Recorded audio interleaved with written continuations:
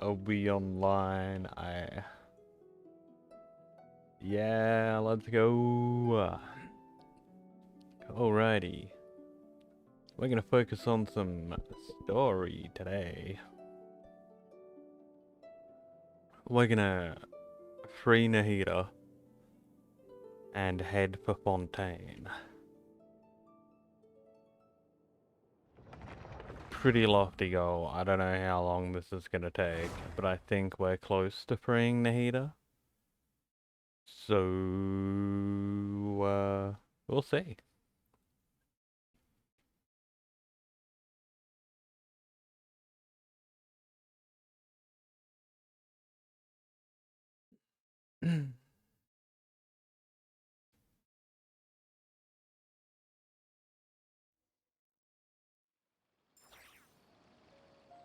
Forgot about the fucking cat we have.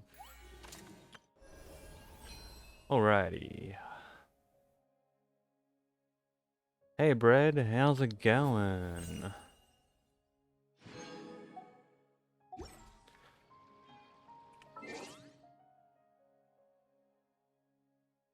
Yeah.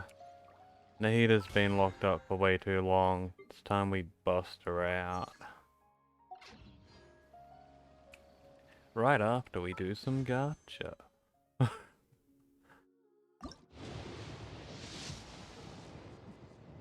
One good way to start a stream.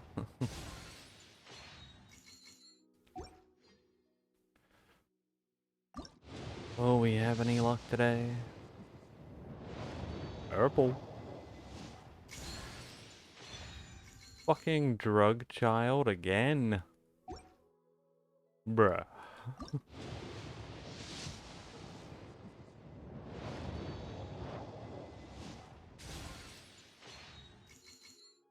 I swear the drug child is like the most likely thing to pull.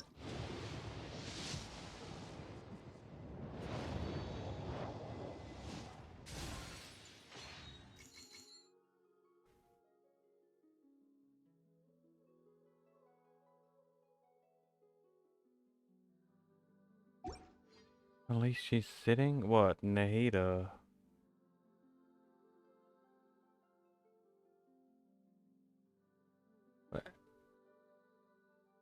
There's something good with Dory's JP voice actor? I've never checked it out.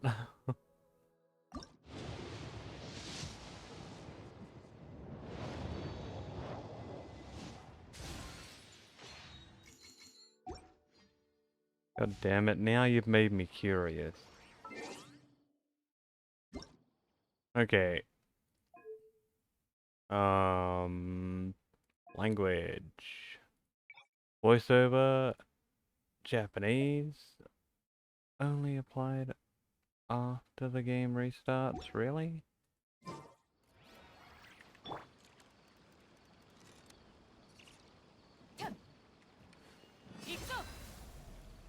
No, it's here now.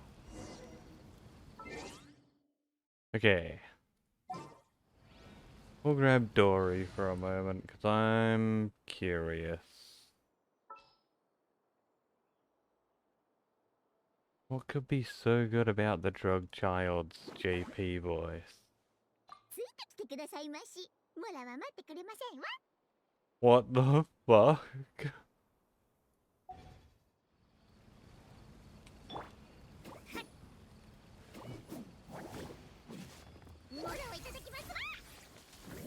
What is that?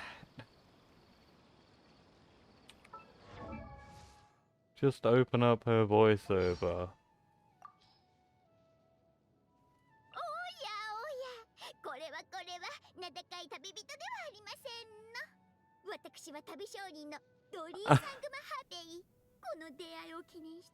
Bruh.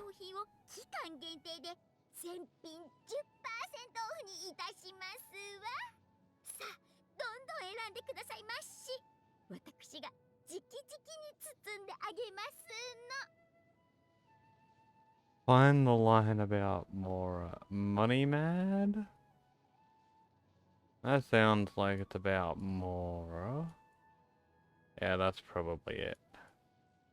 十分なモラさえ払えば教練員とやり合おうとも大した問題にはなりませんの。 Bruh.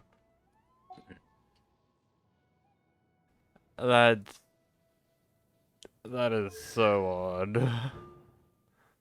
Like, cute little granny.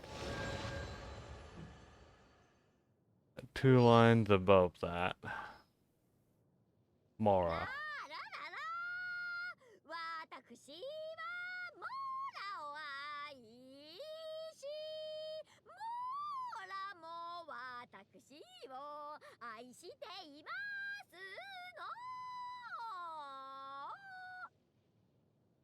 の。 Bruh. Is she like tone deaf or what's wrong with this woman?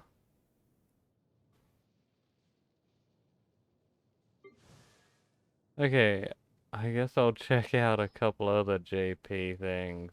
Oh my god. She's gonna talk forever, isn't she? We'll forget about the traveler. Ning Wong's gotta be like the same as always. おはよう。重要性の高い案件から報告しなさい。That's about what I expected. 朝は債務に関する案件で外へ行き、それから午前中のうちに先週 My 相談しに来た god, 顧客へ Yanfei's 返事をして。 depressed. さて、勤務開始だ。 Why is she so depressed? 少し眠いな。よし、討論でもして目を覚まそう。議題は北国銀行の開設によってリーユエ経済への影響は利と害どちらが大きいか。これにしよう。どちらの立場で論ずるかはお前が選ぶといい。 Why do I need the JP for Nod Karai? Is it just that much better in Japanese?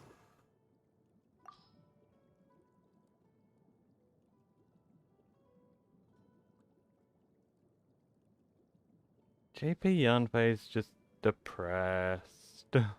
おはよう。こんなに早く起きる必要あるのかい？もう少し寝ててもいいと思うけど。やあ、僕のケーキはどこだい？え？朝に食べたばっかりだって。もう、Huh. 僕からするとそれってずいぶん経ってるんだけど。 I swear I've heard this voice actor, but, you know, fucked if I can recognize them by that. But I feel like I've heard them before. Okay, what is Sucrose like in JP? おはよう。昨日はちゃんと寝れた？研究データによると、いい睡眠は翌日のパフォーマンスにつながるって言われてる。しかも頭の回転も良くなるらしいよ。私はいつも徹夜してるって？仕方ないよね。Not too much different.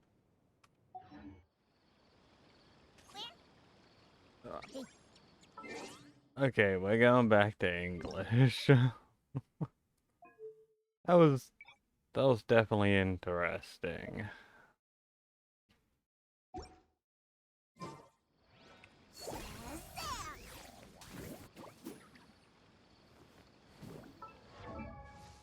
Story's more normal in English.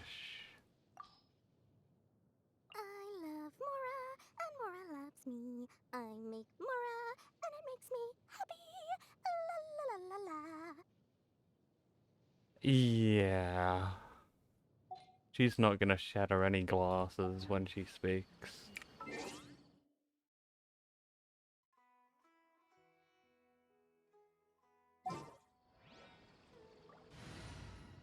JP Dory would be good. It'd be nice if there was a feature where we could just, like, I have high hopes for this journey.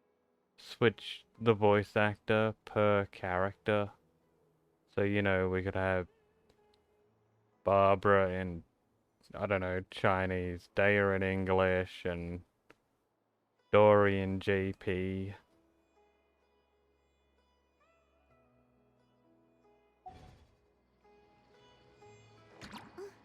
I do like Farina's EN voice actor.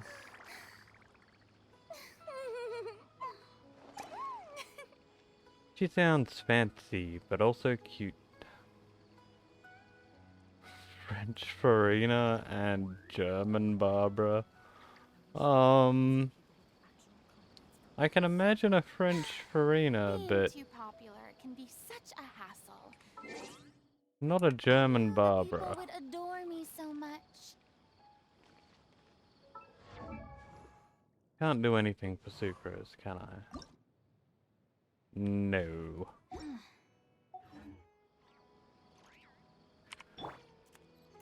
Alrighty. Better get to it, hey? Hey? I never opened up that teleport. Are you kidding me? Well, I better do that.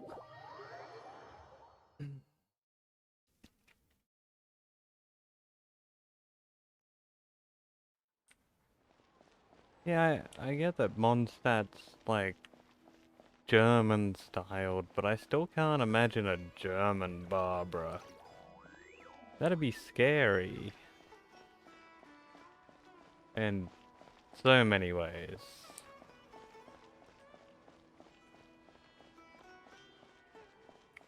Okay, I'm pretty sure that teleport I'm trying to unlock is up.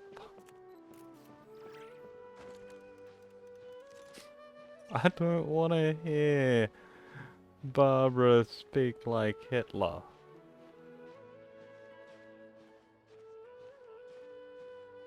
And Brad, you're not getting any money. Especially when you're not even in the game with me. Okay?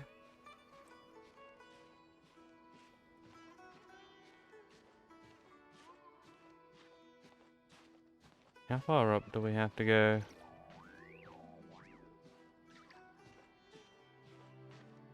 Not too far.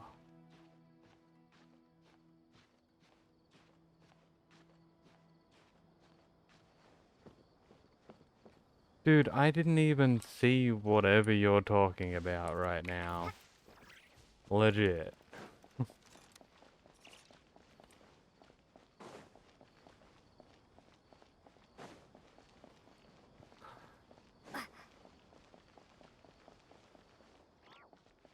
I think it'd take too much effort to ban you. Knowing you, you're one of those people that would have like 300 alt accounts all lined up, ready to go. Cultivating the scholars of the future.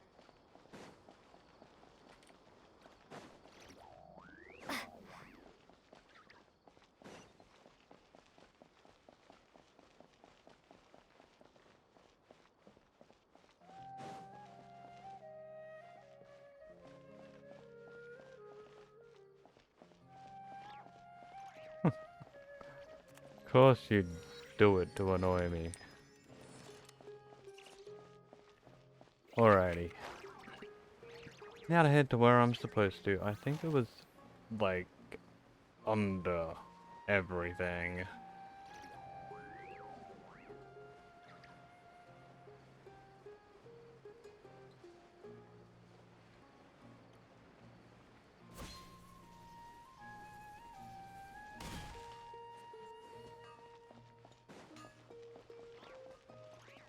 Probably in here.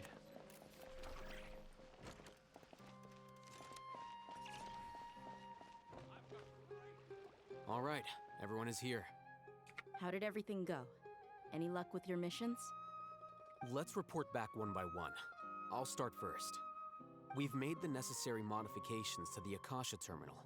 In addition, the props required are also ready. I'll go next. The Traveler and I went to Party's DI. The situation was a bit complicated, but we found Tainari. Unfortunately, he was wounded during a fight. Who was behind it? Well, that's the tough part. What should I say, Traveler? The Fatui or the Balladeer? Let's go with the Balladeer. After some back and forth, we confirmed that the doctor has left Sumeru by boat. He has something urgent to attend to back in Snezhnaya. So, we've successfully removed the doctor from the picture. Also, Tainari's already resting, so he'll be okay. Good. Well, gotta deal with something real quick.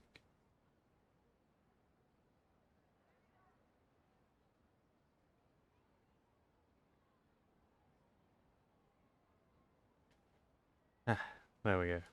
Oh, Tainari also asked us to tell you this message. Trust your own senses and experiences. Dottore.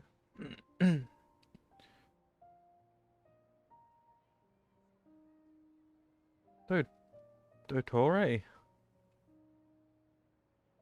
I have no idea who that is. If you're referring to the doctor, though, the doctor's fucked up. He weird. Pretty crazy. I have no idea who Dottore is, though.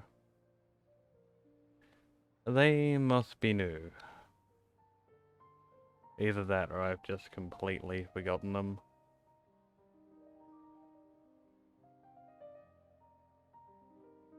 Okay, the doctor is Dottore. Got it. Alright. I'll remember that. Sino's gonna remember. That's handy. He can remind me. There's no way I'm gonna remember. Everything also went smoothly on my side.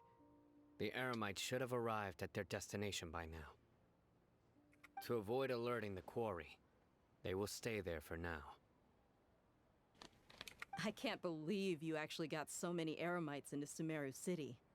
It's all thanks to Rahman and his brave team, as well as their bold strategy. It appears to have been very effective. I'm glad to hear it. Well, is that everything? Okay, this meeting is adjourned. Huh? Wait, you mean that's it? What more do we need to say? Well, what else is there to discuss? Shouldn't you end with some words of encouragement? You know, to fire us up now? Personally, I'd rather we all go home and get some rest.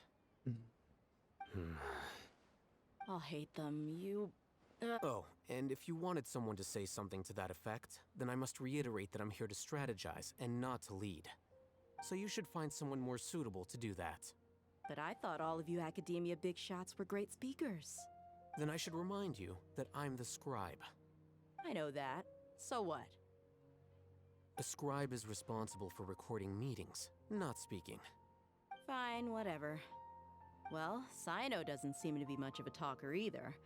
I guess that leaves it to my employer. Go, Paimon. Employer? Yep, the Traveler hired me. Paid her with a smile. That's right. So come on, boss. What do you have to say for the team? Yeah, say something to boost morale. Huh? What are you all doing here?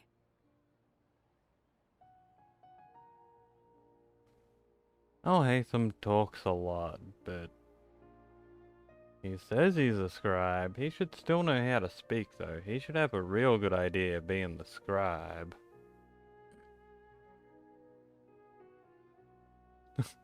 Put him with Kabe.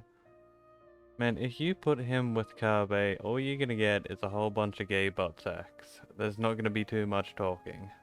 Oh, it's Niru! Hey everyone. I'm not disturbing you, am I? Not at all. I was actually just about to go find you. Judging from the group and all your serious faces, You were discussing something important, weren't you? But you also look like you're up to no good. Seems pretty interesting. Welcome, Nilu. Would you like to join us? Huh? Join you? You mean you also want to Excuse me? discuss something important with me? Yes. Something very important. Nilu, are there any breaks in your performance schedule in the upcoming days? Huh? Wait, you're seriously inviting me?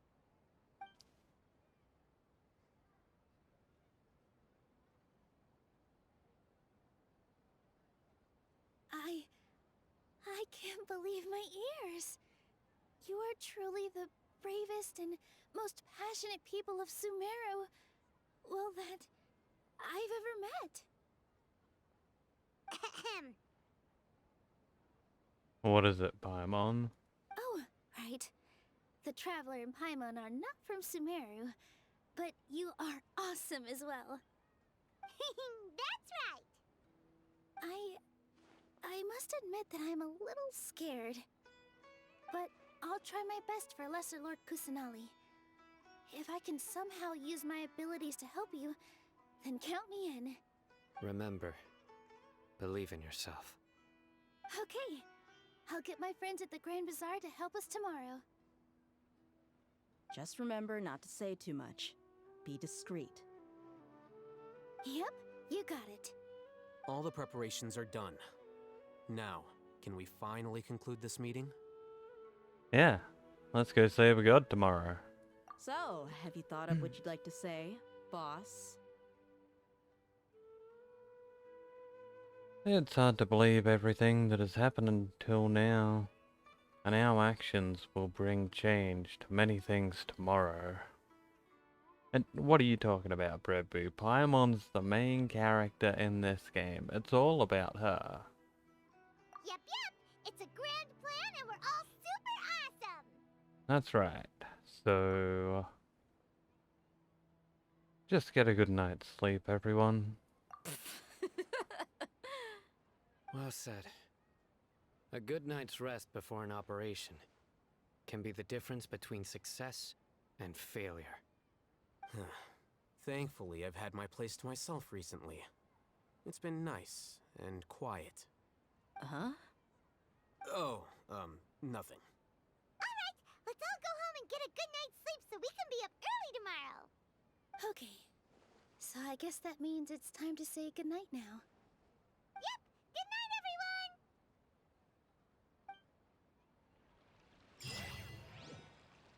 Alright.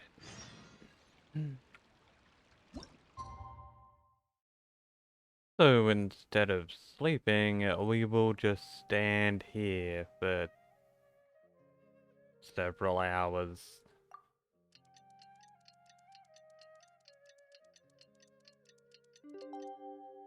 Paimon's too important to be playable. Today's the Academia's near Garbahad. Woof! We can finally put our plan into action! I'll hit... Arf. Very nice. Arf. Woof.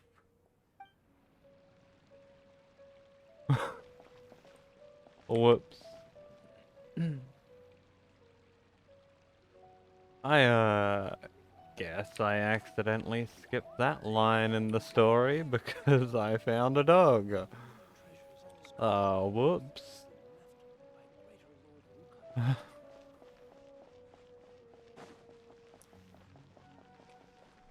I mean, who could resist? Woo.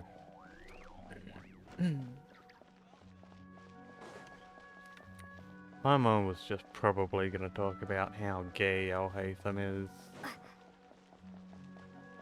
I think Kirby's just on a holiday or something.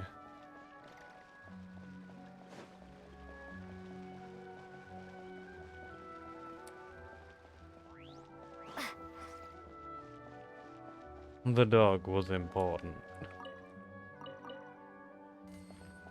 Yay, Mora!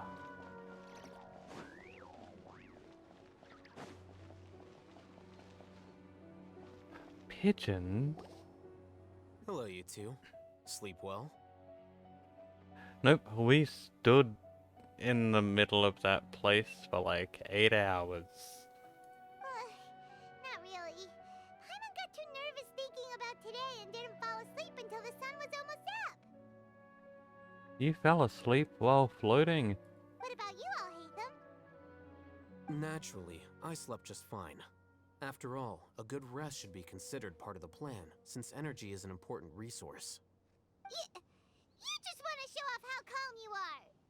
It's crucial to dissipate any tension before we execute our plan. The only thing you're doing is being annoying. Anyway, do you need me to go over the game plan again? I guess I do. Our target is Grand Sage Azar's office. Everyone in the Academia knows that's where the Grand Sage's console is. Only they can operate it. Many restricted commands and operations are executed via that console. I'm sure that console has a way to free Lesser Lord Kusanali. You know, Paimon's been thinking, what kind of technology could let the sages imprison even a god? That isn't something they could have accomplished with their scholarly talents alone. In the sanctuary of Suristhana, there's a device of Greater Lord Rukkhadevata's that she once used to isolate herself while meditating. 500 years ago, the Grand Sage at the time modified the device so that it can no longer be controlled from the inside. They were effectively trapping one god with the power of another. Wait, Nahida's been trapped for 500 years? God damn. So, how are we gonna get to the Grand Sage's office? Don't forget, today is Nyagarbha Day, arguably the most important day to the Academia. The sages and core Academia personnel are busy loading the latest batch of research developments and legal decrees into knowledge capsules so that they can be entered into the Akasha. All the Darshan's researchers have their noses to the grindstone, and the Academia's grounds are flowing with all sorts of people. It's the perfect time for an infiltration. When the Grand Sage leaves his office to supervise the entering process, that's our cue to access the console and free the Dendro Archon. Well, sounds good to me. Well, yes. That's just the visible side of our plan, after all. If precedence holds, the Academia should have already started preparing for Nyagarbha Day. I'm fucking glad he's the only one who has to say this. Everyone should be in position. All that's left is for us to lead the charge. Let's go. So are we just gonna walk in through the front door, or...? Yes. Were you expecting a stealthier approach? Paimon can't think of a good comeback. Alright, it's all on Alhaitham if things go south. I mean, doing things normally is a way to not be suspected of anything.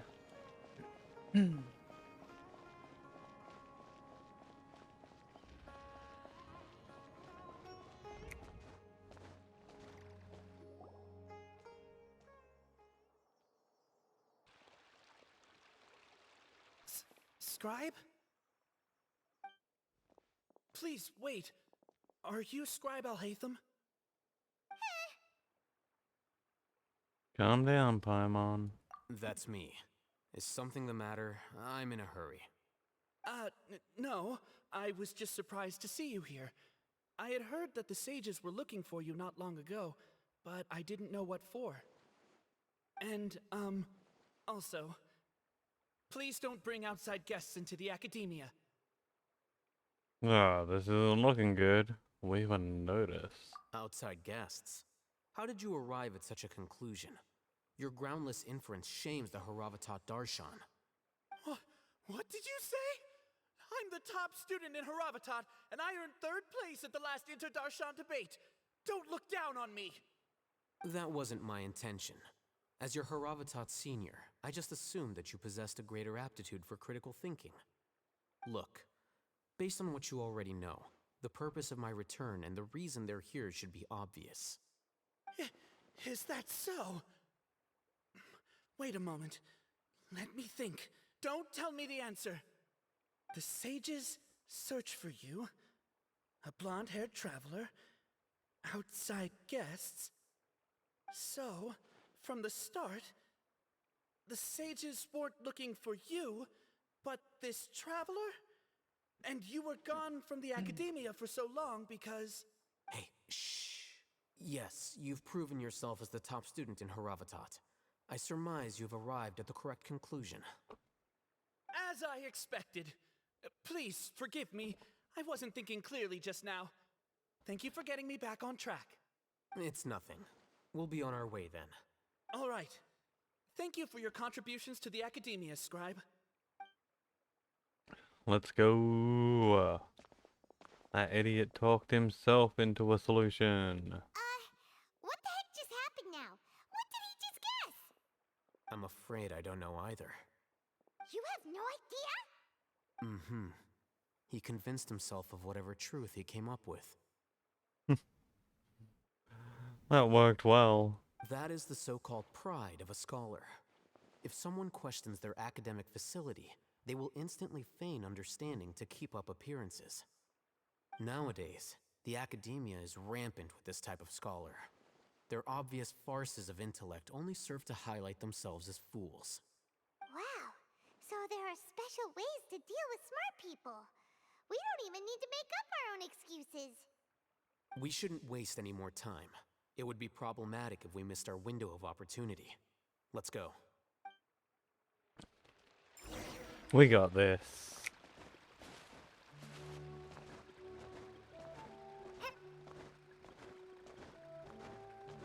Just act normally.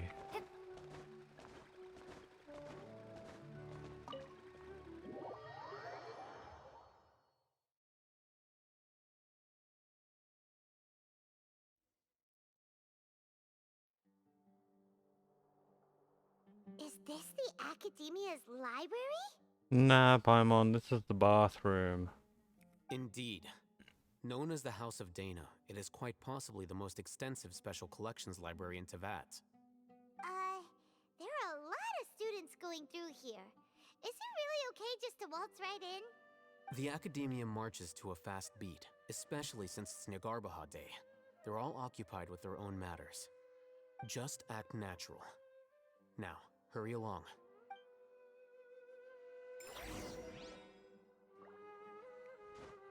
Act natural. Got it.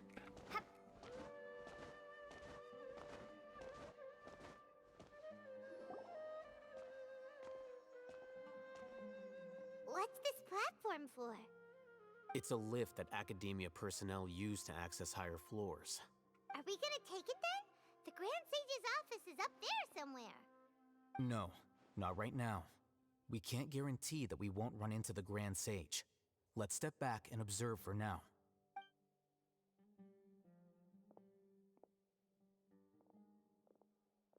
You think the Grand Sage will exit from there? And after he does, we'd sneak past him?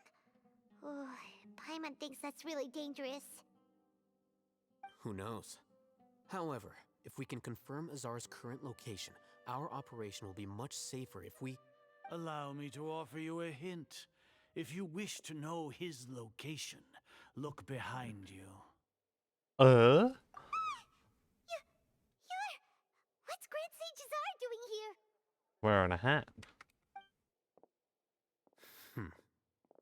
Do not tell me you believed the Academia would not grow suspicious of you after such a prolonged absence, Scribe. An eyewitness had informed me of your whereabouts, so I came to personally welcome you. Grand Sage, I didn't expect you to care so much about me. I'm truly flattered. I'm sure, but compared to you, I am far more interested in these two unexpected guests. You are the Traveler and Paimon, correct? It's a pity that only now have I been afforded the opportunity to formally meet two of Sumeru's most esteemed guests. I do apologize for my lack of decorum. Let's chat, buddy. Excellent. You immediately initiated discussion instead of attempting to prepare some perfunctory excuse. You clearly understand the situation at hand, and have no intention of making a reckless stand. The foot traffic here renders this place unsuitable for discussion. Please, follow me to my office. Sure thing. We wanted to go there anyway.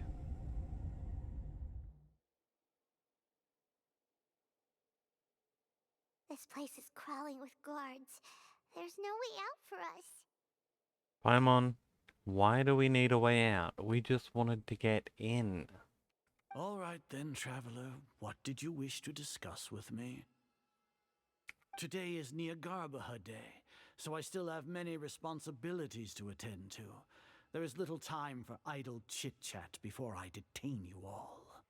The Fatui have ulterior motives. You seem to know quite a bit about our endeavors. If that is so, then you should be praising our great work, rather than using your trivial misgivings in a futile attempt to sway me. Trivial? Then tell me, what do the Fatui want from me? I know, sis. Worthless. Those are all completely worthless. Benefits, divine power. These materialistic words do nothing but debase our great work. Creating a god. Yes, we are using human wisdom to create a god. If humanity cannot attain omniscience and omnipotence, then we shall create a god to reveal them. This is the pinnacle of human wisdom. We shall regain a god's guidance at long last. No longer will we flounder in the interminable void of consciousness and knowledge. Even Ermin's soul will be freed from its plight. For our nation of scholars, this is the ultimate aspiration. No cost is too great to realize it. You say it's the pinnacle of human wisdom, but in the end, you're still relying on a god. You will never understand the rapture of having a god be born within your very hands. With your degree of knowledge, you cannot even comprehend such an emotion. What about Lesser Lord Kusanali?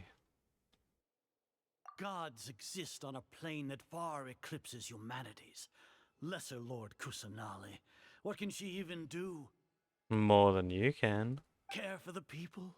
Fend off sandstorms? Fabricate silly fairy tales? These are but child's play for the academia. Does that make us equal to the gods? Fuck, this dude's so stuck up. We are a people favored by Greater Lord Rukkhadevata. Though I may have personally not seen it, our forefathers bore witness to true wisdom. The ascension of the Lesser Lord has brought nothing but bewilderment to the scholars. They all ask, is that truly what true wisdom is supposed to look like? With that in mind, it is better to keep her isolated in the sanctuary of Suristhana, so our academy will not become embroiled in turmoil. I'm gonna bet if these guys treated Lesser Lord Kusanali the same way they treated Greater Lord Rukkhadevata, things would have turned out pretty different. And Sumeru would be a lot more advanced and full of knowledge and wisdom. What a pathetic justification! Do you really think that only the super smart or powerful should be able to call themselves gods? Arrogant. As per your judgment, Grand Sage, they are indeed dangerous individuals. Not only are they acting against the academia, but their ideologies have the potential to lead scholars astray. Looks like there really was merit in my assignment. Hatham? Are you talking about us? Anyway, I've brought them to the academia as ordered, but it took some time and trouble. Oh, that reminds me. Here's the investigation report you had requested. It's a summary of my time spent with the Traveler, an array of information about her ready for your perusal. Oh, Hatham! So you're still on the academia side! We finally started to trust you! You bitch.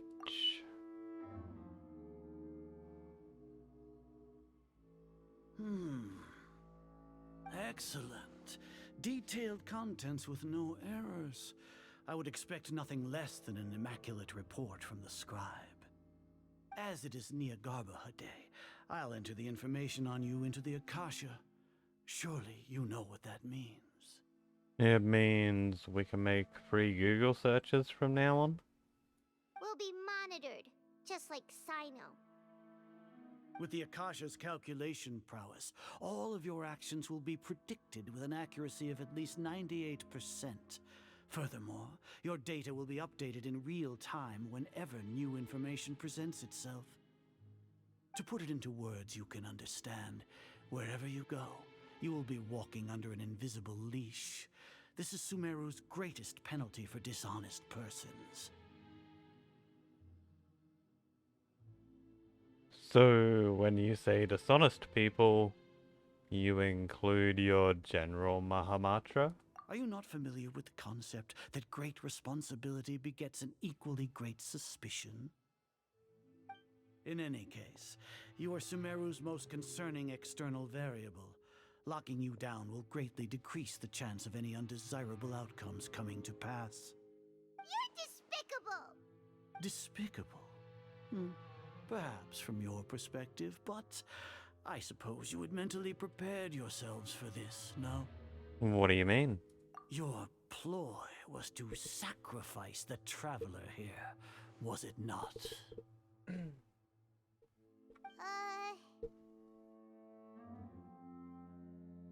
Lord Azar, I know what you're trying to say, but I've been following your plan this entire time. Why are you doubting me at this juncture? Must I delineate your entire plan? Very well, I will spell things out. First off, I received an eyewitness report that you were spotted with the traveler at Caravan Ribat. However, you immediately departed for the desert and escaped surveillance range. Judging by the time, you all likely encountered the truant General Mahamatra in the desert. Am I correct?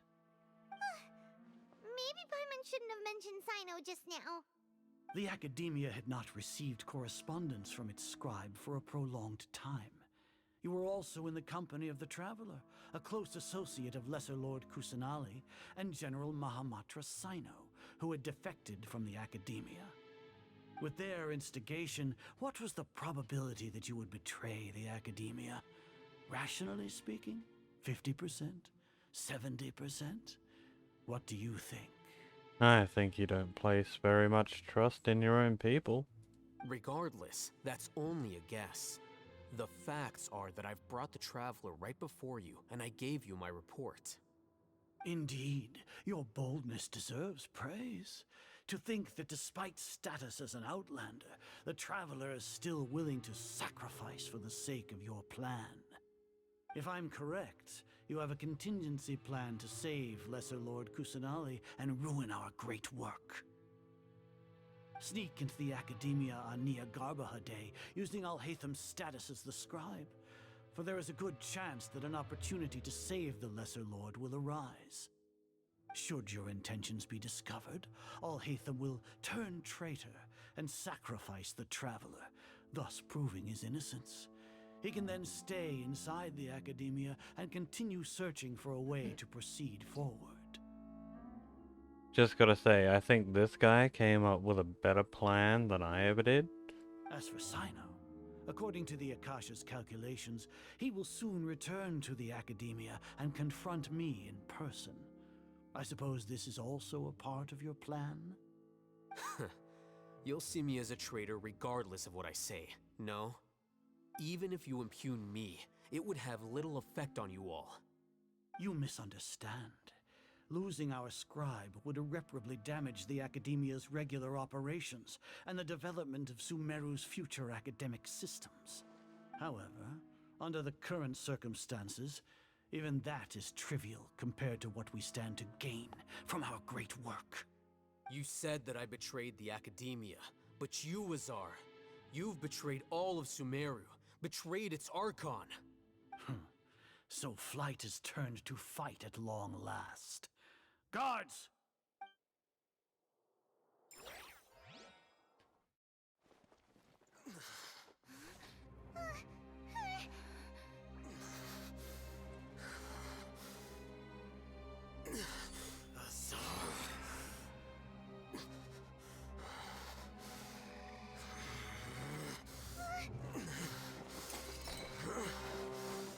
Bruh. Well, what do we have here? So you stole that divine knowledge capsule. Traitor! You traitor! Even the most rational scholar will yearn for the power of a god in a moment of desperation. Aren't you doing the exact same thing as me, Alhaitham? Unfortunately for you, no god will lend you their power. Azar!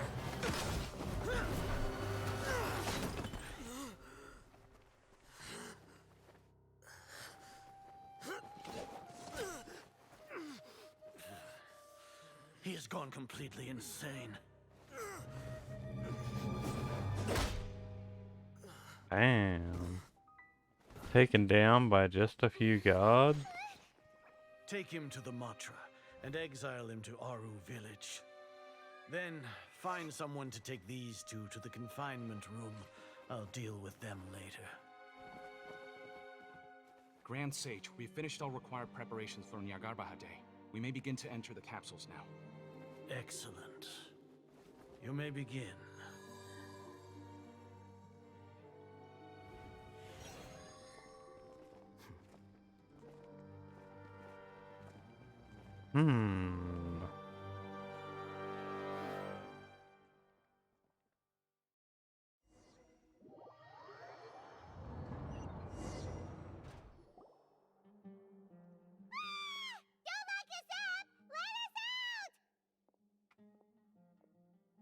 Yeah. They're gonna listen to you, Paimon. Just scream a bit more. Perfect. That always works in prison.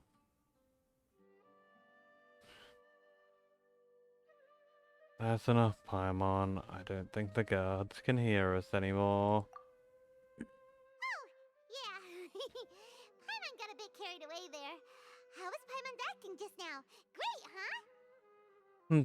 It was brilliant, but it's not like you're trapped. You can fit through those giant gaps right there. Everything's going according to plan so far. We made it into confinement, and Alhaitham's probably done with his part too. We can relax. We even managed to trick Grand Sage Azar. Alhaitham sure knows how to cook up a plan. What are we doing next? Paimon has trouble remembering things when she's worked up.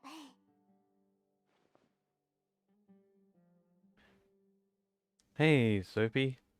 Yeah, they've replaced Paimon's voice actor.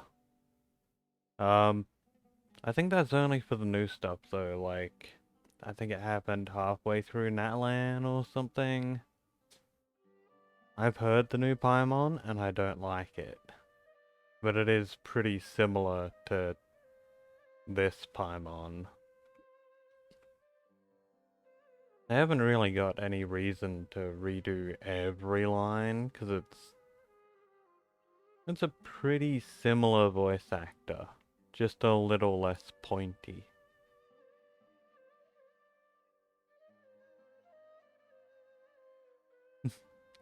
Have fun on YouTube. There's not too much of a difference, but it's definitely noticeable. Let's review what we discussed during our strategy meeting. Right. Paimon thinks it went something like this. Apart from that, we still have yet another goal in the first stage of our operation, which is to send the Traveler to the confinement room. What? Why do we want to get her locked up on purpose? She's always been the person the sages are most afraid of, as well as the greatest obstacle to the successful implementation of their plan. They are very aware of the risk she poses to them. Once the Traveler is imprisoned, the sages will likely think that everything is under control. And with their guard down, the next phase of our plan will have a much higher chance of success. I can already see the pompous looks on their faces. Oh, that's a super tricky plan. But Paimon still thinks it's not really worth it. That isn't the only reason, of course. She has a more important task once she's in confinement. You prefer the new voice actor, Sophie? Is it because they're like a bit smoother? Less annoying? According to the Academia scholars in Ramon's custody, Lesser Lord Kusanali has sealed off her consciousness in the Akasha ever since she was captured by the Doctor. I think Paimon's always been annoying and squeaky, but not having an annoyingly squeaky Paimon, it's like we're missing something. It's like when you fix that one fault that your car or your computer's always had, and now it all just works perfectly, but it's just not right. There's something missing. That way, they can't pry any more information from her. Even if we break into the sanctuary of Surasthana, it will take time to awaken Lesser Lord Kusanali's consciousness. We need to do that in advance. So our job is to wake up Nahida! Okay, totally worth getting thrown and jailed for. The confinement room is inside the Academia, close to the sanctuary of Surasthana. It's a completely enclosed space, and you won't be receiving any visitors. I'll work with Raman scholars to make some modifications to your Akasha terminal. Once you're in, get as close as you can to Lesser Lord Kusanali and try to connect to her consciousness. However, as for whether she'll actually wake up, that will depend on our luck.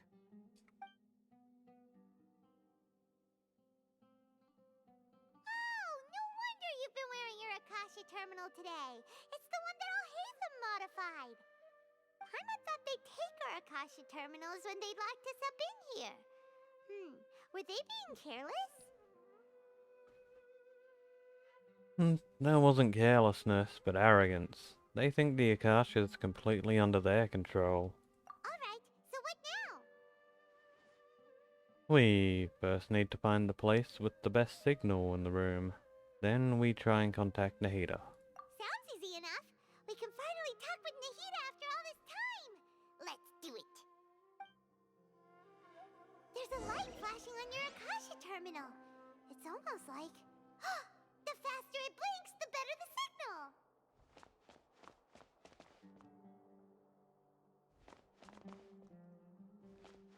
Okay, and how fast does it need to blink? Oh. We get told where to go. Well, that's handy. Whoa, it's Mora. Ooh, Mora. No, Paimon, we're not here to hunt for treasure. Who would leave money in the cell? Oh, it's blinking fast. Here?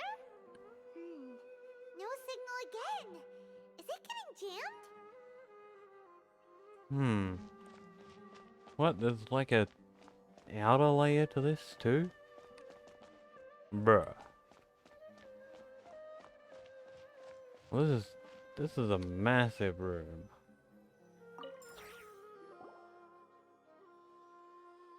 What? Is this the right spot? Are you getting anything? It's faint, but I have a signal. Preparing to connect with the consciousness now. Please work.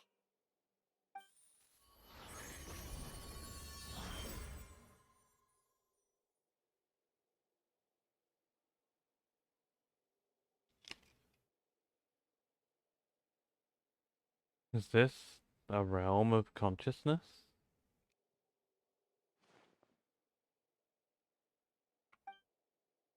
Nahida!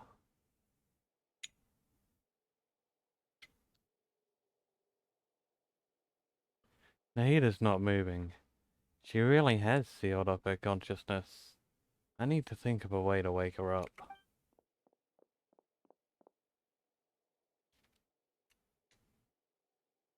What is this? It looks like some sort of barrier? Is Nahida using this barrier to isolate her consciousness from the outside world? Nahida!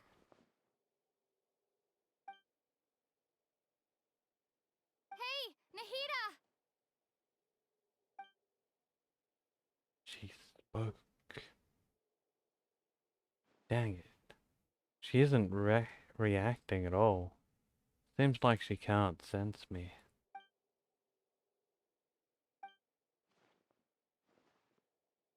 Ugh. When did it first start? Oh, right. It started from the moment I was born. I want to become a worthy Archon. So I've kept studying, kept listening to my people and their hearts, kept looking for a way to save Irminsul. So I can catch up to Greater Lord Rukkhadevata. But I'm stuck in the sanctuary of Surasthana. The sages are creating a god to replace me. And I'm forced to lock my consciousness in this boundless darkness. Nahida! God damn, that's sad. What now? Is there really nothing I can do? But she's right here in front of me. I can't just give up like this. I'd already left her behind once when the doctor first appeared. I can't do that again. Nahida!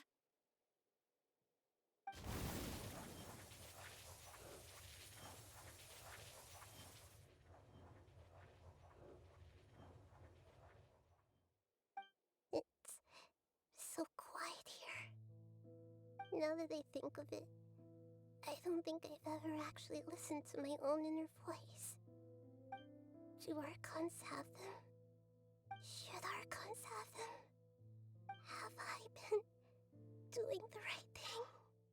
Am I really not needed? How do I really feel about all of this?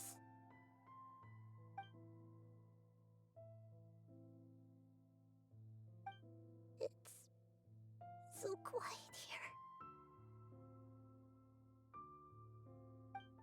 Since you're the god of wisdom, you've known the answers to all these questions since the very beginning, haven't you? Who are you? Whose voice is that? It sounds familiar.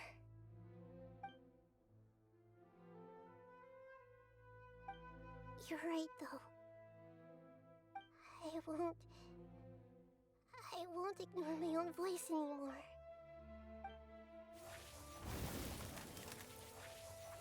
Ooh. Nahida!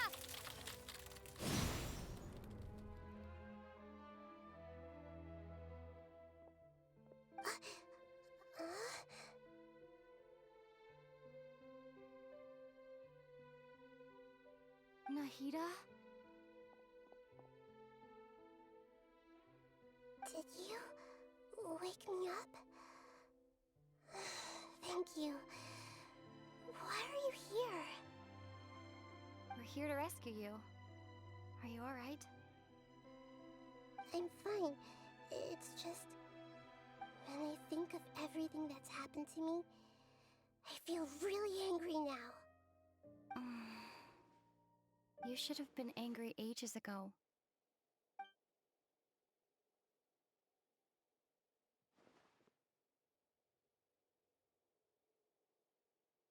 Huh? Oh, you're back! How's everything? We're done here. Nahida's awake. That's wonderful news! Great! We weren't locked up for nothing! When you went to wake up Nahida, Paimon was listening for any sounds outside. You were out for a long time. There are fewer and fewer scholars going about now. You think everyone's done with their Nyagarbaha day stuff? I guess they finished entering all the knowledge capsules. Yep, so that means our next act is Nilu's performance!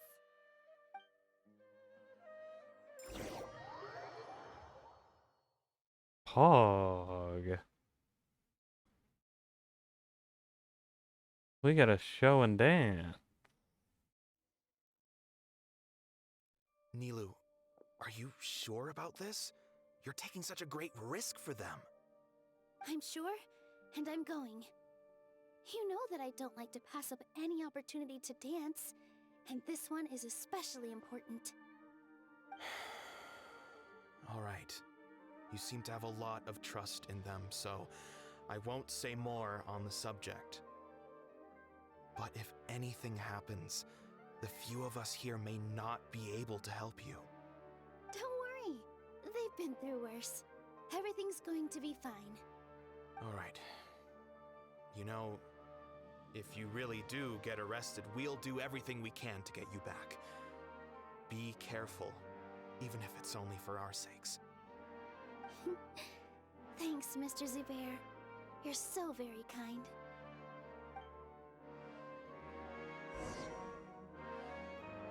When Nilu. Yay. Where are we going? Oh. Let's go.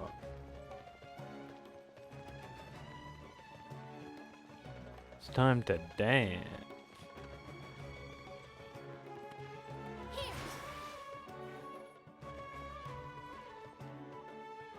Nilu, how's it going? Nervous? Definitely more than usual. But it's because I'm worried I won't dance well enough. It's okay. Just focus on your performance. We'll take care of everything else. Yeah, just do it like normal. You sure know how to talk. Taking all the credit, even though we came here together to help out. Well, thank you both. I'll have to treat you to a meal after all this ends. I really, really appreciate all of your help. Ooh, that sounds great. Ha! How can we say no to that? All right, let's get back to business. Nilu, we'll be here to keep people from going to the academia so they don't interrupt your performance. Pog. I was planning on telling them something like, the Academia's been conducting a weird experiment, and some of their test subjects escaped. It's really dangerous there, so stay away. Oh, you couldn't think of anything better? Oh well, I guess it does sound like something the Academia would do. I think it sounds great. I'm counting on you guys. Don't worry, it'll be a piece of cake. Alright. Time to dance. Hey, Nilu! Sorry, it's great to see you, but I'm really busy right now. Our bait people away with Yalda Candy's plan is working beautifully. What? Do you want some candy? We have more than we can give out. Vihar, thank you so much for doing all of this. And even dressed up as the Knight of Flowers, no less. I'll pass on the candy, though. I cut back on sweets in the period leading up to a performance, and I'm about to start one. You have a point. The stage is cleared and everything's ready, so you can start your performance at any time. Yeah, thanks to you. I'm really grateful. All right, time to hit the stage. Let's do this. You're welcome. The honor's all mine, since I'll have such a great view of the show.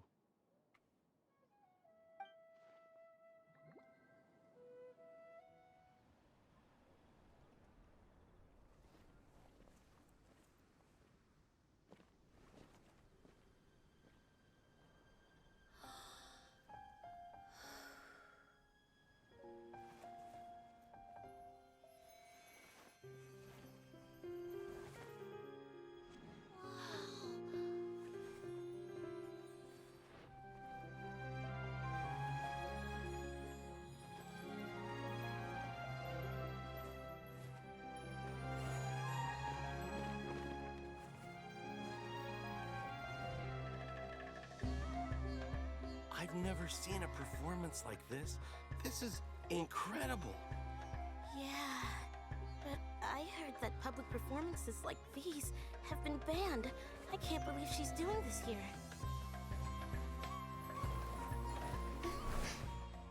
Grand Sage, there's some commotion outside. How uninteresting. Issue the new Prohibition Act from the Akasha to the guards. They'll know what to do. Do you think we should, like, stop her? Let's just watch for a little bit longer.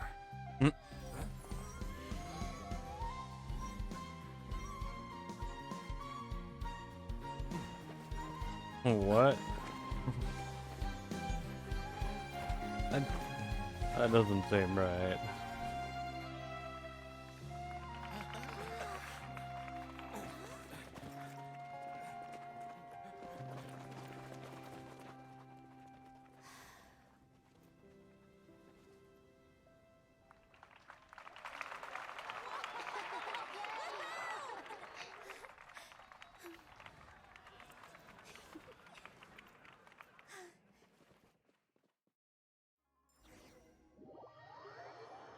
Barbara? What?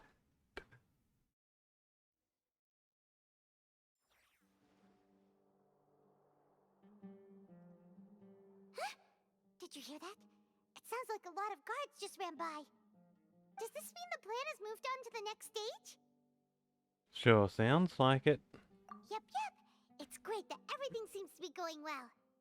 Come to think of it, when did Alhaitham replace the knowledge capsule that was about to be entered into the Akasha? When he pretended that he'd been corrupted. Oh, so that's when he did it!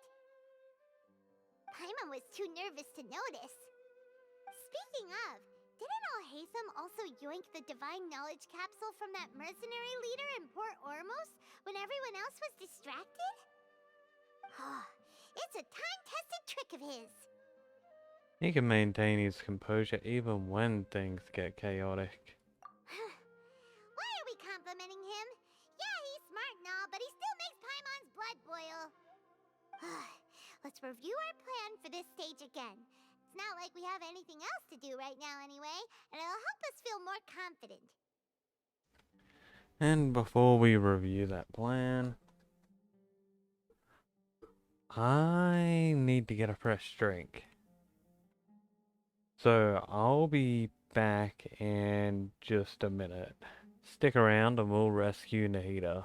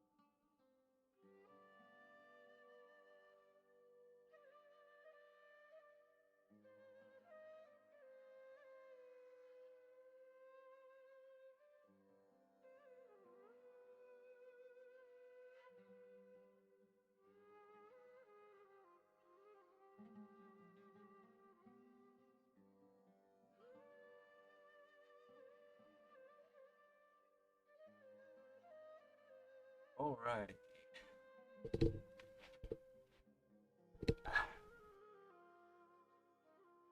Let's get this show back on the road, shall we? Paimon remembers that Nilu's task was supposed to go a bit like this. Now that Lesser Lord Kusanali's consciousness has been forcefully sealed, the core figures of the academia and their guards have started to wear their Akasha terminals again.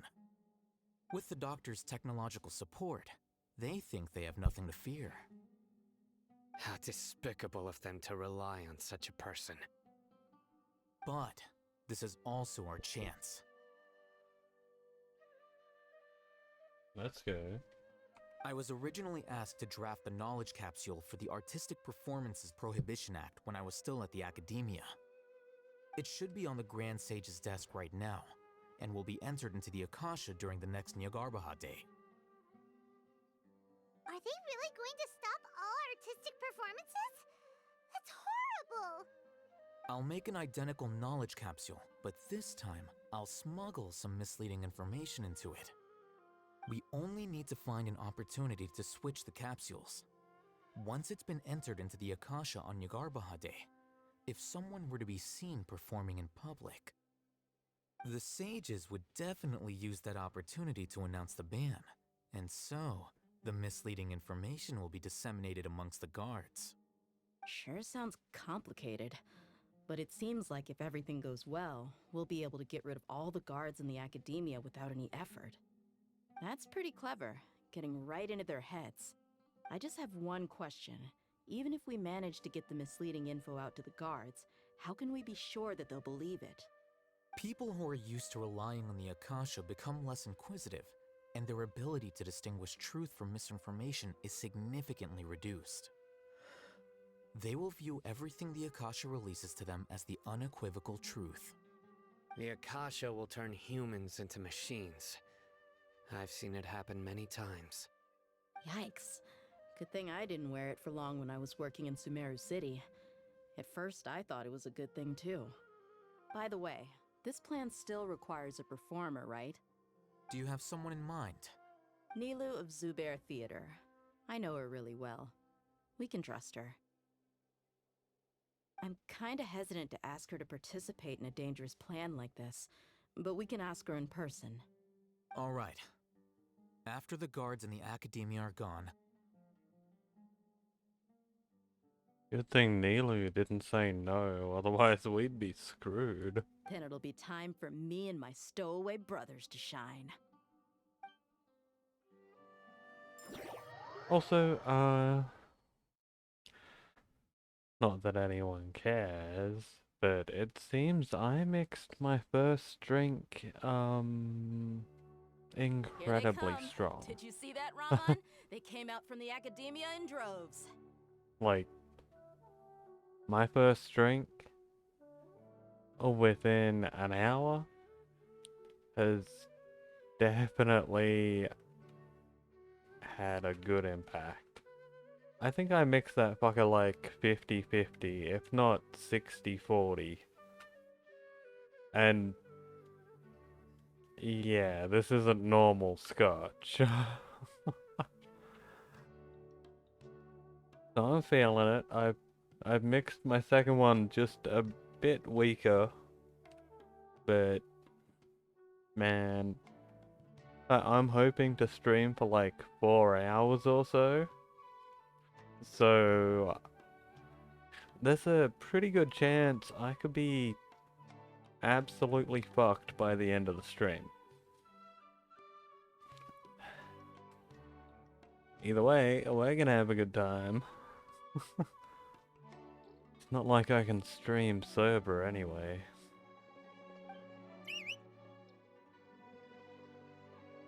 After laying low in the city for so long, this is the moment we've been waiting for. My brothers have already sprung into action. Also, who doesn't drink on a Wednesday night? We couldn't do anything to them inside their coop, but outside the academia, this is our hunting ground. You'd go hard if you had to play with Bread Boo. Well,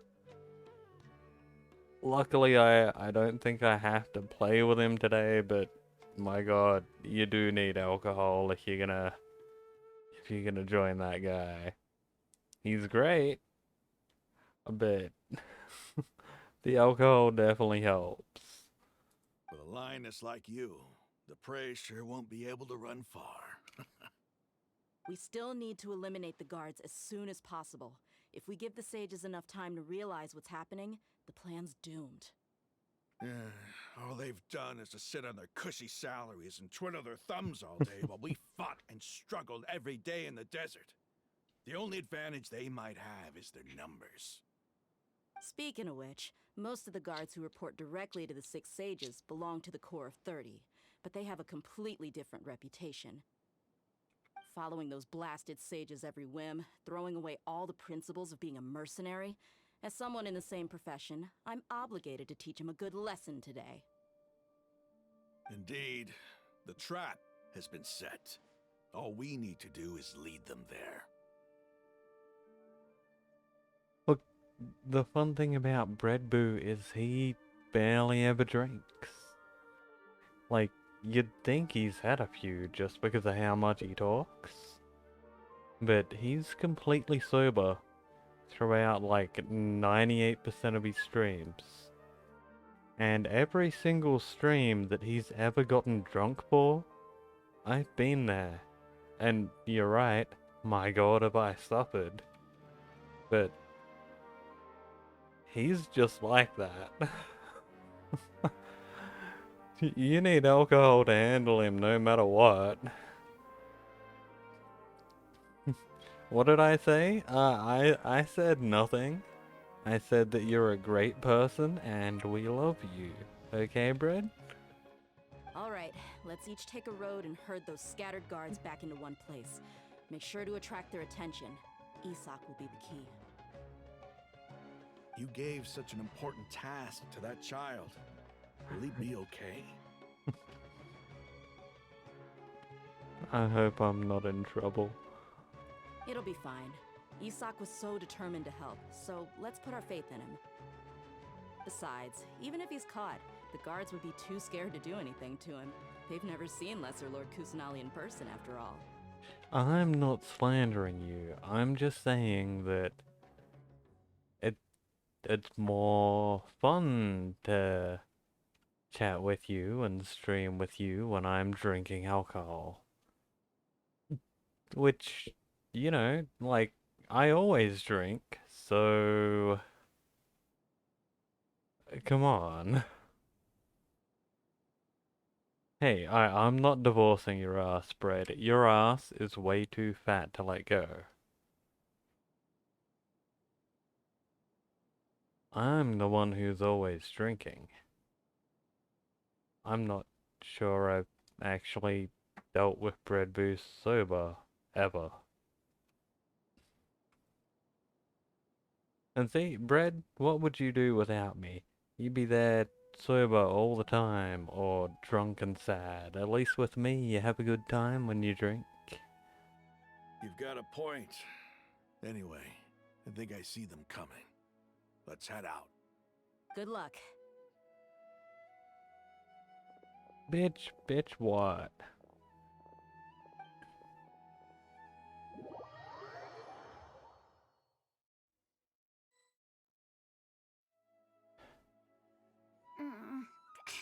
This outfit. Yo, it's Nahida. Hey, do you remember what you need to do, Isak? When the guards get here, you'll pretend to be Lesser Lord Kusanali and run away from them. Oh, yeah, I remember. Of course I do. I'm just a little nervous. Bread, I will eventually teach you how to drink properly and how to find some drinks you like. The only reason you don't like drinking is because of the taste of it, which means you're drinking something pretty bad. And God, I would totally kill myself if anyone starts using Gen Alpha slang. Relax. Don't think about getting caught. Even if that happens, we won't leave you behind. Brad, you better shut up or I'll shove you in a toilet. You only need to think about getting the guards' attention and leading them to the Grand Bazaar. Leave the rest to us. Okay, which one of you guys had swag? Okay,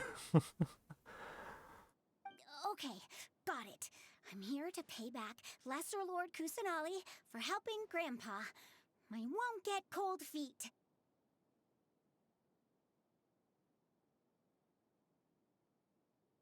Sophie, I think you're getting a little too brutal. A toothpick in his toenails and slamming it against the door? That's insane. Hey, they're here. I can see the Academia guards. Brad, what is my aura? Alright, it's time, Isak. Take a deep breath and go. You can do this.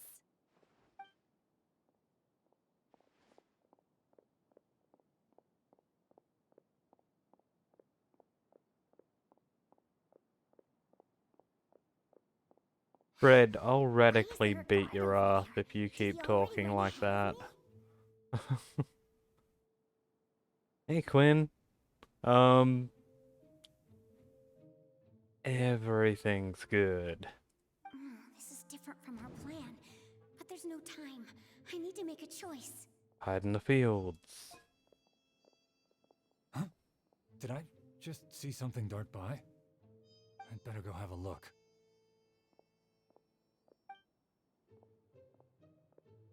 Were my eyes playing tricks on me?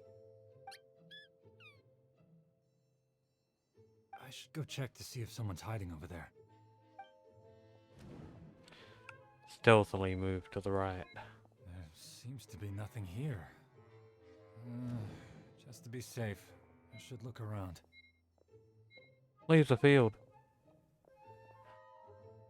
Good thing they didn't find me. I was close. I'd better hurry and keep going. Quinn, are you telling me that guy didn't even bother showing up?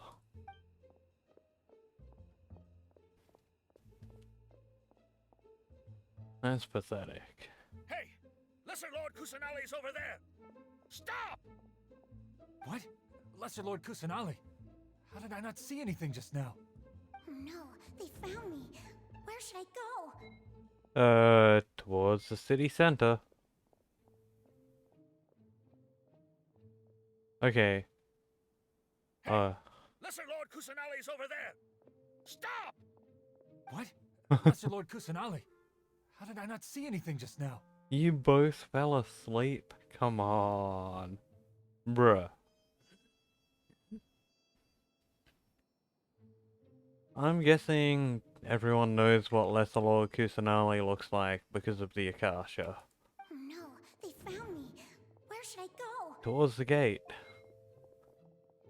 How is this possible?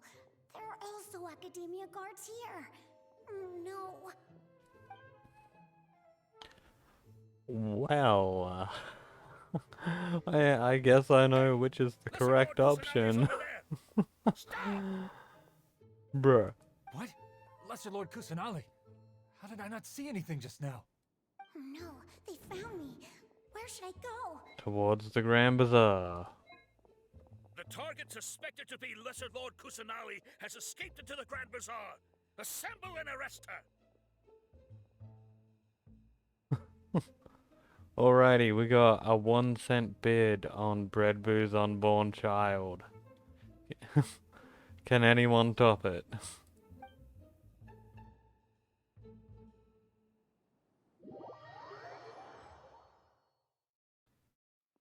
$1 and a shoe. Ooh. How did she disappear? Did we lose her? Hurry up and find her! We got Sophie as the winner. 2 cents and a used condom? Damn, how are we gonna top that? Come on, has anyone got more than 2 cents and a used condom? Hey, why is your team here? Didn't we say to split up our search? Sold in 5, 4, 3, 2.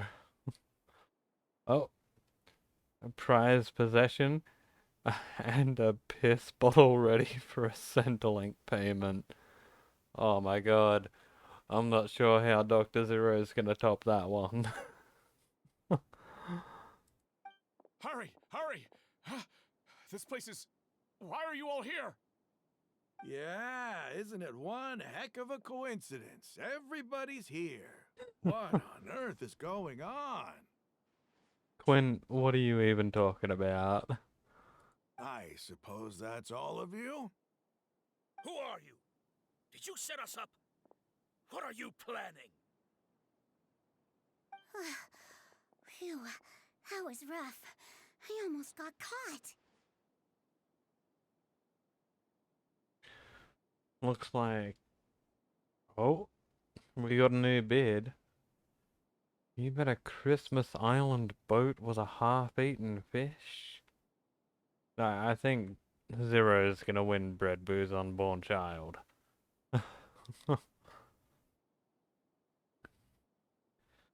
Okay, and the winner is Zero. And please wait like 2 to 5 years for Bread Boo to actually, you know, have an unborn child, and then we'll get it shipped right over. Unless you just want his cum.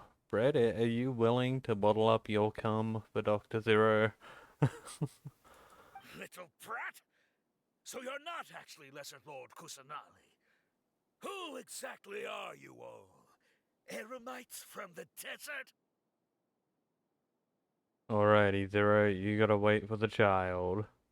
Just some colleagues.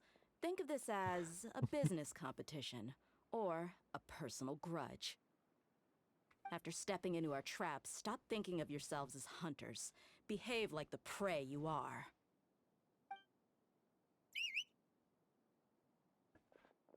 Don't worry, Bread, you're getting a fucking Christmas Island boat with a half-eaten fish. That's a pretty good deal. An ambush? How's that possible? This is Sumeru City, but mercenaries from the desert somehow ambushed us! Zero, I think you're delusional if you think that Bread's child is worth something. You've spent all your time hiding away in the academia. This place has long since become our hunting ground. Brace yourselves! Do we get to fight?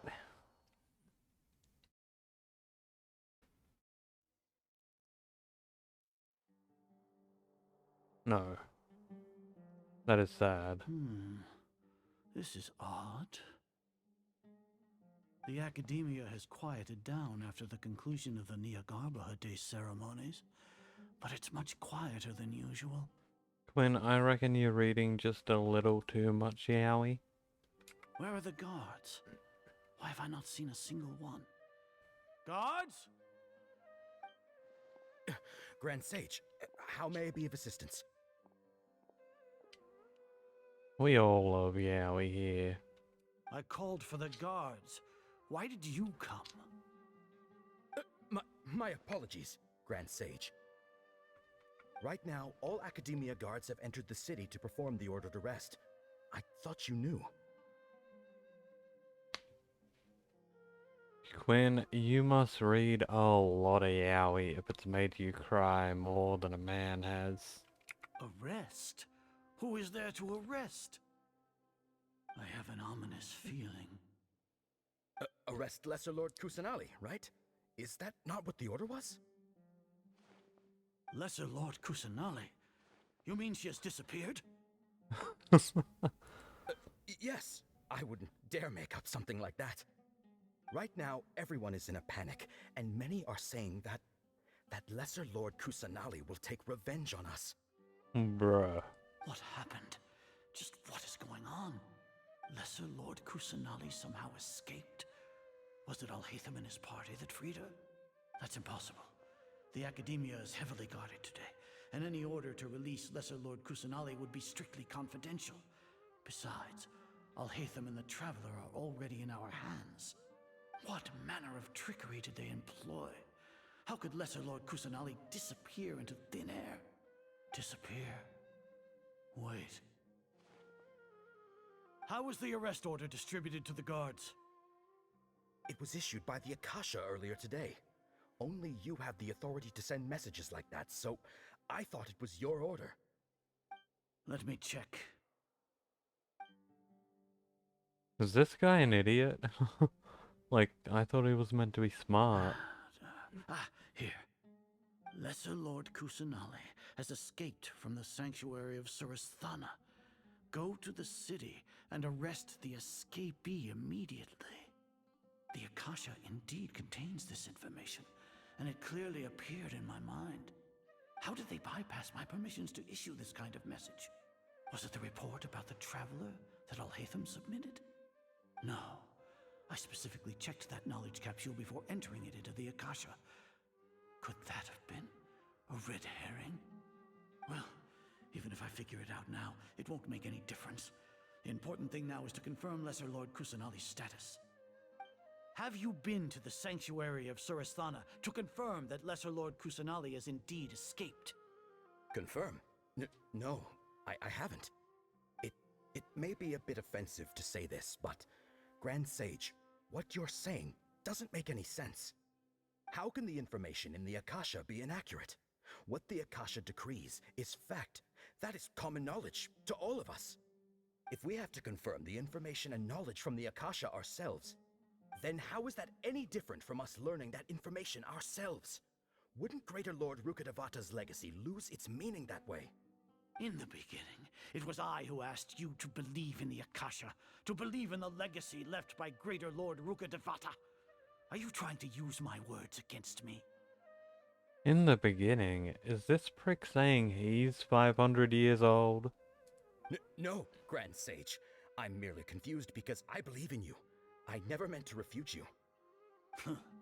Stay here and see if there are any suspicious people around. I'll go to the sanctuary of Surasthana on my own. Yes, Grand Sage.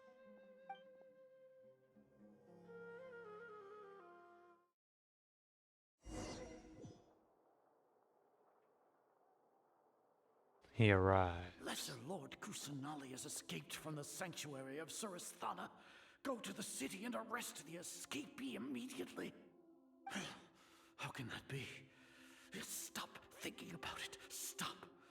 It must be a trick of theirs. As long as I personally confirm it.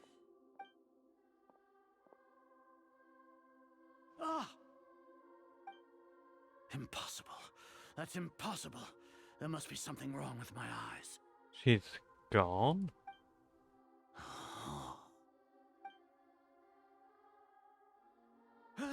She really appeared again?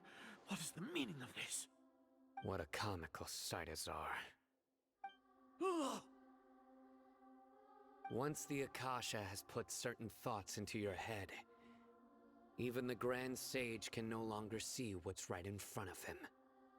You all can only see the world in your mind, the one you think you know.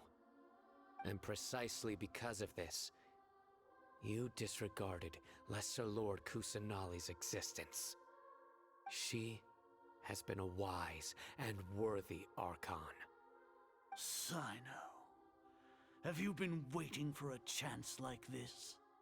The Akasha predicted that you would return to the Academia to confront me, but I didn't expect it to turn out like this. I was careless. No, you were blinded. Your faults stem from your reliance on the Akasha. You're still the same as always. I truly did not expect a proud person like you to cooperate with Alhaitham and the Traveler. People change, Azar. Admit it. The Akasha can't predict my actions anymore. Then tell me, what have you found during your investigation? You want to buy time? This is the sanctuary of Surasthana. Under your own regulations, even Academia staff are forbidden to come here. No one will come to save you. As for the investigation, I've at least confirmed that you are guilty of insurgency against the Archon. A serious crime. So what? Did you do all of this so I would plead guilty in front of you, General Mahamatra? No. I want you to plead guilty in front of the Archon herself. You once said that I had no standing to judge you. So now, how about judgment in the name of a god? Bruh.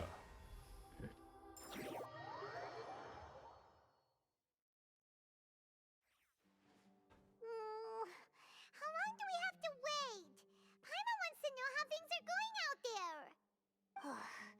Paimon hasn't heard any sounds outside for a while. Hopefully something bad didn't happen. Don't think like that. We gotta trust everyone. Yeah, but aren't you scared that we might be locked up in here for the rest of our lives? No. Thinking about it, at least Paimon has you. We could still chat like this. When Paimon thinks of Nahida being imprisoned alone in the sanctuary of Surasthana, Paimon can't help but feel sorry for her.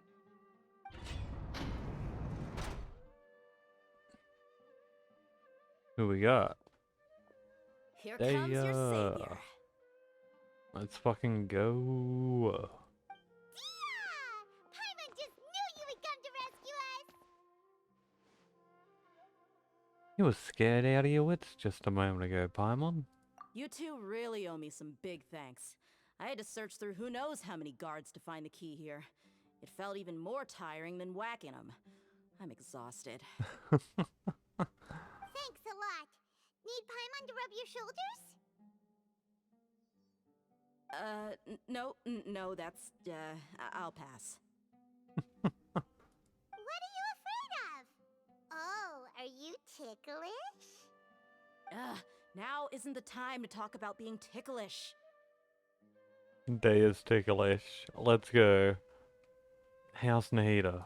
Things in the city and on Sino's side are both going well. The guards that stormed out of the academia are all taken care of. The Corps of 30 is in charge of the city's defenses, but we already talked to Asfand. They've been fed up with the sages bossing them around. As long as it doesn't break their employment contracts, they'll turn a blind eye. That's probably because you've been super great friends with them for a long time. So, how's Sino doing? The Grand Sage is in his custody. Even I know how terrible it is to fall into Sino's hands, so he probably does too. Sino forced him to release Lesser Lord Kusanali. He has no choice but to obey. So, hurry to the sanctuary of Surasthana. Assuming nothing weird happened, we should have already rescued our Archon. Fuck yeah. Honestly, I didn't expect our ragtag bunch to do this well. We just came together last minute to save the Archon, you know? Alright, you two better go. I still have to clean up some messes in the city. See you around. Catch you later, Dea.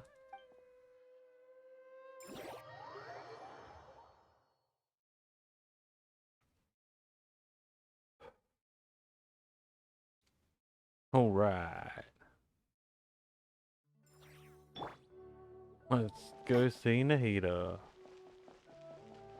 Is she actually free, or have we got other problems on our hands?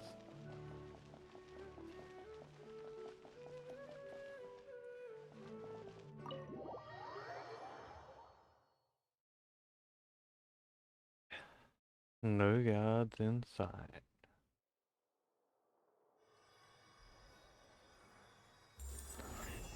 Oh.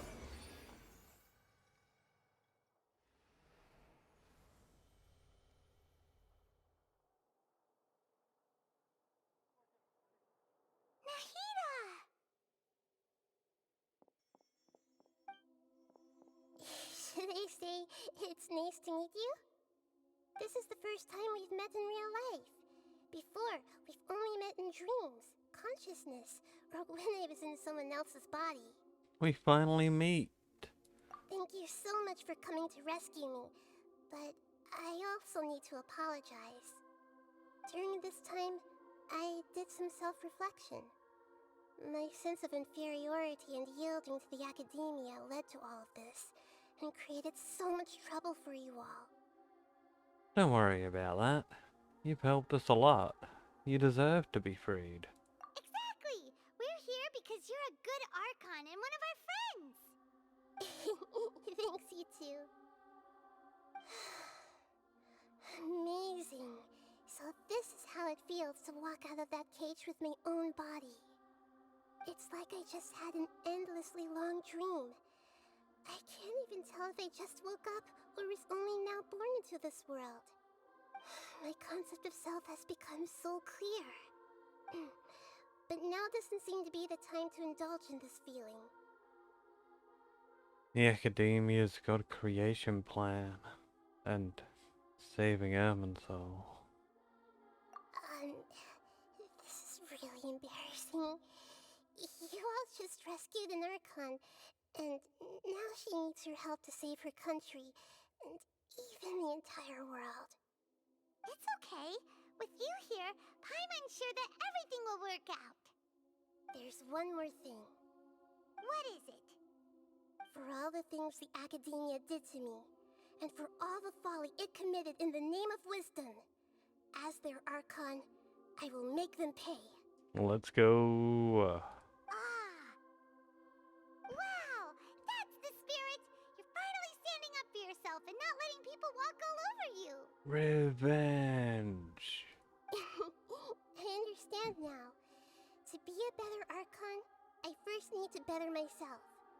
If you haven't even figured out how to be a caterpillar, how can you be a butterfly? This is knowledge that only you yourself could have discovered. Yes, true. That reminds me. I wonder how far along the Academia is with their god creation plan. We need to hurry and prevent the birth of that false god. I need to make some preparations. Since I'm now free, I can establish a direct link to the Akasha and control it. First things first, I need to remove the restrictions that the doctor put on me in the Akasha. After that, I'll make some adjustments and revoke the sage's permissions. The Akasha will then be like how it originally was, only operable by the Archon. After all, the Academia betrayed Greater Lord Rukkhadevata's trust. This might take some time. In the meantime, you should also work on your own preparations. If we don't stop the god creation plan in time, we'll be in for a tough fight. We got this. We've freed Nahida. Our mission is complete. Now all we gotta do is kick some ass.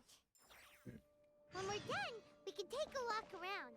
After all, we missed out on a lot of stuff when we were locked up. Alrighty, we got some achievements. Hell yeah. We did our preparations and rescued a god.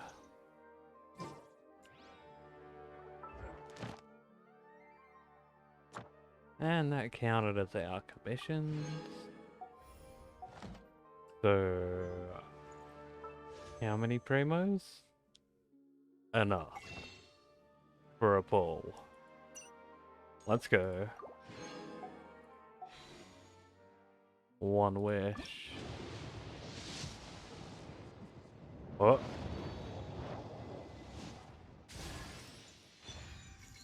A fucking flute? What?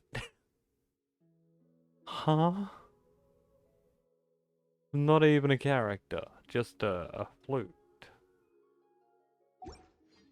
I've never heard of that weapon.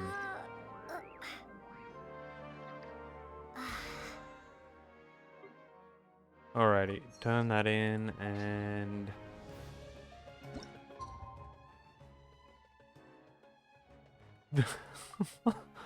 The smallest time jump in history, let's go.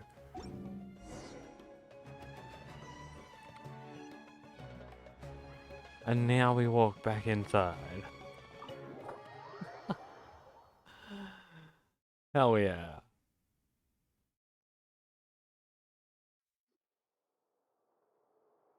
How's it going, Nahida? You've been farming weapons for your characters? That's probably a good idea. You got many 5-star weapons, Bread? I'm done with the parts that needed my involvement to complete. Although it's my first time working with the Akasha like this, its internal structure and operation procedures are easy for me to understand.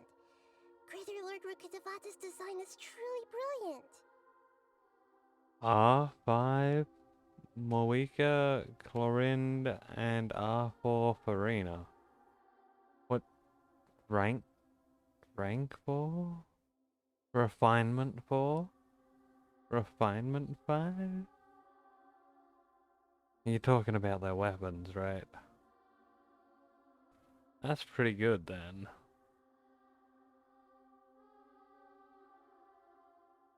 4-star weapons are great. 5s are hard to come by. Oh, also, this is for you. The fuck is that? Huh? What's this little floaty thingy? That a dog?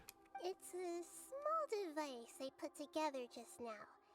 You can think of it as an upgraded Akasha terminal. You may not need it right now, but it should be helpful in certain situations. Wait! This thing has the same characteristics as Paimon! We're both small things that float! Paimon, looks like you're getting replaced. All the things that make Paimon special got copied! When Paimon appears with the Traveler from now on, people won't remember Paimon because she isn't unique anymore! You really that upset? It's alright, Paimon. It can't replace you. It's only a flying device, but you're the Traveler's irreplaceable friend.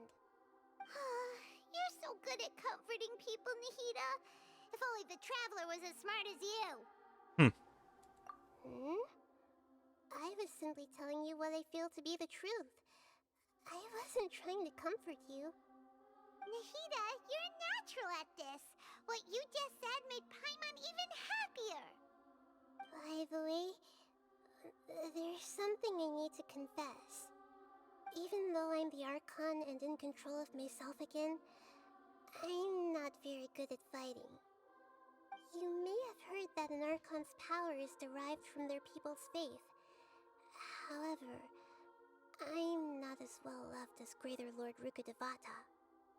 If we get into a situation where combat is our only option, I'll have to count on you, and I'll do my best to provide support. Don't worry, I kick ass. I'm glad I can rely on you. So the God of Wisdom isn't good at fighting? That actually sounds about right. I've located where the false god is. Time is of the essence, so let's skip to it. Can we really? No, we have to walk there. Whee! Just gonna check. Did I ever get Nahida? No. Oh wow. It'd be nice to have a Nahida.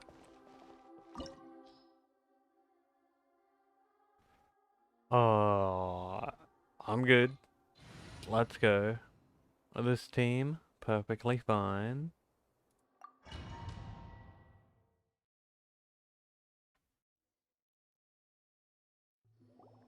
What is this place? Is this really the way we need to go? Hell yeah, Sophie. Wow. Who would have thought there'd be a place like this hidden right slap bang in the middle of the city? The sages wanted to realize their god creation plan without being discovered. The safest and most convenient way would be to build within the academia itself. Yeah, money,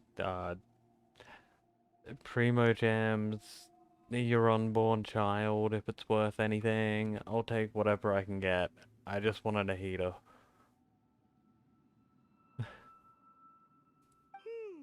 That's true. They were already hiding one god, so why not two? Bread, you're not the only one who's quitting their job, so I think we could both use a hand.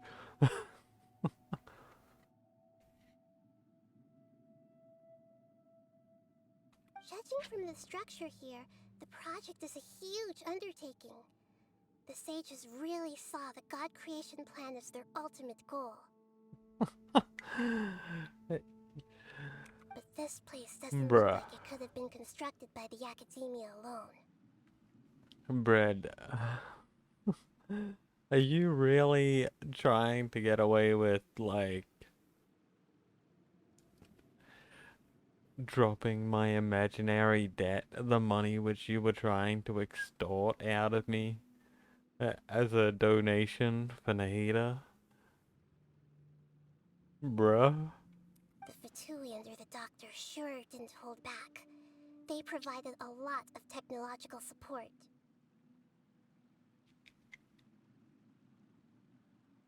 It's to help one of their own harbingers become a god, after all.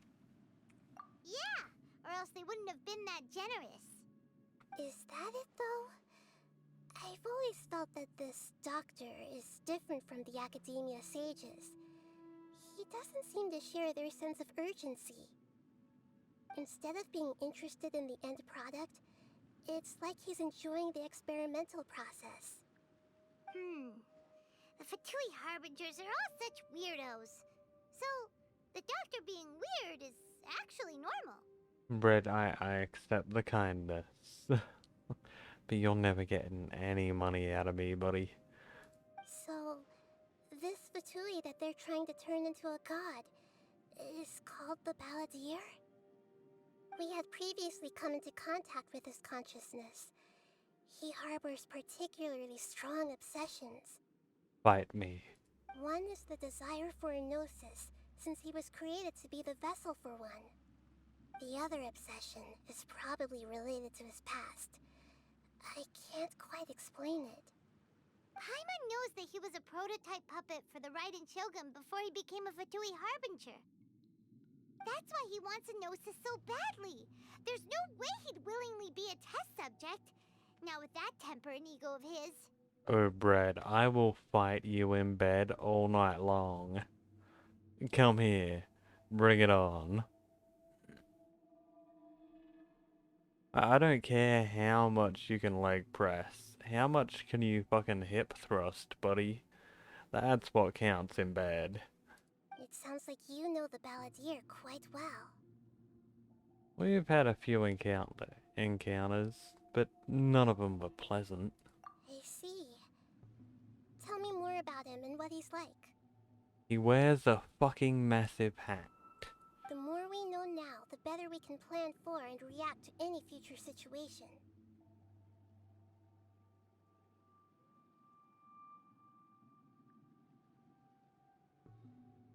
Bread, you just stunned me. I'm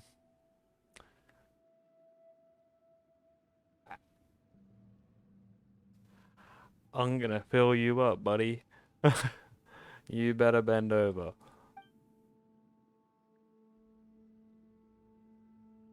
I see. How fascinating. Alright, time to go. Let's get through here and meet him in person.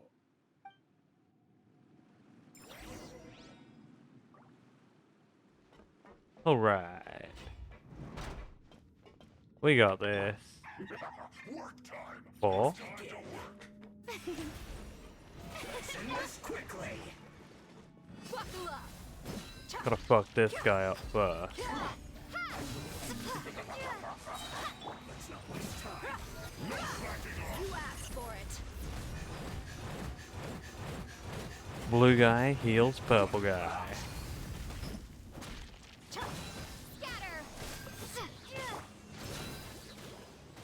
Go, Barbara.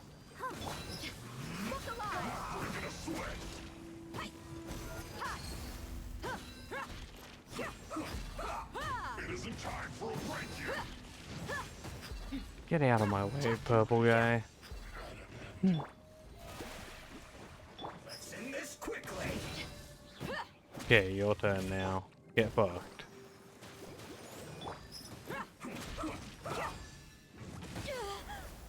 E? Your mommy teach you that? Let's get it on!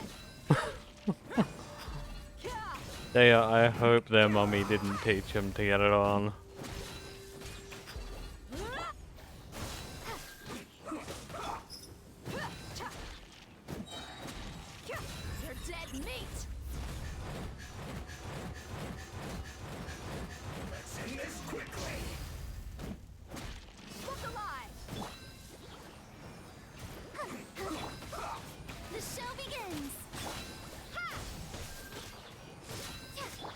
This guy's tougher than I thought he'd be.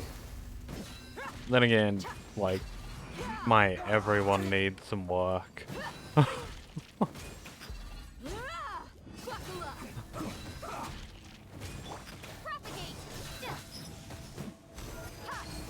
Almost done.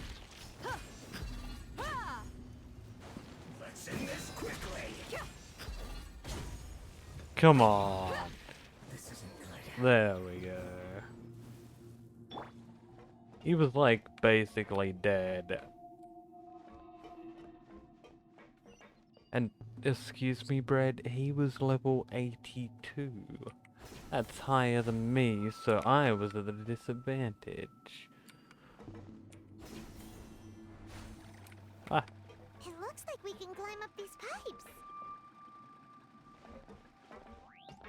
up we go. Open the menu and see the training part. Training. Oh, not that. I don't think I can access what Brad wants me to at the moment.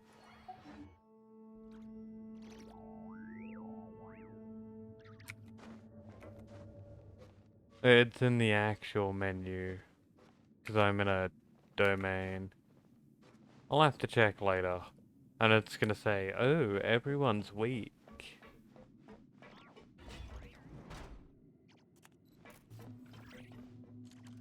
Really? I don't get attacked in there? Huh.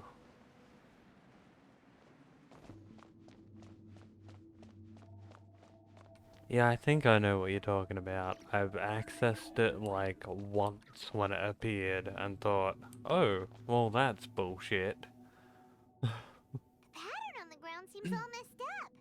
Let's go around and see if there's a way to fix it. I can fix anything. 'Cause I'm a genius. Why would I stand here though? It seems to have stopped.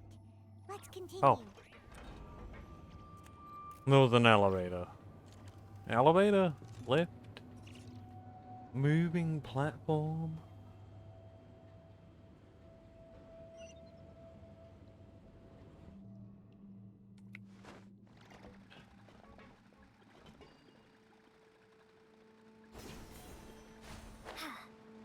Hey. Up we go.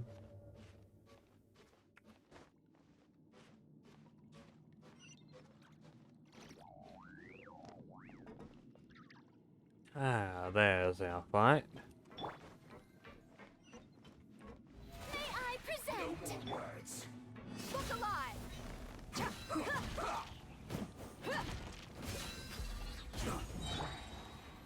Fuck it. Let my name echo in song. I don't want to waste time. You asked for it. Just fucking kill this bitch. Let's get it on.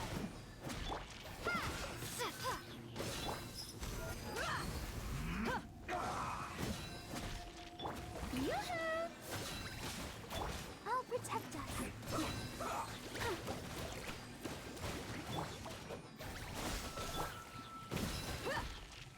You going down. Let's end this quickly. I guess this is it. The show begins. Quick little bit of healing for everyone. Then we'll be back to kick it off.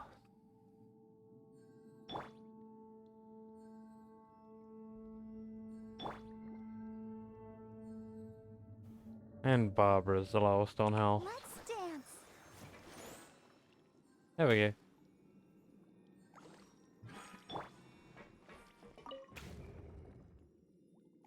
go. Okay. Well, with that camera angle, I could see exactly jack shit, but we did it.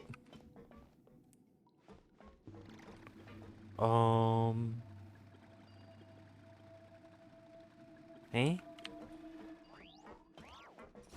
Oh, we go up. Will Nahida be in a future banner? I'm sure she will. She's an Archon. They always come back around.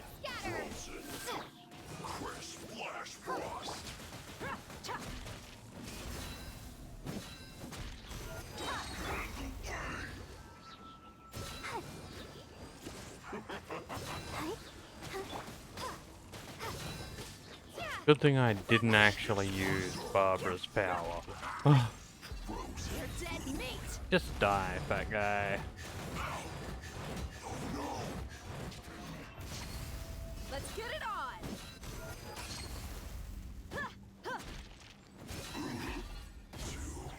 Oh. Now it's Bobo time.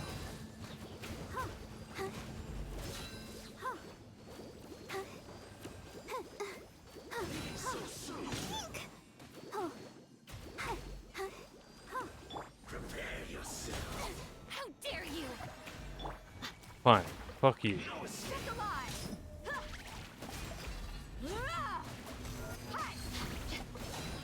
Fucking stay still, my guy.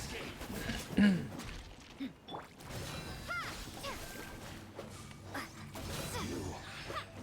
run from death. A chest? Don't mind if I do.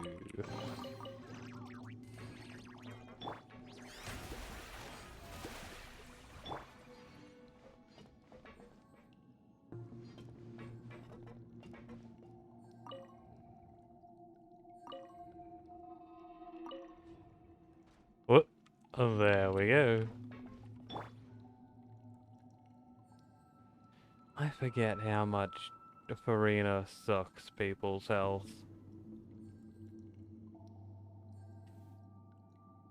Whatever, it's probably fine. Wait, do we go... Ah, out the side, eh? Rotate. Maybe there's something wrong with the tracks. Let's try adjusting the direction of the device to clear the tracks. I'm guessing we want to go left.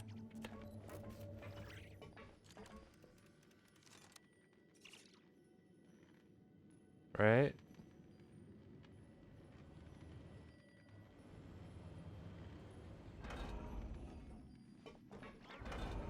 Hooray!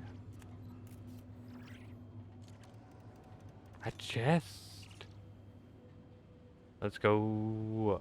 Do I want to be on that platform? Really? Nope. That's where I just get put. Got it.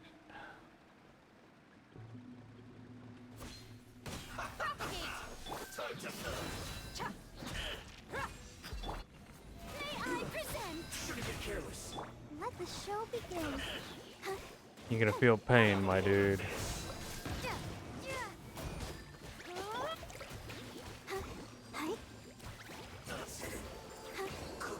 Okay, that guy was seriously weak. Yoink.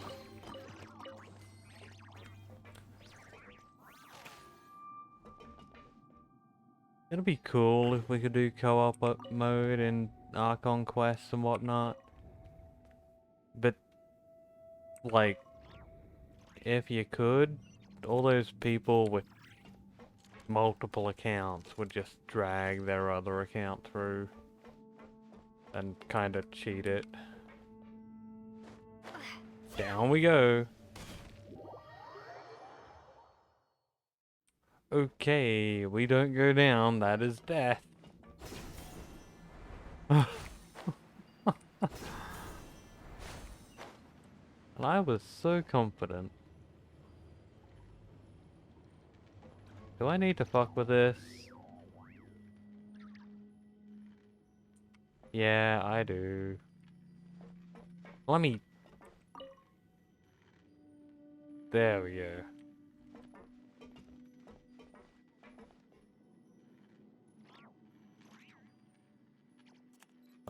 Can I have a platform, please?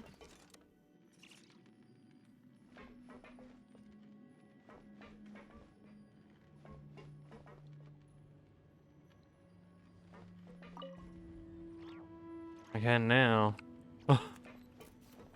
Alright.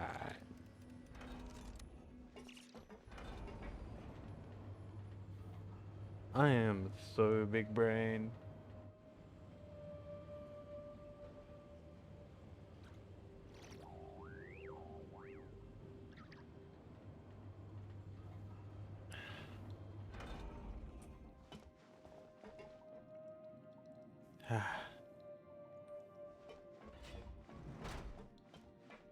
Oh, hey guys.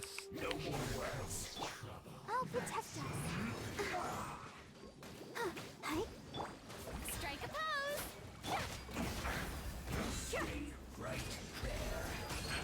Die, please. Thank you.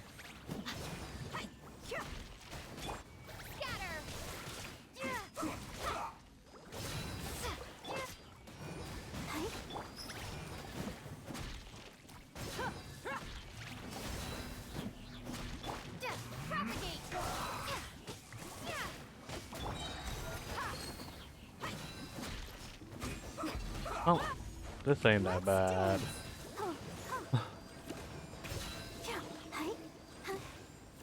Get wet. Let's end this quickly.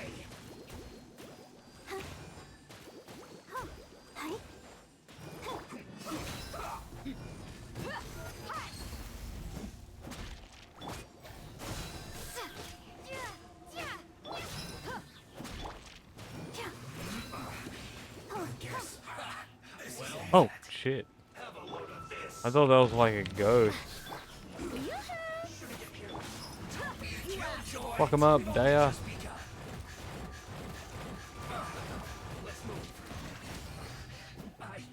Oh shit, he died quick.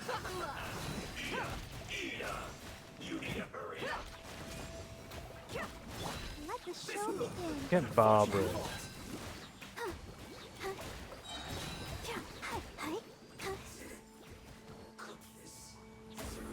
There's more. Oh my god. And their eyes.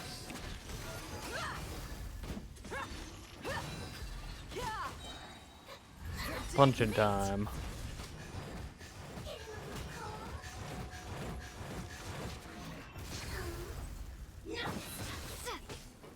Where'd you go? Just kinda in the wall or something? Let's get it on.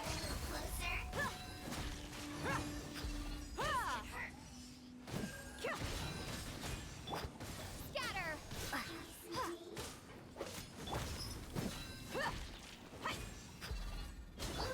Come on, we can do it. That it? Hell yeah.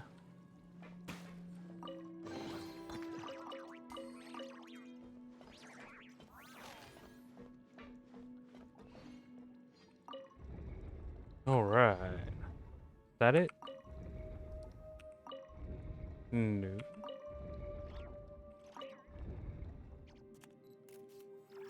Hooray, did we turn on an elevator or something?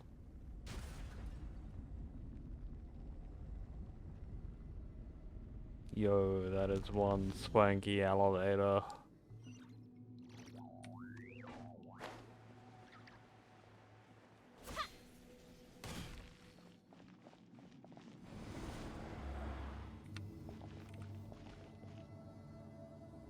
Alrighty. Away we go to the is the balladeer up there? Or do we have to like find him?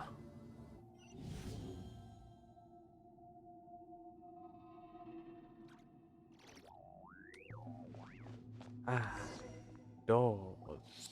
Looking at its operational status, we must prepare for the worst. The god they wanted to create is likely close to completion or already completed.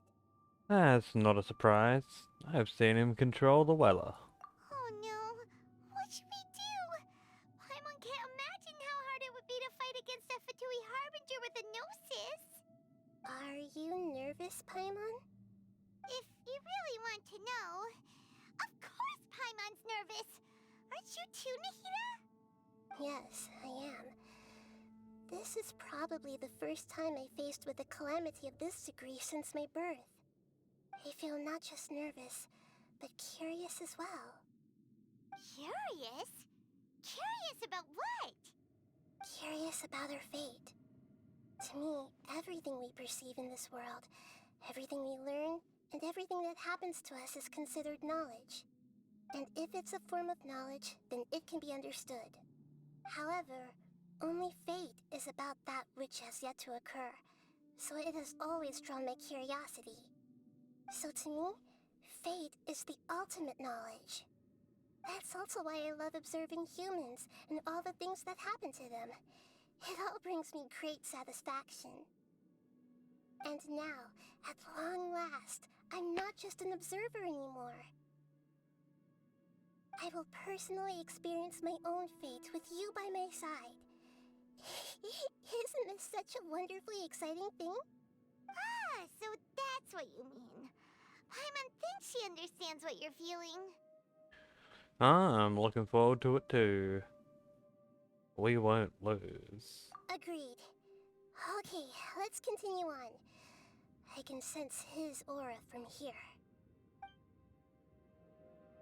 Time to go kick some ass. Challenge completed? Huh?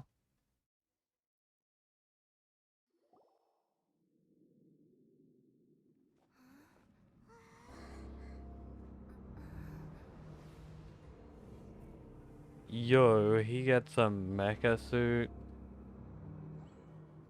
Just a little unfair.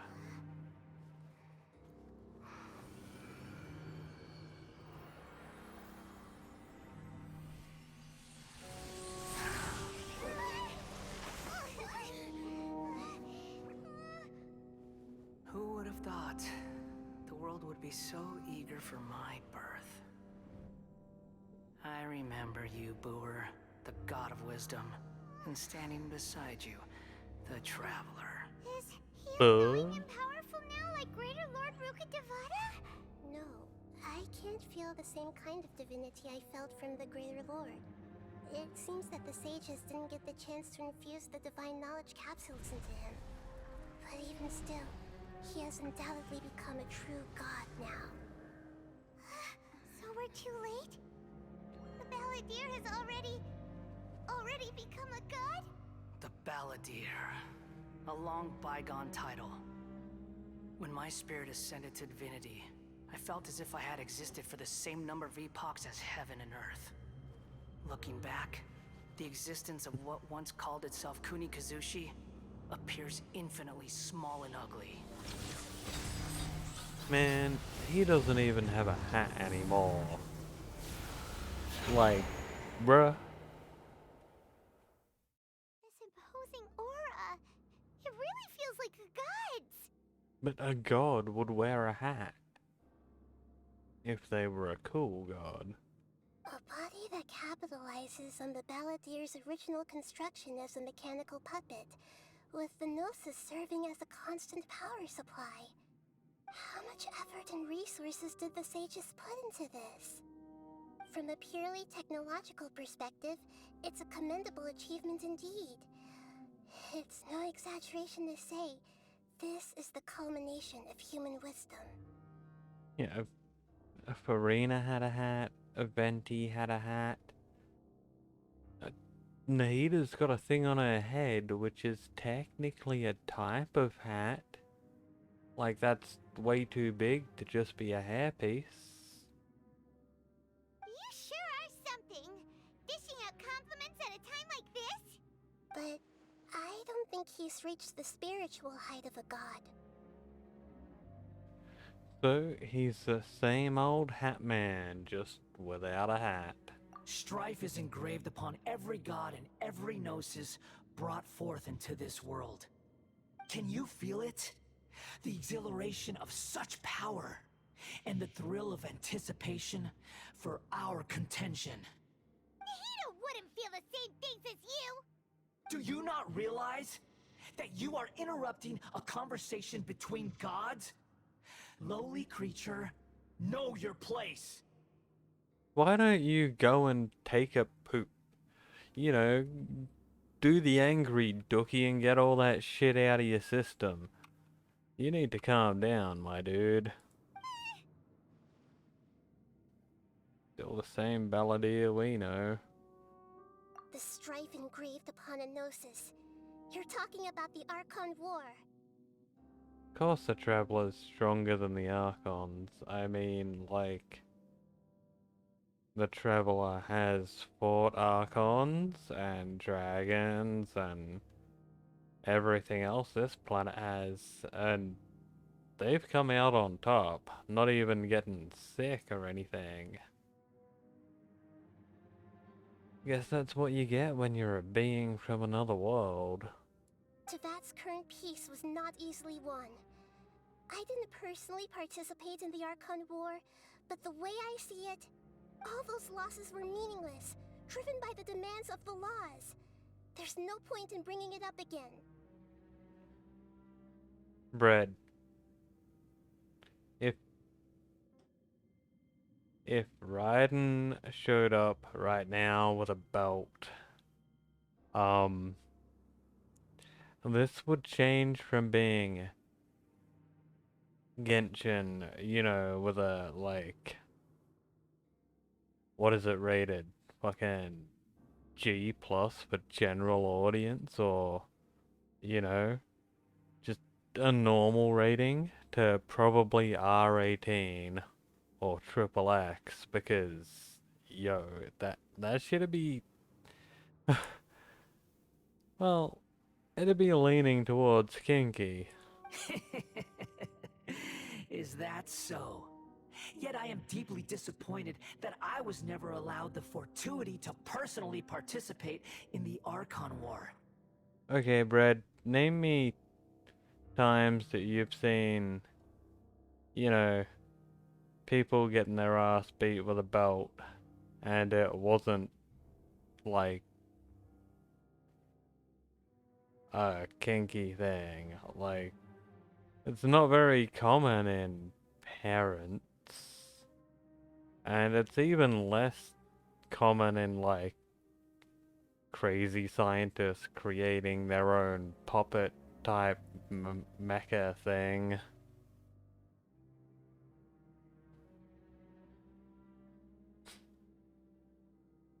Welcome to China. Okay.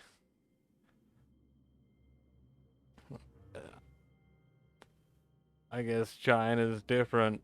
This is a first. Encountering a god in this world who does not crave power. No wonder your own people have abandoned you, God of Wisdom. But from now on, Nahida's followers will only continue to increase in number.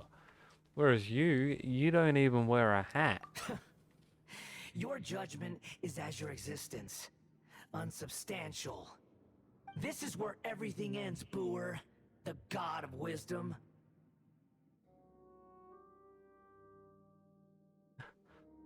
Sophie, you thought bread was German?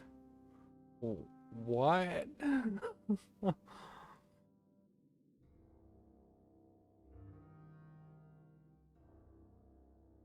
Is that because, like, the Hitler stash would suit him so well, or are there more reasons to that? You should know that wisdom cannot solve every problem. Like now, where your only option is to face me in combat.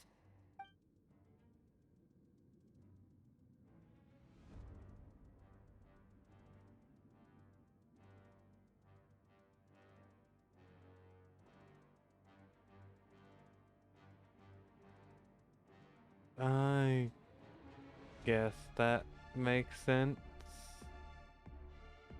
I mean, the Chinese accent when they speak English, like, around that area, it's kinda a mute accent. It could be almost anything.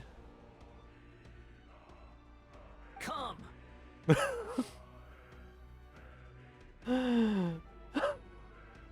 Is that a command? 'Cause like, I can perform pretty quickly, but I can't exactly just, you know.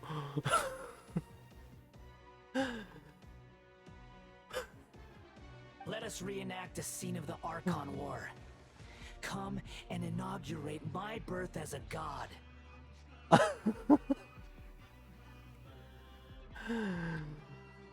I guess that's one way to inaugurate your birth as a god. You there just covered in cum. Like, not what most people would pick, but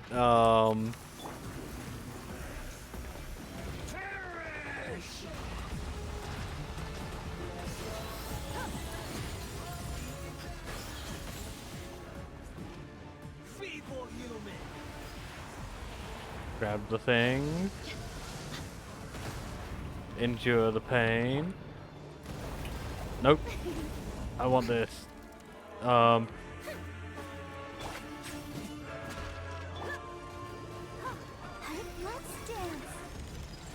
my command. How do I really attack this dude?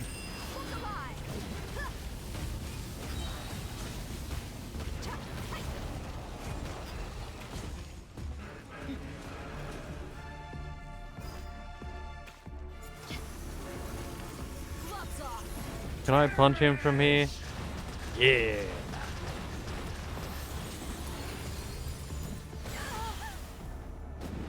Let's get it on. Oh. Yeah, how many of the fucking things do I need? Eat? My endless cycle begins.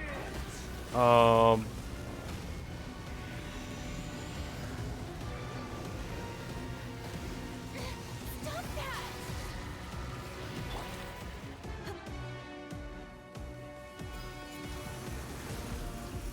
Do I just... Oh. T? No? I am so confused. Feeble human.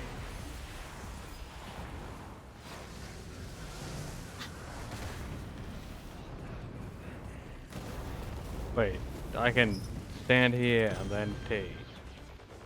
Okay. What did that do? Significant past.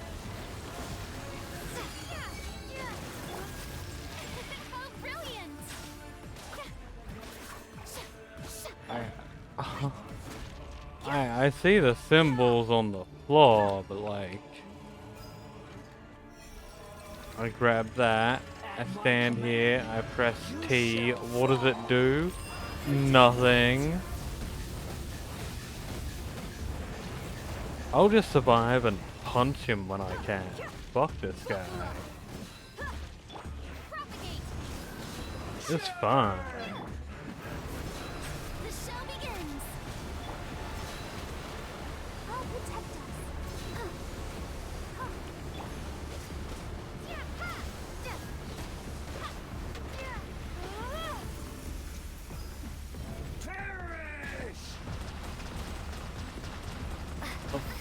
There's a thingy all the way over there. Feeble human. And another one. Oh my god. How many things am I meant to deal with?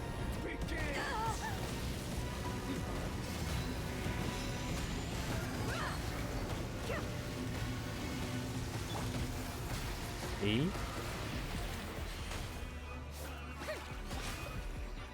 Insignificant past.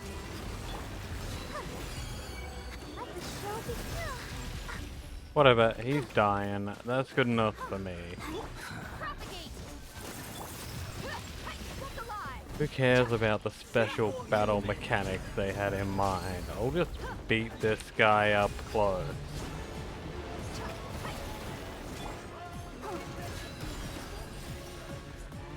I mean, ideally I'd hit him with water or ice or something. I got no fucking idea. You shall fall.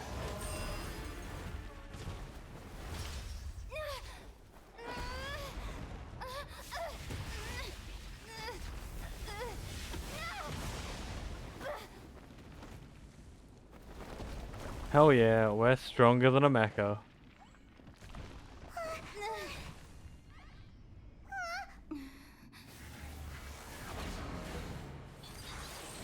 Oh shit, has it got legs now? Fuck.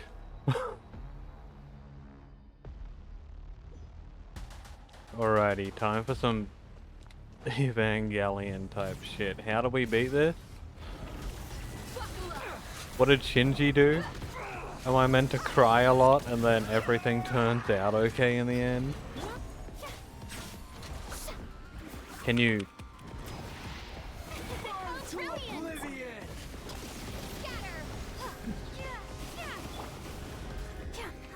Okay, that's something I need to do.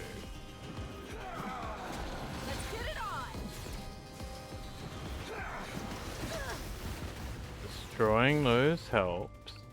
Got it. Got a feeling I gotta use my dog.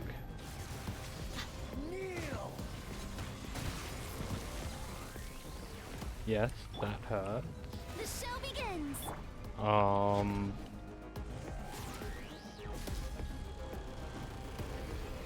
Reality is pain. Okay. I just had to survive for 20 seconds. Got it. Who you mean?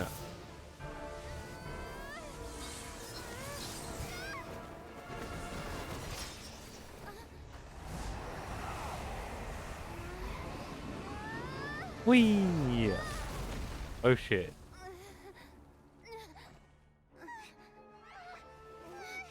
Well, that's gotta hurt.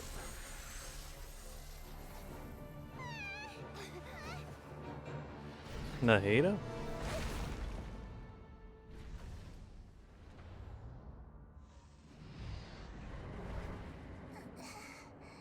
Bruh? This is supposed to be a battle between gods, yet you choose to hide behind a mortal. And now, you're acting like you'd sacrifice yourself for a human. Are you having fun proving a false sense of heroism to yourself, Booer?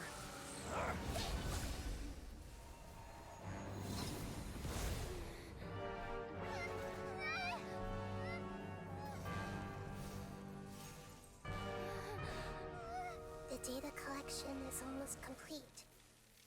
Do you even know how many times you've tried to take my gnosis from me? Huh?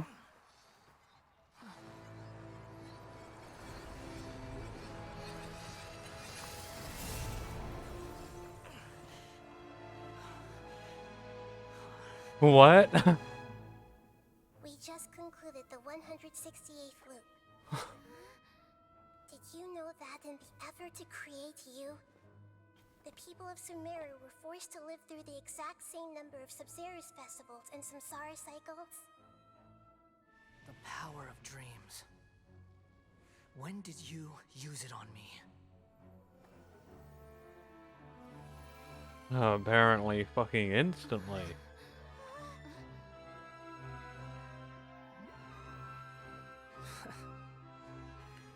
You can't even defeat me in a dream. What do you hope to achieve with this little trick? Well, we can't defeat you in your dream. Come, traveler. Just like before. Allow me to awaken the memories in your dreams. Well, since it's Nahida asking us to come now. Compile everyone's wisdom in the name of the Archon. That is the original function of the Akasha. I've sent everything that happened just now to the people of Sumeru in the form of knowledge. I've asked them to help you find a way to defeat the false god. Huh?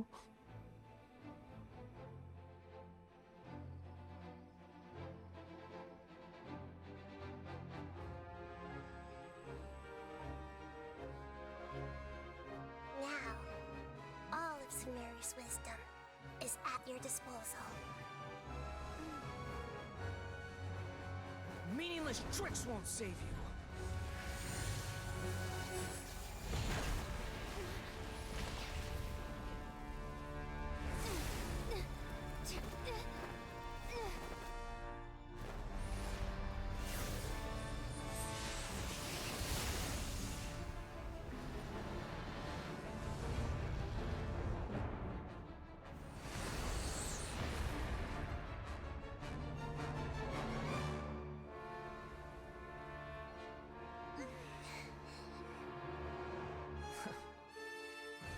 Are you done with your tricks? Can I finally take this as a real battle between gods? I'll leave this to you. The first sage of Boor. Okay. Just, who the fuck is Boa? I am the all-knowing God. Go Nahida.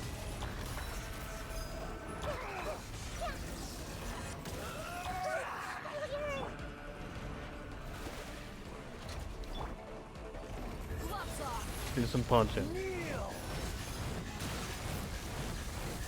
Okay, punching's not too effective. Oh. You ain't messing around. Okay. Okay. Burn to oblivion. I can just teleport to this. Filth.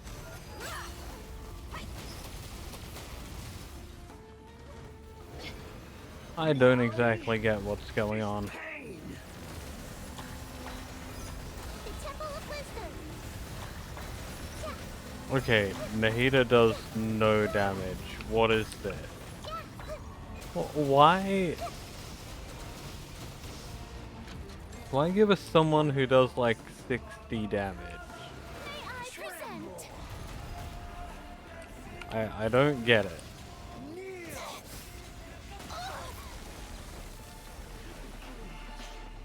And we press T for what reason? Oh, E. E, E. E. Good riddance. We're supposed to aim it.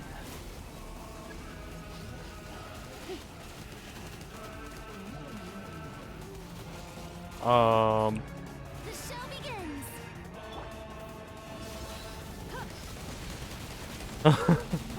Okay. This is gonna be a long fight.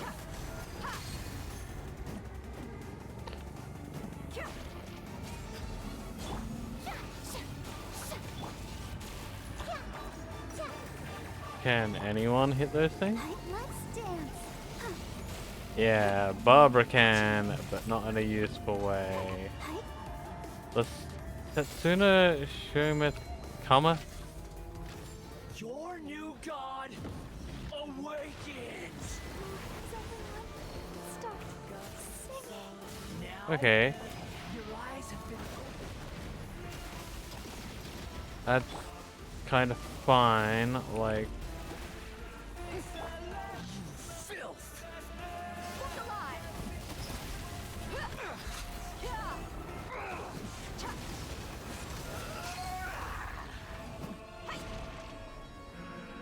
I collect this. That's good. The dog does all the fighting, right?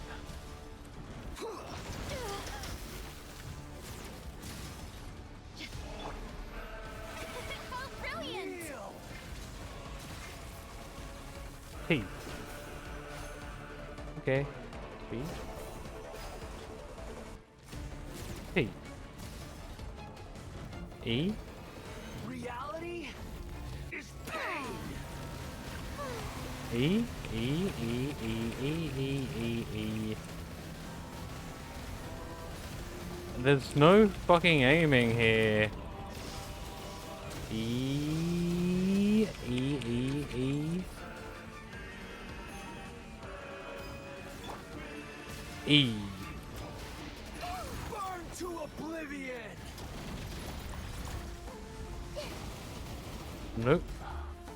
Hold E to aim. Oh, now I can. Well, that wasn't working before.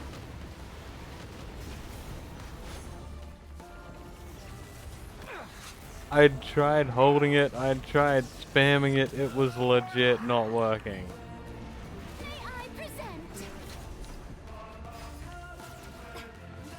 Like, I'm dumb, but I'm not that dumb.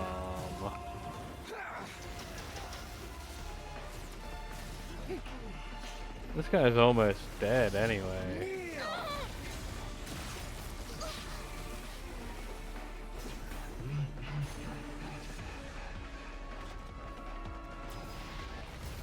Oh, he just fucking died while we weren't looking. You kidding me? What? Humans. Filthy humans. I showered, thank you very much.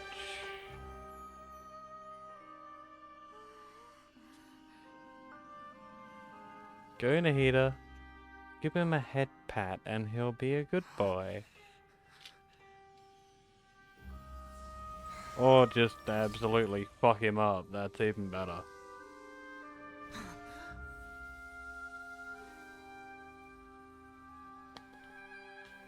No!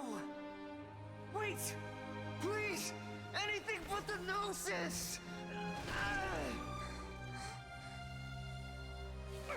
You had a Gnosis, and you just got beaten by Don't even try! a child god I'll never go back! and some humans.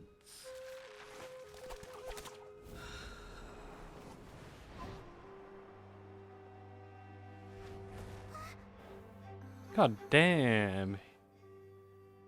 How hard can you land on your head? We haven't yet found the answer to the most important mystery. Irminsul is still waiting to be saved. With the power of another Gnosis, we may now finally understand the last memory of Greater Lord Rukkhadevata. We got 2 Gnosis now? That's right. This is the last memory of my predecessor. Oh damn.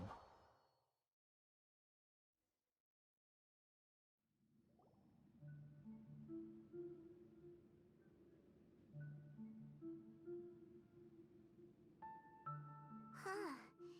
This sure seems very different from what Paimon imagined. Shouldn't Irminsul be in this realm of consciousness? Yes, that is our destination. But I didn't expect the remaining consciousness of Greater Lord Rukkhadevata to be as polluted as this. Polluted? Surely not. Or is it because of forbidden knowledge? Forbidden knowledge? It seems you know about a concept that even I don't completely understand. Could you tell me what you know? I don't know much, but you know. Your inference seems logical enough. Forbidden knowledge once polluted the desert thousands of years ago, but was successfully repelled thanks to King Deshret's self-sacrifice, and Greater Lord Rukkhadevata nearly exhausting her power. Then, a second instance of forbidden knowledge pollution occurred during the Conria Cataclysm 500 years ago. But I'm afraid it is much more serious this time, with Irminsul itself already in danger. So, if we're in the remaining consciousness of Greater Lord Rukkhadevata, and it's also been affected by forbidden knowledge pollution, then does that mean, in order to save us, Greater Lord Rukkhadevata? Yes. It's very possible that she sacrificed her life in the fight against forbidden knowledge.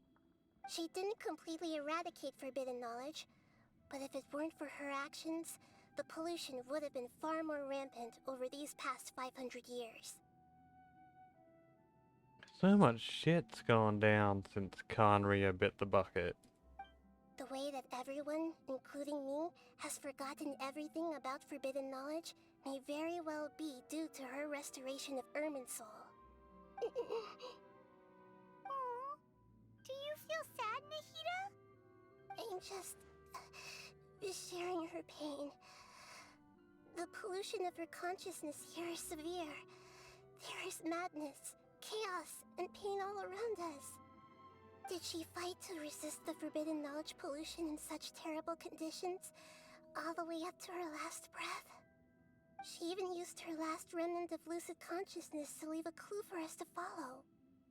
By clue, you mean the words, "World, forget me." Yes. Her words were distorted by forbidden knowledge, so that's all we could hear. But now, we have a chance to find the answer to this mystery. We can cross the polluted consciousness until we found the right path to meet with her lucid consciousness. And then, we'll let Greater Lord Rukkhadevata tell us the truth in person.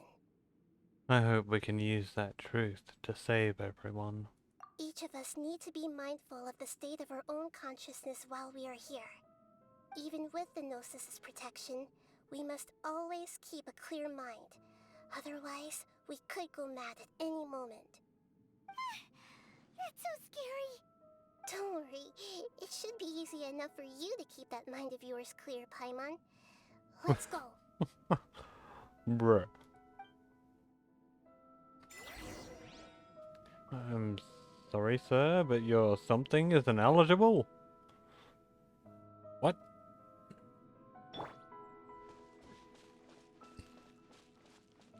We'll find out later. Are we in the air? And why is there a huge boat? That's the boat of consciousness, which symbolizes reason here.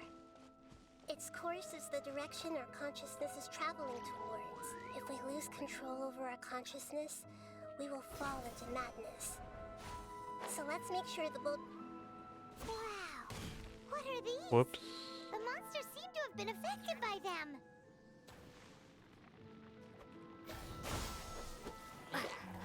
I didn't mean to skip that little bit of her voice line. I wanted to hear Nahida speak. Oh well.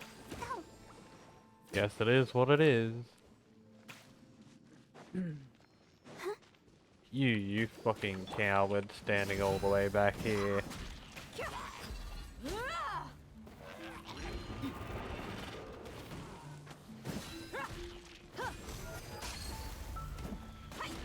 Can the camera not be shit?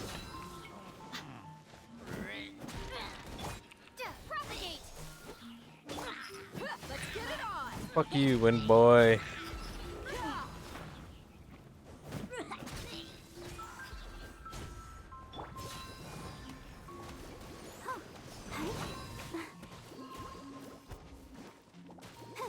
Get wet. Get soggy with it.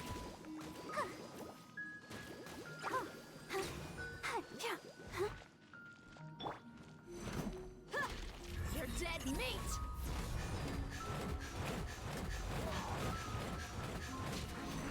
Nothing special without your shield, are ya?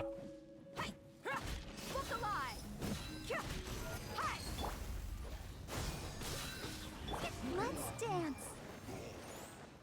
And you, another coward.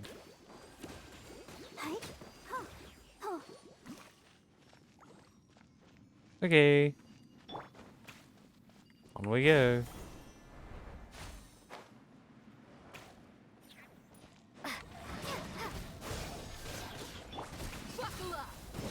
Aren't these like abyss hounds or something?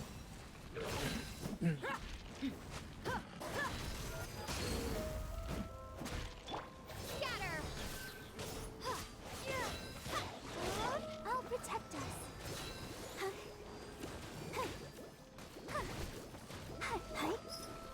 Let's get it on. Okay, one at a time.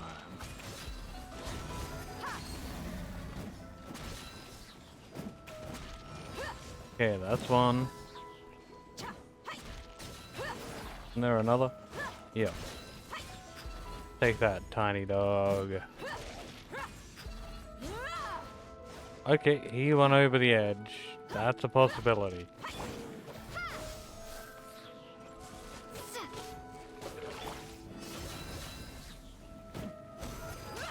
You asked for it.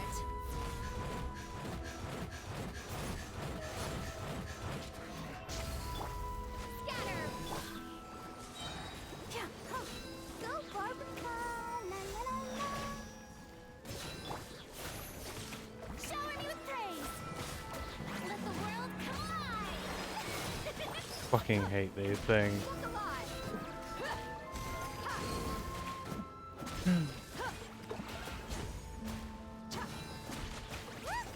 Whirling sigils have appeared in the sky! Where?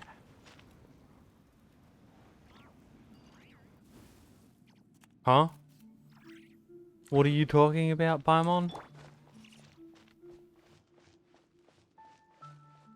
Where's the four-leaf sigil? Or is that it?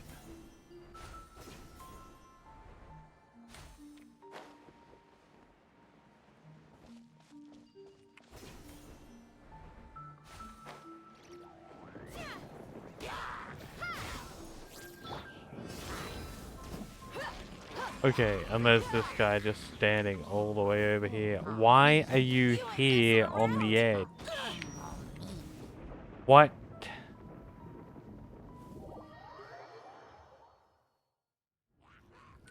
Bruh. This is just a little unfair, isn't it?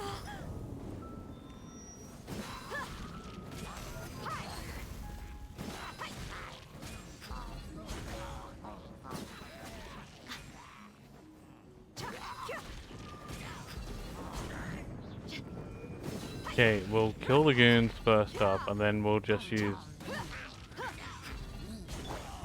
Fuck it. You get in.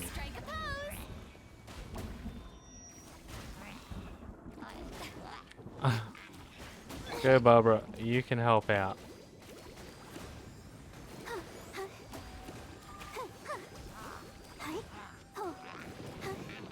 If we go near the edge again, we're gonna fall off and feel pain.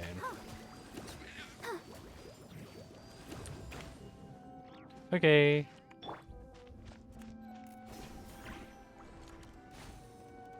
Next.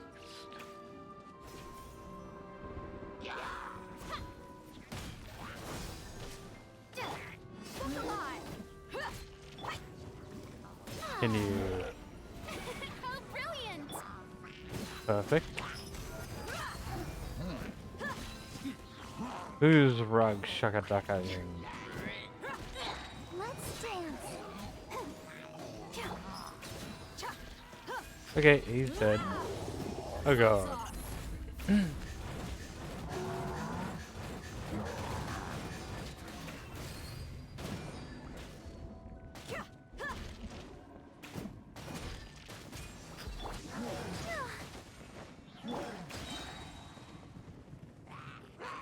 I present?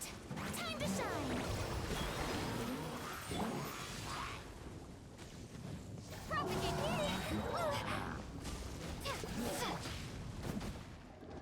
This guy's an asshole.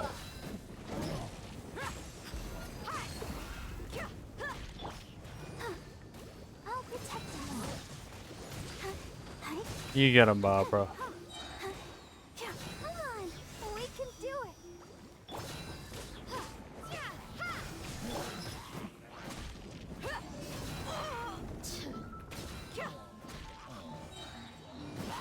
Alright.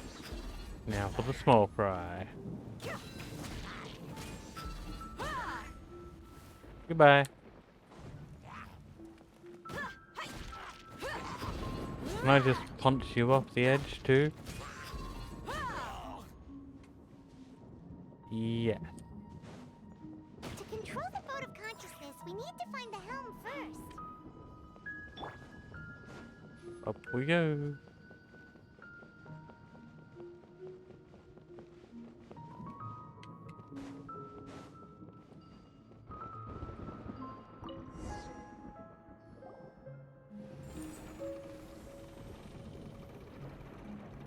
strange direction.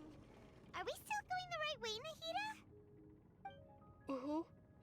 Judging from the current route, the boat of consciousness will soon take us out of here. Oh.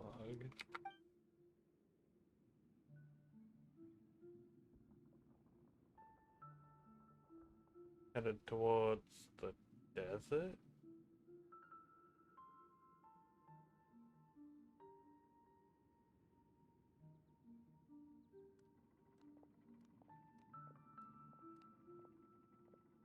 We'll be arriving at our destination soon. How are you feeling? Are your minds still intact? Some strange thoughts came from time to time, but I'm doing good. Huh? But everything's been completely normal for Paimon. Hopefully there won't be any more interruptions. This time, we should be able to meet Greater Lord Rukkhadevata. Are you saying you've never met Greater Lord Rukkhadevata before? No, it seems that my birth and her death took place at the same time. Otherwise, I think she would have given me a little more guidance, and I could have done a better job.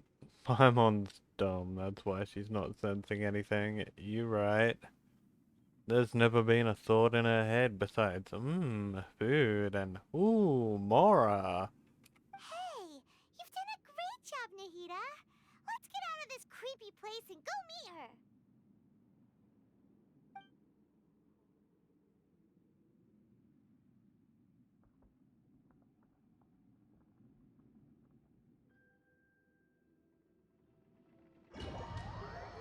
Oh. So, is this the place you were talking about? The base of Irminsul? Yo.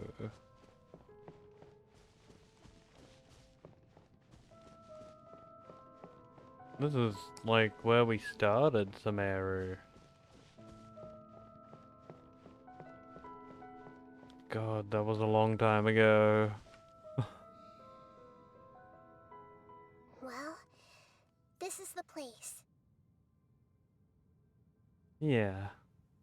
It's the same place from my memories. We're here to find Greater Lord Rukkhadevata, right? Uh-huh. But the one standing over there is... Is that... me? She looks exactly like me. Are you Greater Lord Rukkhadevata? Yes, that's me. Are you surprised by my appearance? Yeah. You're like twins. Irminsul and the surrounding lands have been reproduced here as they were years ago. But this is just a realm of consciousness. We are manifestations of the same nature. Hence why we would appear exactly the same. We're of the same nature. Why? You're both gods of wisdom. How about that? Because you are me, and I am you. You are me in the new samsara. The new samsara? As Greater Lord Rukkhadevata, I'm the avatar of Irminsul. And you are the purest branch snapped from Irminsul. Imagine it this way. Even if a tree dies, its branches will eventually take root and grow, continuing the tree's life in another form. I'm merely the remaining consciousness of Greater Lord Rukkhadevata. The real me has presumably died a long time ago.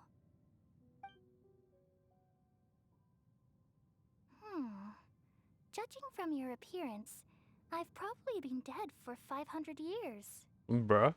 But you're finally here. My new self in the samsara. So this is the connection between you two.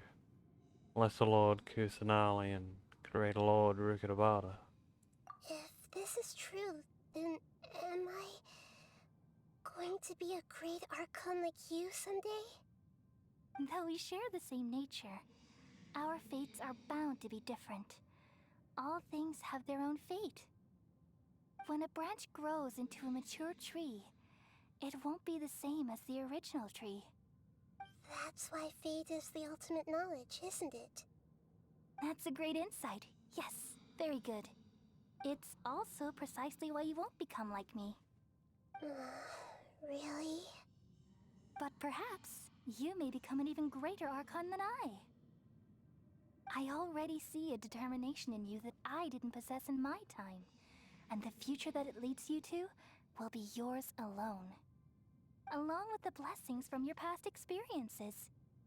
Don't worry, the growth of wisdom is like that of a plant. You only need to wait quietly for the flower to bloom. I got faith in Nahida too. She's definitely gonna become a great Archon. Come to think of it, the sages never had the faintest inkling of the meaning of wisdom. Thank you. Nothing makes me happier than discovering that the Archon I always admired was in fact myself in another fate. It's so nice to speak with you, Greater Lord Rukkhadevata. I've always wanted to meet you. The feeling is mutual. From the moment I snapped the branch off Irminsul and created you, I've also looked forward to talking with you. Could you tell me why you wanted to create me? And what exactly happened when you died? Ah, I see. You're here seeking answers, right? Everything that day, even the sky itself, changed into a color like this. I knew it. The Khanria Cataclysm. At that time, the Seven were all summoned to the nation of Khanria. Except for me. I had a more important task to attend to. I had to protect Irminsul. The disaster occurred together with the pollution of forbidden knowledge. At that very moment, with my consciousness connected to Irminsul, I sensed something was wrong. The pain started to torment my mind. By the time I reached Irminsul, it was already displaying signs of corruption. Had I not repelled the pollution of forbidden knowledge with King Deshret thousands of years ago, I might have felt even more hopeless and lost. So what exactly is forbidden knowledge? It's a kind of knowledge that doesn't belong to this world, and a form of truth that can't be understood. It came from the very bottom of the abyss. Even I could never understand it. The world is constantly rejecting it, leading to all kinds of bad phenomena. If we allow forbidden knowledge to pollute Irminsul, I'm afraid the entirety of Teyvat could fall apart. So, there's knowledge that even the God of Wisdom can't understand? At that time, I knew I couldn't repel the forbidden knowledge with my strength alone, which is why I created a device that compiled human wisdom and named it the Akasha. It's truly the world's most amazing invention. Thank you.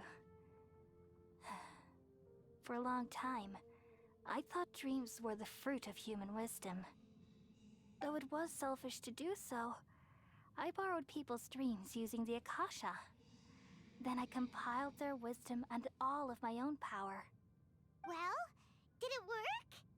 Thanks to the wisdom of the people of Sumeru, almost all the forbidden knowledge was cleared from Irminsul. But things didn't go as smoothly as I thought. I had a terrible headache, which gave me an uneasy feeling.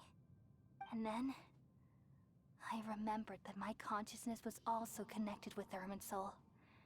It brought me knowledge and wisdom, but vile corruption as well.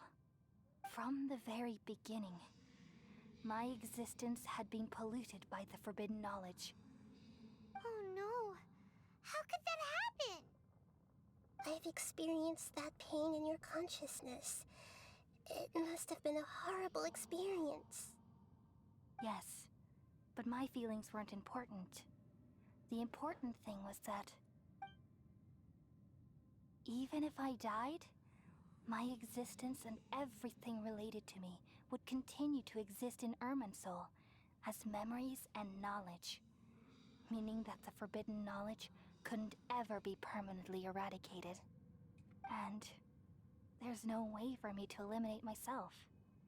It would be a sort of paradox. So, I took the purest branch of Irminsul as my incarnation in the next samsara, and left a trail of clues, all in hopes that you would come here and remove me and my pollution from Irminsul forever. Wait, no, I can't. So you realize what that implies? You are very smart indeed. Irminsul has all the knowledge and memories of this world. And as you've realized just now, removing me from Irminsul means I essentially will never have existed in this world. But this is the only way to save Irminsul. People love you so much, and they've missed you so much over the past 500 years. I am exactly the same. So how can we just forget you like this? Is there really no other way? There must be something else I can do. You're the god of wisdom, Booer. You should know that there is no other way. But this is so cruel. I don't want to forget you. No need to feel so sad, Booer. As someone who delights in wisdom, you should feel joy at finally finding the answer. These are the words in their entirety. The answer you've been seeking all along. Let the world completely forget me.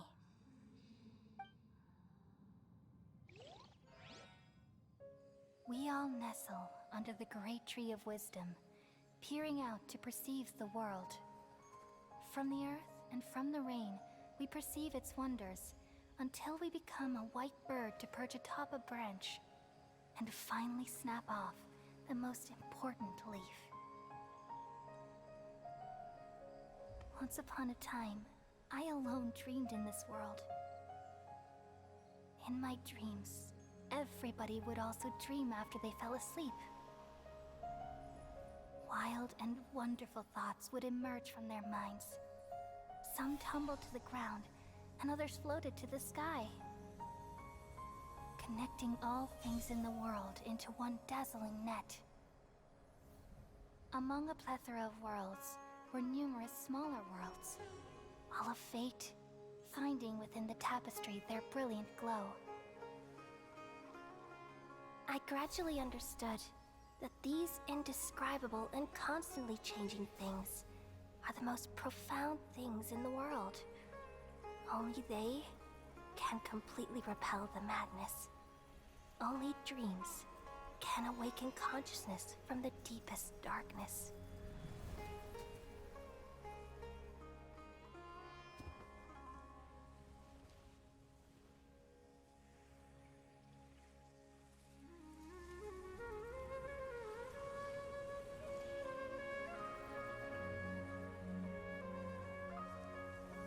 I'm the one who posed this question, yet also the one who sought a solution. Saving the world with the dreams of the people used to be my answer. And now, you've also found your own answer, and I shall return all the dreams to the people.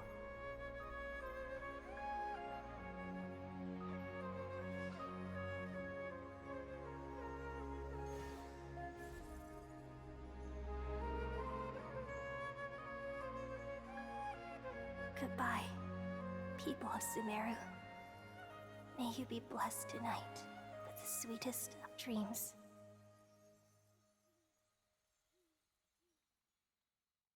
God, that's sad.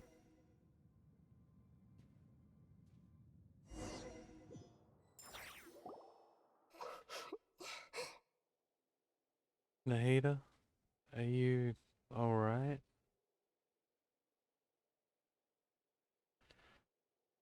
Like, I knew we were saving Nahida, but of raising Greater Lord Rukadabata completely? I'm alright. I'm just a little confused. What are you confused about? We've just saved the world, right? So why am I crying? Don't tell me. I don't know where this feeling inside of me is coming from, but I feel very sad. Do you still remember what happened just now? Just now, we used the power of two gnosis to successfully connect with the Irminsul consciousness from 500 years ago. Then, we removed the remaining pollution from Irminsul. She's forgotten her. Did I manage to remember because I'm not from this world? Yeah, what's wrong? Weren't you there just now? Paimon doesn't seem to remember either. Everyone really forgotten Greater Lord Rukadabata? Should I tell them the truth?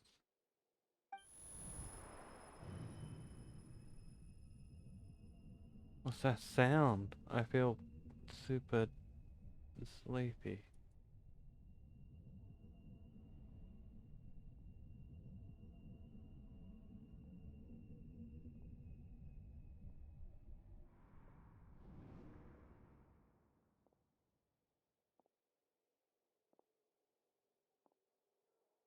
Huh? That sound. Traveler! Paimon! I've been waiting here far too long. But finally I have the chance to be alone with you. All the precious time I wasted has finally paid off. Bruh. The doctor! What have you done? Just a type of sound wave that can quickly put defenseless people into a dream. As I expected, it doesn't have any effect on gods. This is the only thing of interest I found among the sage's research. I thought I'd take it for a little spin. Don't worry. I know you would never forgive me if I actually killed them. I'm here to negotiate with you. Naturally, I won't do anything dangerous that could potentially damage our relationship. Negotiate with me? I heard you had already left Sumeru. Why are you here again now? I left Sumeru, but I also stayed in Sumeru. Even the God of Wisdom is restricted by the habits of cognition. How disappointing. You mean there are many different versions of you in this world? An astute guess. Even the same individual will have different cognitions at different ages. A long time ago, I made a major decision in hopes of preserving all my perspectives of how I observed the world. Observation is the first step of any experiment, but observing the current world doesn't satisfy me. It lacks an important dimension, that of time. So I saved segments of all my ages and made them into independent individuals. That's all there is to it. Indulge me. How does the God of Wisdom find my method of seeking knowledge? It's an insult to the very concept of life. Life inherently has many rules and restrictions, each with its own significance and reason to exist. They can't be broken on a whim. Good. Amazing, even. Indeed, it's difficult for humans to make peace with themselves, not to mention oneself from a different period. Since you're in the academia, why wait until now to show up? You could very well have stopped us and helped that fake god. Simple. Let me ask you this. Would any staff member ever help the subject in the middle of an experiment? It was my experiment, so why should I interfere with the results? The academia saw the plan to create a god as their ultimate goal, yet you only saw it as an ordinary experiment. You really are crazy. If the experiment succeeded, you would have had a new god on your hands. How would you have faced your own god then? Would you still take the same stance? Would you still hold the same view of yourself? I'm first and foremost a scholar. These results should be left to the judgment of the hypothetical me confronted with that outcome. But you're right. And that's exactly why I'm disappointed with the conclusion of this experiment. As an individual, you don't have any sense of belonging. You seem to have even fewer convictions than a typical scholar. Oh no, I certainly have my own convictions. They just don't fit your standards, that's all. All right, that's enough conversation for today. The experiment is over, and it's time to tidy up the equipment and reclaim any useful materials. This guy sucks ass. For example, the Gnosis. Lesser Lord Kusanali, you're an intelligent Archon. I'm sure you understand the disparity in our combat abilities at this time. Besides, you have no way to use that Electro-Gnosis in battle. Didn't you say you were here to negotiate with me? Somehow, it's starting to seem like you intend to take it by force now. I'm merely stating a fact. After all, I'm also a scholar. Naturally, I hope to show proper respect and dignity to the God of Wisdom. Your hypocrisy is built on absolute confidence. I understand your scheme, but... what if I were to destroy the Gnosis now and awaken the heavenly principles? Awaken the heavenly principles? Do you think that's really possible? The heavenly principles have been silent for many years, but the Gnosis are symbols of their control over Tevat and all the laws. Will the destruction of a Gnosis attract the attention of the heavenly principles? And if so, how do the Fatui plan to deal with the consequences?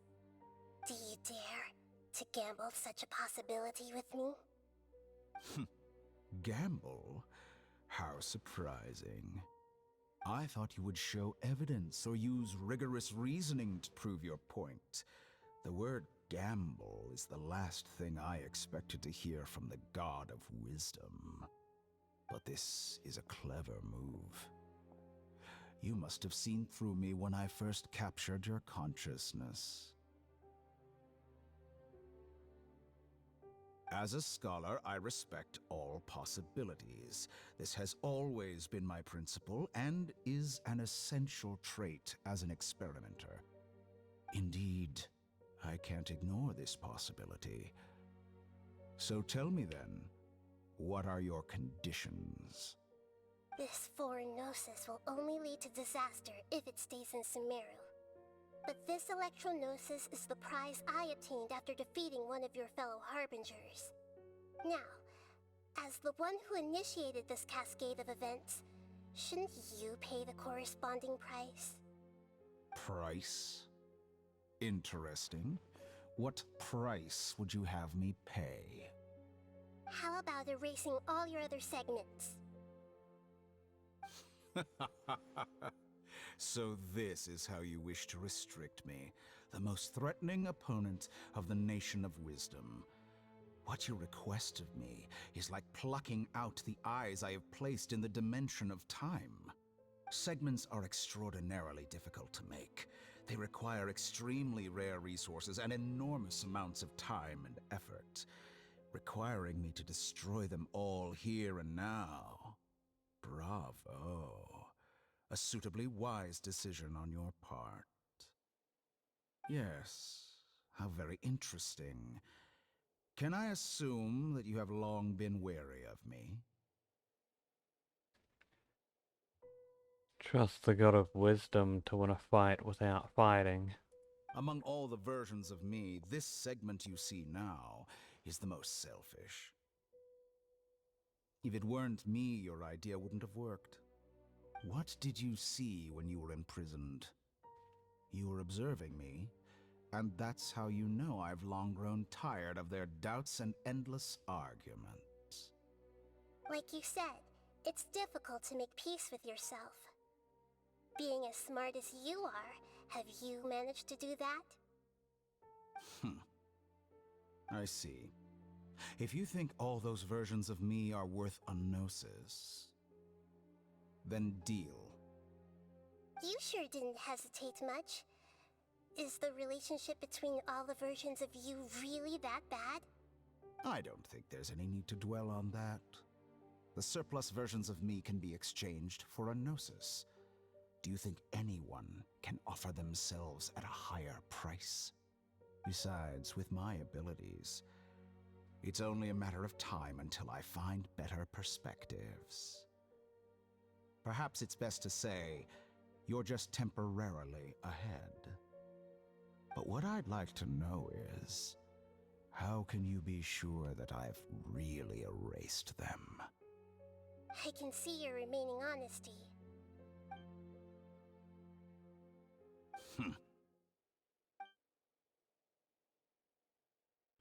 What a ridiculous decision!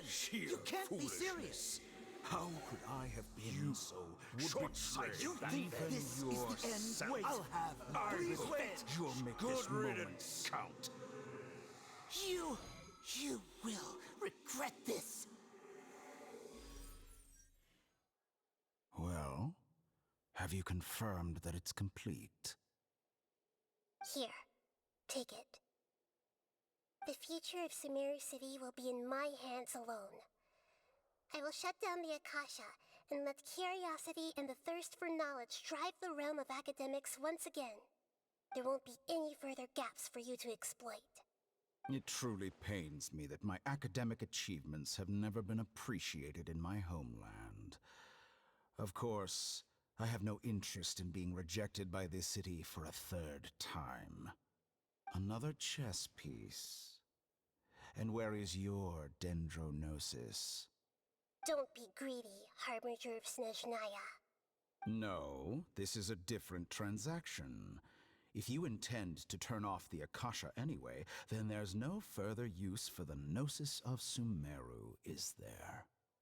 Besides, isn't it the Archon's duty to deliver what's desired of the Seeker?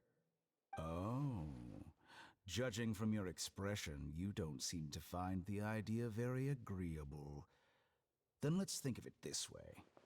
Since you're the God of Wisdom, how about I exchange some knowledge with you? People exchanging knowledge with the God of Wisdom is the stuff of legends. Yet here you wish to exchange knowledge for the God of Wisdom's property. Arrogant as that is, it has piqued my interest. Let me ask you, have you in all your mighty knowledge ever heard the rumor that the skies of Tevat are fake? Huh? That's the secret hidden by Irminsul concerning the truth of this world. Once I finish telling you about this, it will be time for me to say goodbye. With negotiations, we've all gotten what we wanted.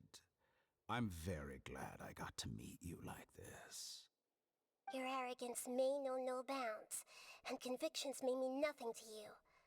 But I'll still listen to what you have to say. Bruh, I fucking hate this dude.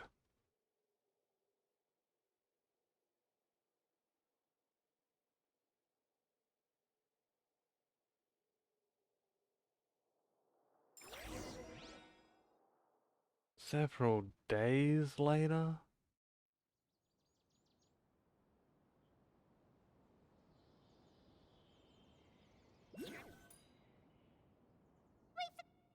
Together! Okay. Wake her up. Hmm? Are you awake? Kali says it's time for breakfast. Come on, get up! Morning, Paimon. Good morning! How are you feeling today? Pretty good. Good to hear. It looks like we've recovered pretty well. Not even Tainari could stop us from going out now, right? That's right. On that day, we lost consciousness in battle. When we woke up, we found ourselves in Gandharvaville, and Tainari and Kale were looking after us. I heard that it was Sino who brought us here. Tainari complained that Sino was always sending people to him, but he is taking great care of us. After completely exhausting ourselves, we had a good rest here. After a few days, we finally recovered enough to be able to go back out. From what Tainari and Kale have said, the Akasha has been turned off completely, and the people of Sumeru will no longer rely on it. Such a big change will certainly affect people's lives, but it will definitely be a good thing. Come on, Traveler, let's go.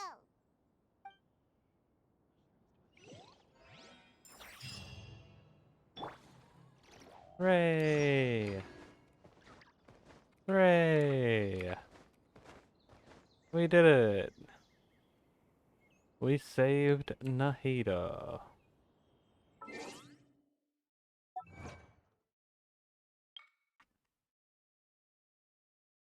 And the achievement was, I'm sorry sir, but you're ineligible. Prevent the birth of the forged god. And casualty of birth and extinction. Even at the edge of obliteration, a comeback is still on the cards.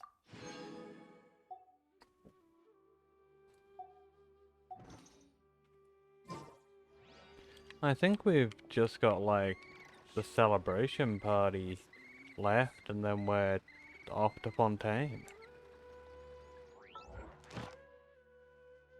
Probably, yeah, just a little more. So, before we get to that, I'm gonna take a quick bathroom break and grab a fresh drink, and then we'll finish this off and head to Fontaine. Which is gonna be fucking awesome. So, hang around and I'll be back in just a minute or two.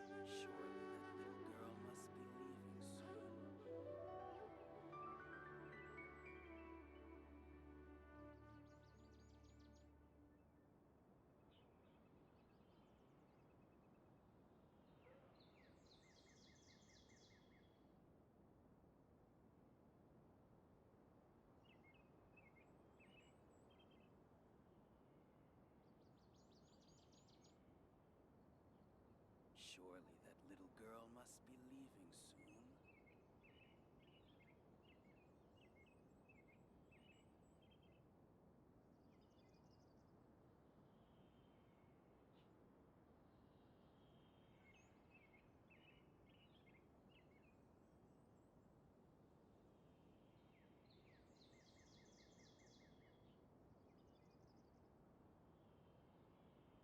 Surely that little girl must be leaving soon.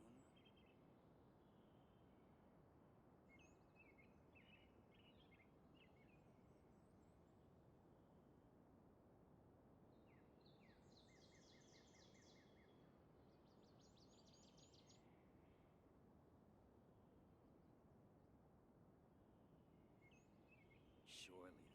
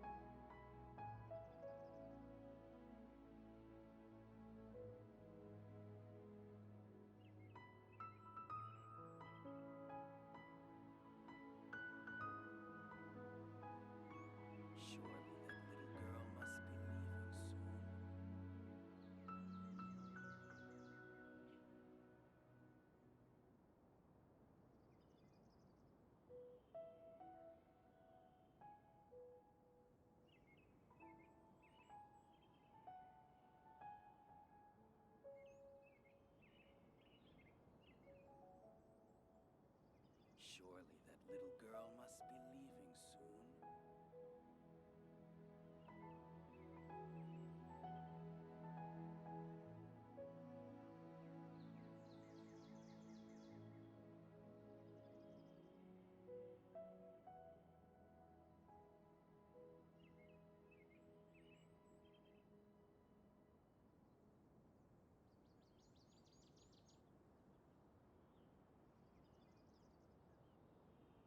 Surely that little girl must be leaving soon.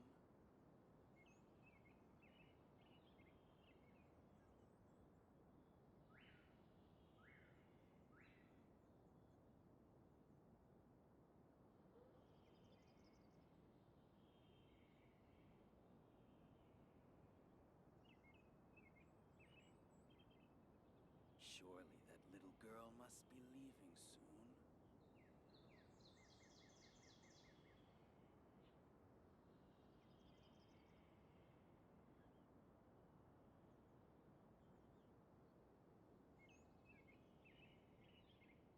Alrighty.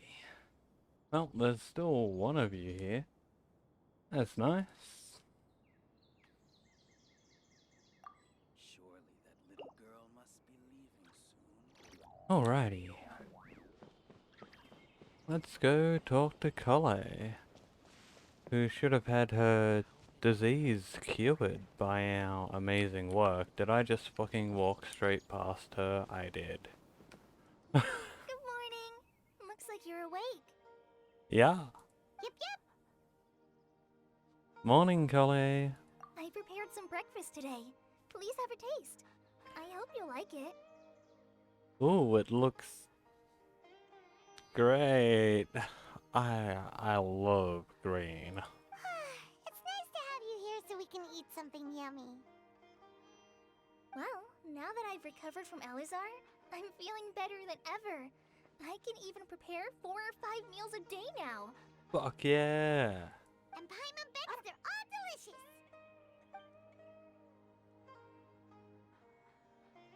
Oh, by the way, someone brought a letter for you after you went to sleep last night. Paimon hasn't already read it? Nope. Paimon wanted to read the letter with you after you woke up. So Paimon didn't open it. Alright, let's read it now. Let's go. Oh, it's from Nilu. We're going to hold a feast at the Grand Bazaar and celebrate Cyano's reinstatement as the General Mahamatra. Okay.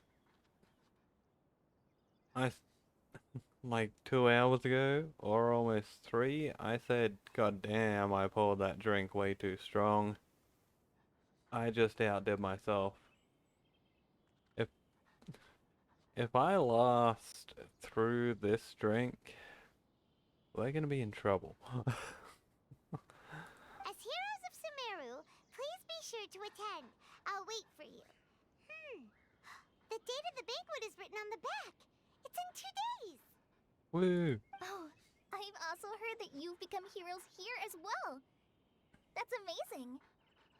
We're just doing our part. Sometimes I'm really envious of strong and confident people like you. But you're amazing too, Kale. Oh, you're embarrassing me. You're like a green amber. A little less feisty, but very cute and talented. Anyway, let's go to the Grand Bazaar to have a look. Oh, before you leave, be sure to inform Master Tainari. Alrighty. Where's Mr. Big Ears himself? Bet he heard us coming.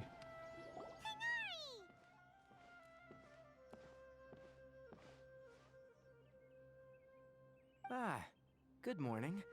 How do you feel today? We feel much better. How about you? How's your wound, Tainari? Yeah, I don't know who cares about Tainari. He's not a bad character, but he's not really that memorable. I'm recovering well, thanks for asking. But from the looks of it, you seem to be already busy with work again. It's fine. I'm not that busy, really. The Elazar patients have recovered, as well as Hypatia. For now, I only need to tend to my Forest Watcher duties. It seems once Irminsul started getting better, everything else started to recover too. Yes, but there are still some residual effects. The withering is one example. Though it won't spread anymore, the existing zones won't just disappear. We forest rangers will still need to do the work. You say you'll need to do the work, but in actuality, it's only me who clears out any withering zones in the whole game. So, yeah. By the way, we have some good news. Sino got his position back. This news is hardly new. He had already mentioned it to me before. Bruh. Huh? You mean he was already here? Why didn't he come to say hi to us? He visited once, but he was afraid of disturbing you while you were resting. He just asked me a few questions and left.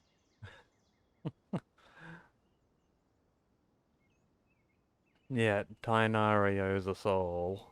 Then you probably already know all about the celebration feast. Celebration feast? No, I haven't heard anything about that. Well, buddy, do you like food? Come eat some chow with us. Huh? But didn't Nilu say in her letter that they would celebrate Sino? He didn't tell you? Perhaps. Or, alternatively, he doesn't know about it either. Well, that'd make sense. It could be a surprise party. Come along. Come to think of it, Sino doesn't seem like the type who'd enjoy a celebration feast. I guess Nilu's only planning on telling him once the festivities are underway. You and Kale are both Sino's close friends. Why don't you come to the feast with us? Kale has taken over some of my tasks these days. I don't think she'll have time for it. Not to mention me. You guys really can't take a 1 day off to go party? You see, some VIPs have come to the forest recently. Huh? VIPs? Very important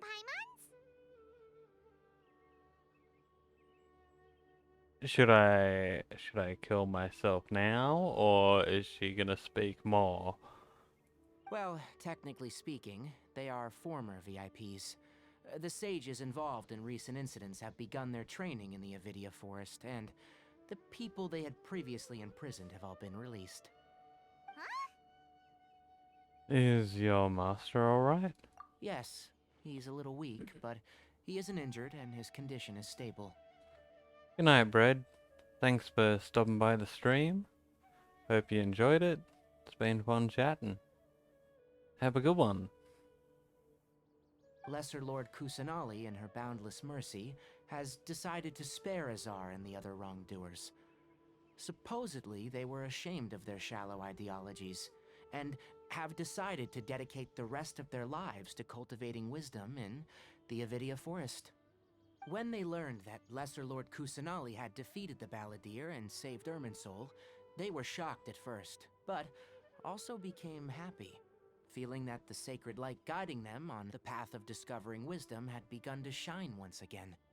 As a result, work has increased for the Forest Rangers. That sounds really exhausting. There's nothing we can do, really. But that's another topic. Back to the matter at hand. Are you two planning to head out? Fuck yeah, we going to Fontaine. Right! After a party. Permission to head out. Would that be okay? You've recovered well. You may go.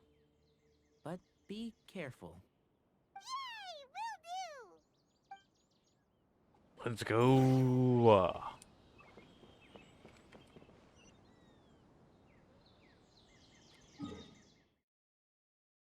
Bow, bow, bow. Ba-da-dow, bow, bow.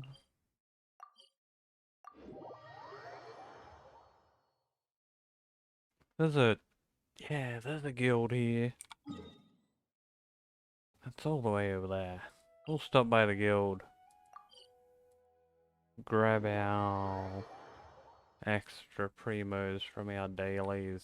If that still applies, it may be the next day already. Ad Astra Abyssosk. Claim commission reward. Thank you for completing today's commissions. Here is your reward. Woohoo! Ad Astra Abyssosk. Better send these bitches back out on a expedition. And how many primos? I bet we don't have enough.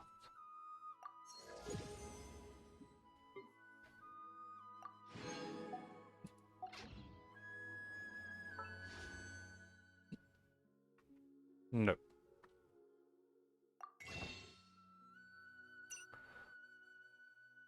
Oh well. But we can. We're doing one.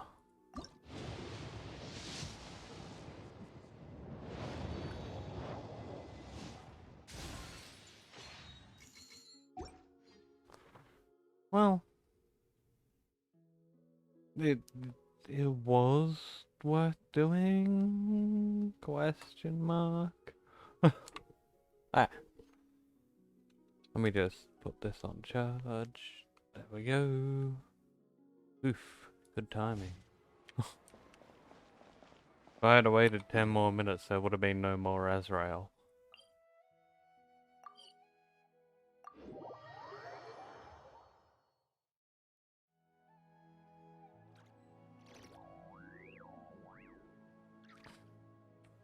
Alright, 2:05 AM and we're going down. Somehow.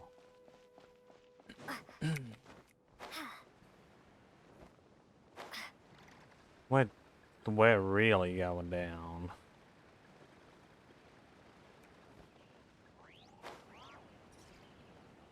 How far down? Gotta be inside the bazaar, right?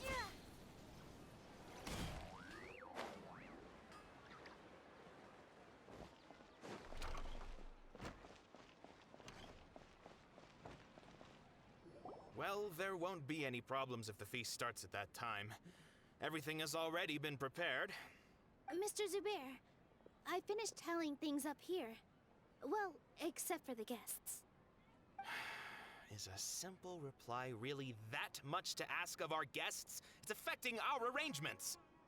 Oh, come on, bitch. Oh, it'll be fine. Besides, it never hurts to get things ready in advance.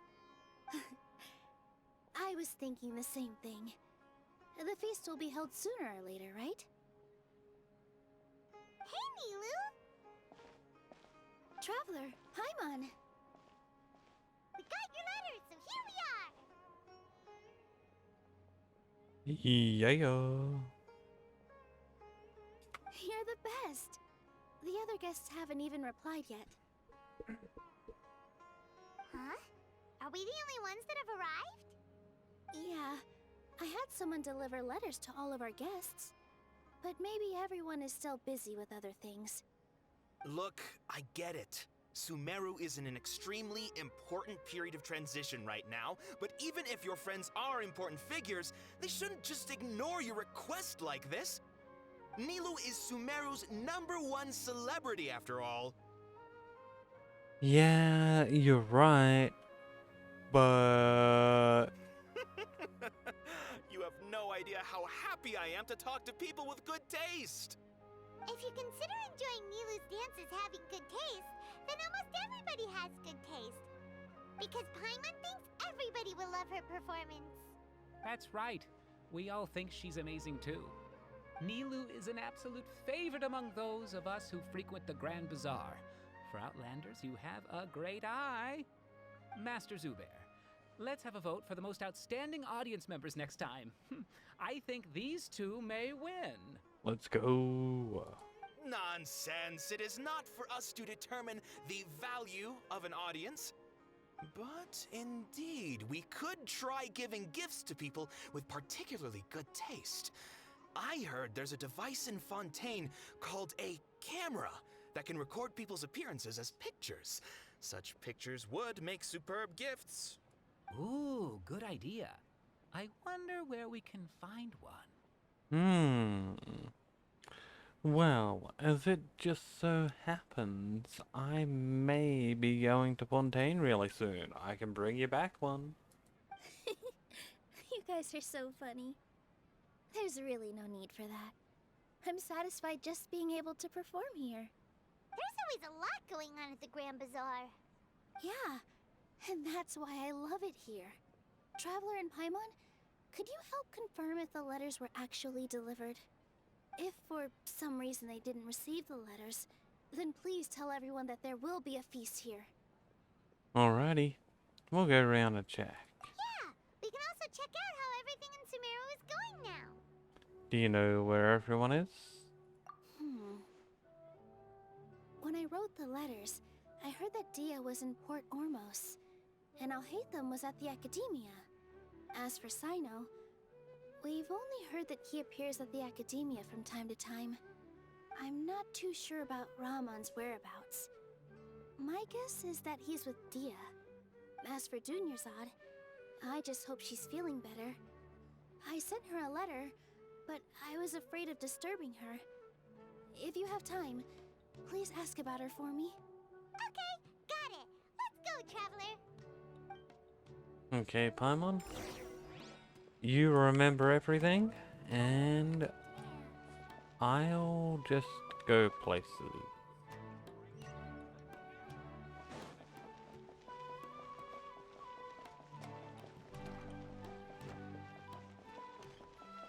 Off to get Alhaitham, hey?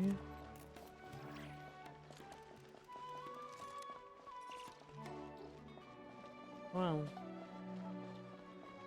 I guess he does deserve to be part of the celebration. He did help a fair bit. I think he actually came up with the whole plan, but can't give him too much credit. Don't want his head getting big.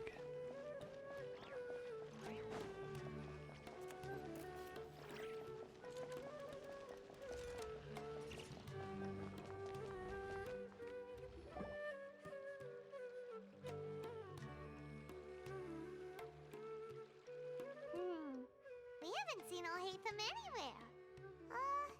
Let's ask that person over there.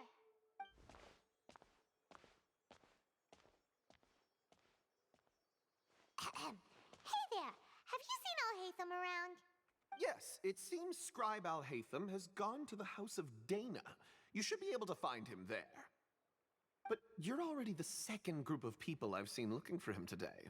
He must be quite the busy man. Second group. Oh? Who else was looking for him? Mr. Cave was just here asking about him. You wouldn't believe how terrible their relationship is. And now you two are here. Don't tell me everyone's here looking for gossip about the sages. Not at all. No way. We're strictly here on business. Ah, I see. Sorry, I thought maybe everyone's as interested in rumors about the sages as I am. Nope. Couldn't care. We just want to party. And we need everyone for the party. Oop.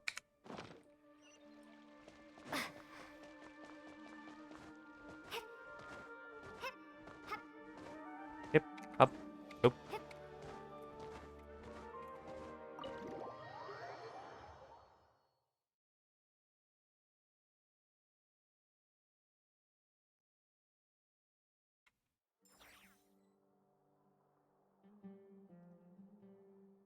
One moment.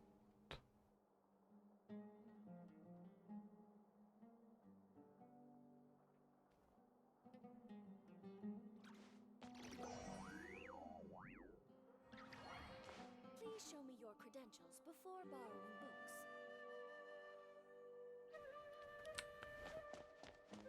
books. This is the House of Dana, the library.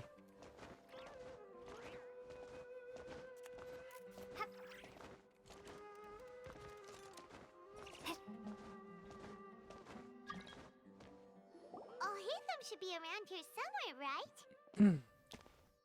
Yo, plus 62 underscore Zal. Go fuck yourself, fuck off, and hopefully die. Oh, he's over there! But it looks like he might not have time for us. I think it's time for me to bring back this. He's already talking with someone else. Just put down that worthless book and tell me what happened in the academia. This is not just some worthless book. Do you have any idea how difficult it is to find a physical book like this in Sumeru? It doesn't matter. It's probably just another thing that you used your authority to get your hands on anyway. Just put it aside. Listen, I came back today only to hear that the sages have disappeared. Oh, you sound surprised. I thought you would already know the inside story. Would I be here asking you if I knew? You're the scribe, not me. So just tell me what you know already. Well, I almost became a sage. Huh? Oh, don't sound too surprised now. You're the renowned Kaveh, light of the Kasharawar. Besides, as a master builder and craftsman, chances are you'll be appointed as a sage too. Why do I feel like you don't really mean it? Huh. What makes you say that? Why would you question my heartfelt sincerity? Maybe it's because you've never said anything good about me before. Yeah, well, I share a similar sentiment, and anyone who knows you as well as I do would surely do the same. Oh, you... See? This is why I hate discussing anything with you. Your ridiculous and arrogant attitude always gets in the way. It seems that you really can't stand my personality. Ha! What was your first clue? Well, then you might as well move out of my house. Are you threatening me? Stooping to a new low, I see. Ugh, and don't change the subject. You, a sage? What a joke. The academia might as well just close tomorrow. Are they having a fight? Nah, they're in love. Let's just watch. Forget what's going on with the academia. Haven't you been busy with your construction project? Tell me, when are you going to build yourself a mansion? Don't get me started. I get angry just thinking about it.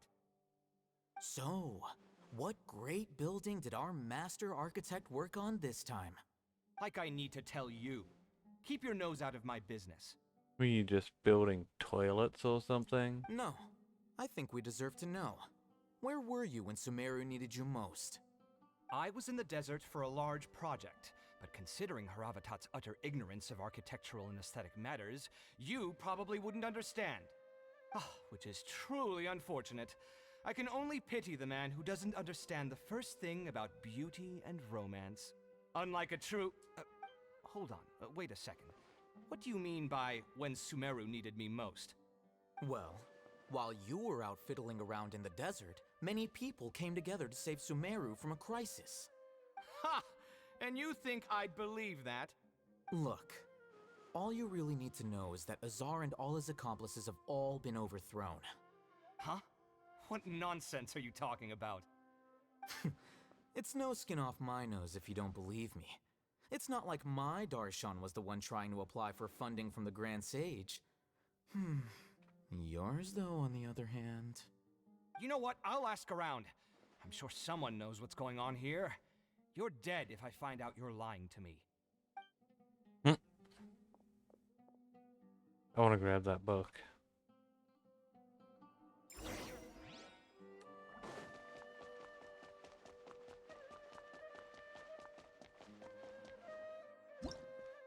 Nope.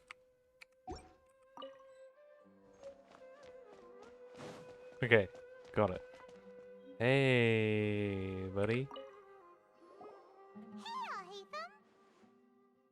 Oh, it's you two. What's the matter? We're running some errands for Nilu. Have you received her letter? Letter?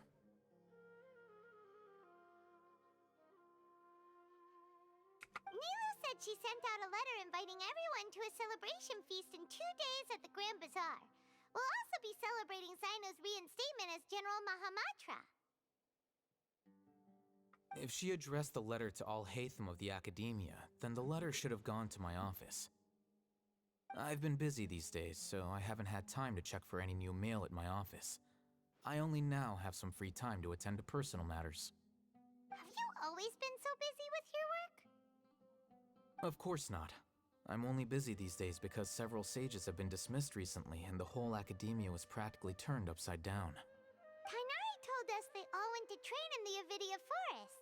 Apparently they will spend the rest of their lives there. That is already the best possible ending for the likes of them. 4 of the 6 great sages were possessed by their desire for power and attempted to create a new god. In order to pull it off, they even imprisoned the other 2 rational sages. To imagine such things could take place in the Academia. I don't know where to begin. The 6 great sages. Sounds pretty powerful. Yeah, you're right. Huh.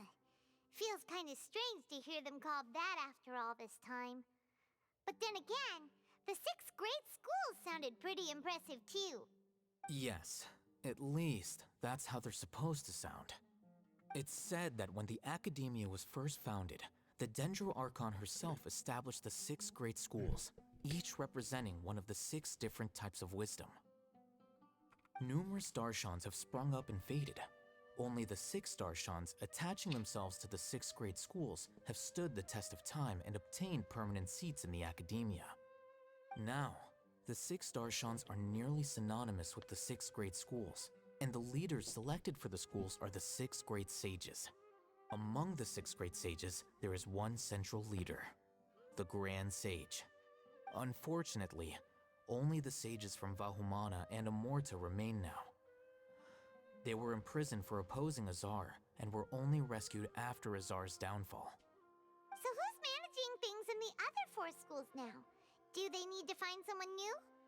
Yes. Normally, new sages are selected based on a strict set of criteria. Oh, didn't you just say something about becoming a sage? If they pick you, then we'd have a huge connection in Sumeru. Paimon's got a point. Yes, about that. You didn't let me finish my sentence. The person in charge of personnel affairs nominated me to be the Grand Sage in place of Azar and help Lesser Lord Kusanali manage the Academia. But I refused. Huh? But why? Can't you be a little more ambitious? I'm not even interested in being one of the 6 great sages. Like I said before, I don't like being a leader. Oh, all right. So are you busy these days trying to find others to take the job? That's not my job either. I'm only responsible for handling important affairs within the Academia before the new sages take office. So you're still a leader now, even if it's just temporary. And the first thing I'll do is reject Kasharawar's application for funding. Bruh. By the way, who was that other person just now? Is he your friend? Do we look like friends? No, you look a bit more like lovers, but... Paimon doesn't know. That's why Paimon's asking. His name is Kaveh, my roommate. You could say he's the representative for Ksharawar scholars. He didn't seem to believe a word you told him. Which is exactly why he always has so many problems. So everything that's happened recently must be a huge change for the people of Sumeru. Thanks for your hard work these days. Such is the work of the Academia Scribe. Well, anyway, no matter how busy you are, since you are our planner, remember to attend the celebration feast in 2 days. Alright, I'll see you there. Woo!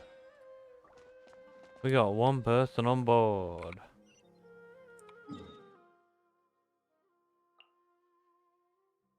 Was Daya down here?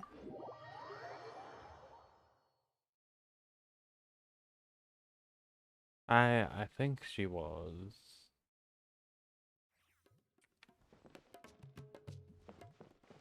I mean, it is a kind of Daya location.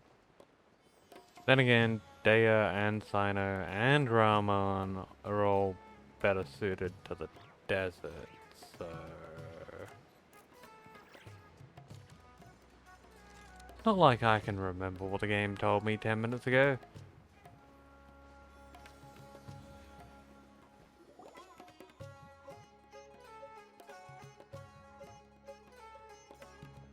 This is Port Ormos. Now where could Hey, Abby. Is that Paimon I hear? Huh? Oh, it's been a while.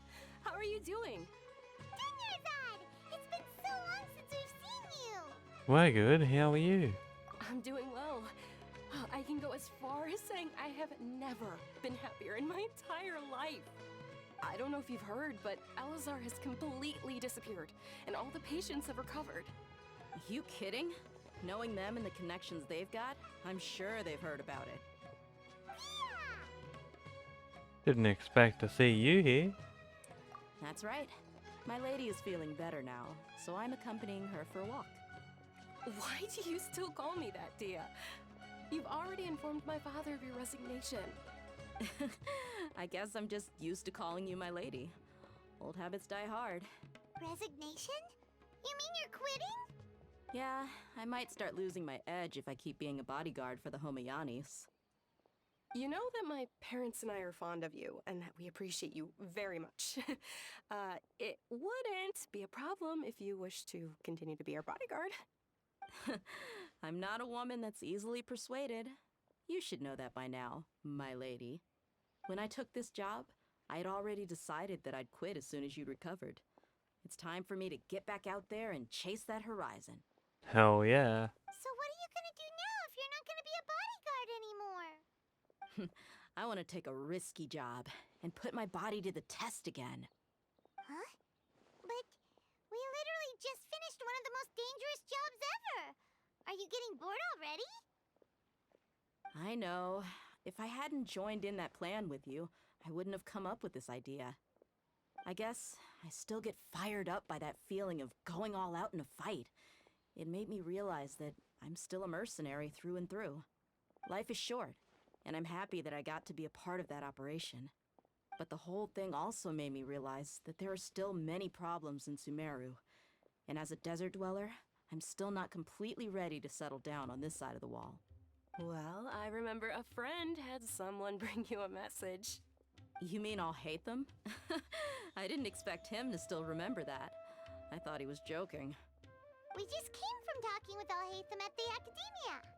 Did he tell you that he suggested that I come work at the Academia? What? You kidding me? What? We didn't hear anything about that. I heard that Azar and his cronies fell from power, and Alhaitham told me that now was a good time to find a job in the Academia. But only if I wanted to. Whoa. Paimon can't see you being anything other than a mercenary. Me neither. But I think Dia would look great dressed up as a scholar. Ugh, forget about it. I wouldn't last 10 seconds in there. Alhaitham probably just liked the way I worked and knew I'm good in a fight. So he suggested I find some work in the Academia. But you know, if you take him up on the offer, Sino might actually agree and let you become a Matra. Because you're super amazing! The Matra have all the talent they need as long as they have Sino. I prefer to be free to live however I choose. In fact, I chose this job from the very start because I knew it'd be right up my alley. Even if being a mercenary means facing all kinds of danger. A lion has to return to the wild sooner or later. If anything, being your bodyguard has been unfamiliar territory for me. I don't want to see you go, but I'll respect your decision. I'm glad to hear you say that. Come on, no need for the sad face. It's not like we'll never meet again. I guess being free is just a part of how Dea operates. Once the whole Dendro Archon thing is settled, everything in Sumeru will take a turn for the better. That makes me happy too. But a peaceful society will probably mean less demand for mercenaries like me. Before long, we'll be a dying breed. So I'd better get to work while I still can. Huh? But wait a second! You make it sound like you're leaving now! Well, no, not yet at least. I promised my lady I'd stick around until next week. So, have you been in Port Ormos this entire time? We were wondering if you had received a letter from Nilu. Oh, did Nilu write to us? Hell yeah. She heard that you were seen in Port Ormos, so she sent the letter here. Huh. It was probably sent to the inn that we're staying at. My lady has been very energetic lately and keeps taking me on hikes, staying out even into the night. By the time we get back, the receptionist is usually off napping on the job. Right, and we tend to leave quite early in the morning, so the old man on duty is also usually dozing off. So what it really sounds like is that the person on duty is always asleep. I bet the letter's at the reception desk. I'll go check later. No wonder there wasn't a reply. You never received the letter. Good thing Nilu asked us to come and check on that. Sorry to make you two come all the way out here. It must be something important for Nilu to specifically write to us like that. Yes, she said they were preparing a victory feast in the Grand Bazaar, and will also be celebrating Sino's reinstatement as General Mahamatra. She was hoping you could come. Great! I'll be sure to attend. Count me in too. But is there some sort of dress code or anything for the feast? Can I just show up looking like this? I think everyone would be very happy if you show up just looking like that. Since it's being organized by Nilu, I don't think she'll be too picky about that. If anything, I think she wants to see us as our most natural selves. Alright, naked it is. Alright, then this is how I'll show up. The feast will be held in 2 days, so don't forget. Sure. Thank you so much for letting us know. We'll see you there. Oh, by the way, do you happen to know where Sino and Raman are?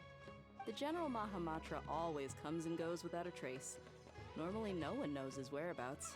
Oh. But last time we met, he mentioned that he had something to do in Aru village. You can try your luck there. As for Raman, your guess is as good as mine. I only remember he said that he had something to discuss with Sino.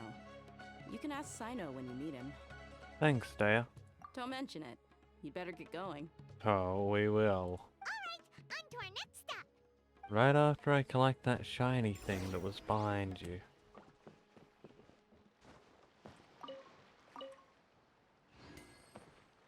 Daya!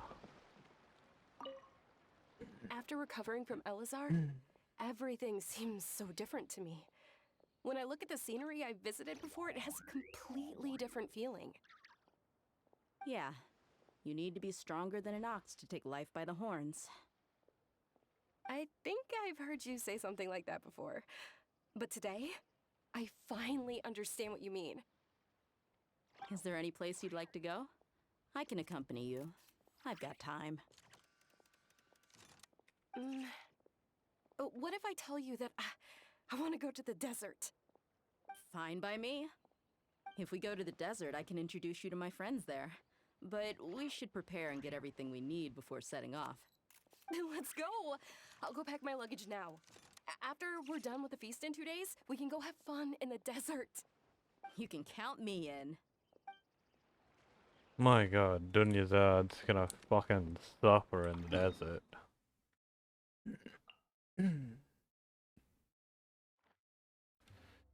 Anyway. Yeah. Over to Aru village.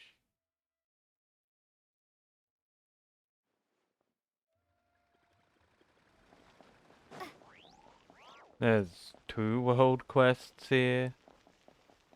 Well, I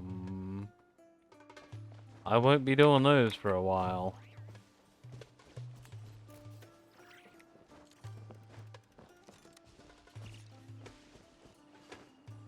Ah.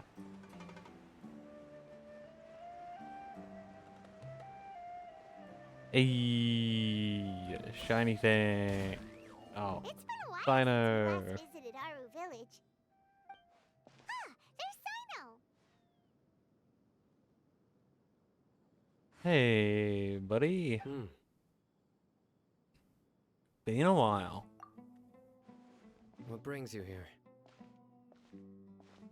Parties.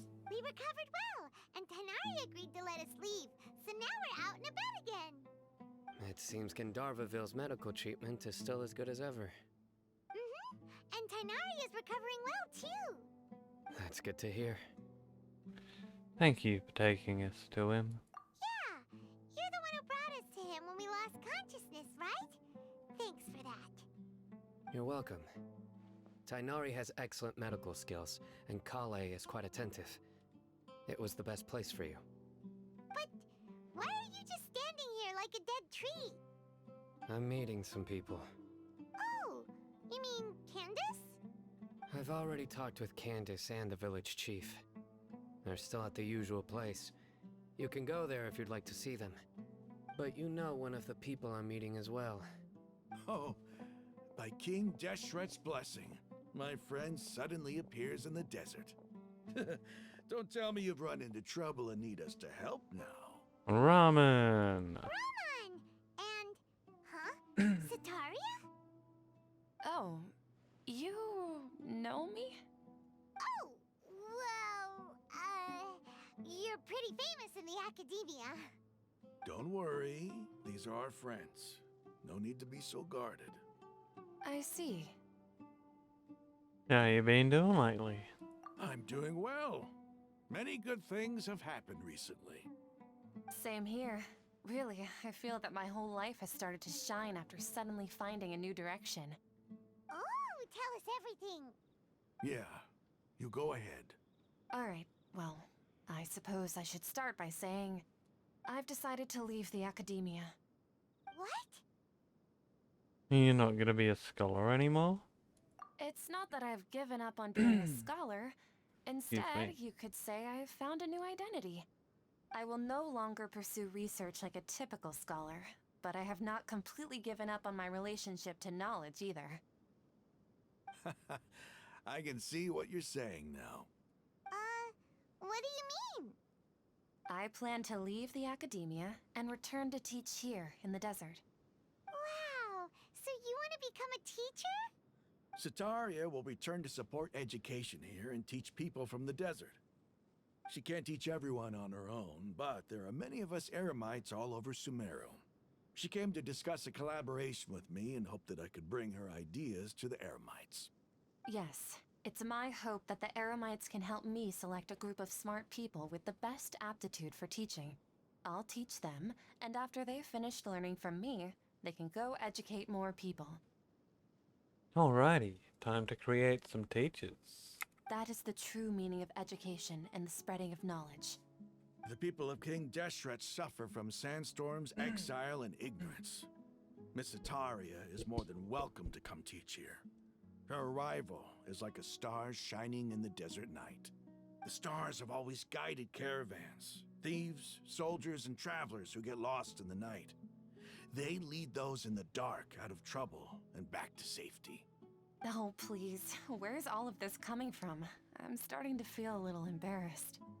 You deserve these compliments. Mercenaries are accustomed to danger and don't fear death, which is why we recognize extraordinary actions that common people would easily overlook. Sataria's idea will bring much good to many people. At first, I feared it was destined to fail. Everyone knows that the academia doesn't allow scholars to teach in the desert without permission. As you know, all knowledge is under their surveillance and control, and very few desert dwellers are as lucky as me. But what I heard at that time has been haunting my heart, as if there were lightning bolts constantly bombarding my soul. Sataria, you tread a treacherous path, and the longer you ignore it, the tighter the academia's grasp on you will become. Sataria, why haven't you gone home? Never forget that the desert that belongs to you lies elsewhere. Miss. These words sparked something in me, and I knew that I had to bring something back to my people after going home. I gathered up the courage to approach the Grand Sage, only to find that he was no longer at the academia. Lord Sino told me that Azar didn't belong there anymore. Azar has received much needed punishment. Though, if you ask me, it may have been too light. You probably have already heard. Yeah, we heard. Lord Sino helped me obtain permission to leave the academia for the desert, and accompanied me here to discuss collaboration with members of the Eremites. Lord Sino? My plan was able to go smoothly thanks to him and Rahman. You're all doing so much for the desert. Aside from that, I also have some other business to discuss with Sino. Lesser Lord Kusanali has allocated many resources to support and develop the desert. I've done some business for her, and part of it required the assistance of the Eremites. I applied for a few batches of educational materials from the academia, and sent them to several groups in the desert, as instructed by Lesser Lord Kusanali. I believe the people will make good use of them. Hog. That's exactly what the people here need. Physical books and other related items. If it weren't for Sino and Lesser Lord Kusanali, I'm afraid we'd never be able to get our hands on them. Apart from this, the academia is also recruiting scholars that are willing to teach in the desert. I'll let you and Satarian know as soon as I have any more news. We must be persistent about this, and maintain these resources to ensure long-term effectiveness.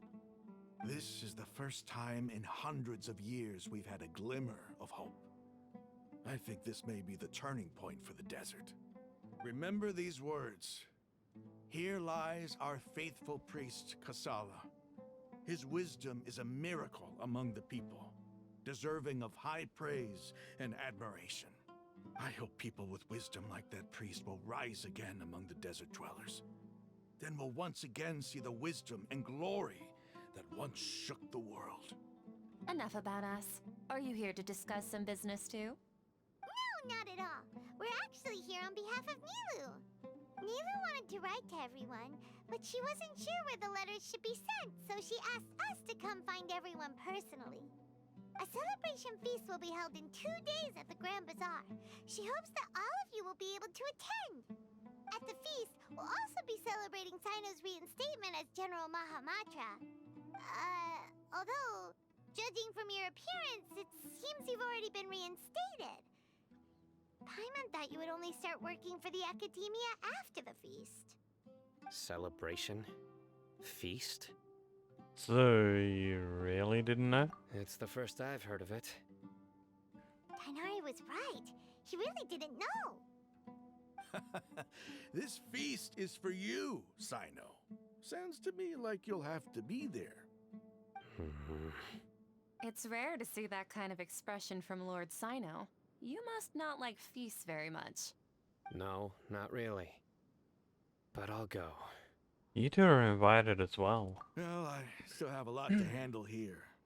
Besides, I need to look after Miss Sataria in the desert, so I'll have to pass.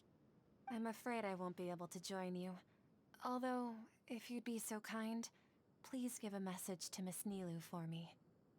The message is, I'm sorry for how I treated you before, but now I understand the beauty of your dance. It's like a light shining in the sky. You and the art you symbolize are not only beautiful, but also lively and powerful, so much so that it was prohibited. Please keep dancing, and someday, I'll be able to appreciate your art in person. I'm sorry, Sataria, but there ain't no way in how I'm remembering all that. Either write it down, or go tell her yourself. Okay, we've got all that down. Oh, you wrote it down? Sweet. We'll give the message to Nilu. Our job here is complete as well. Oh, Sino, remember, party's in 2 days. Make sure you're there. Got it. I like how we don't give him a time at all. Stop placing. Stop it. Stop it. I just want to go back to here. And then we'll wait 2 days.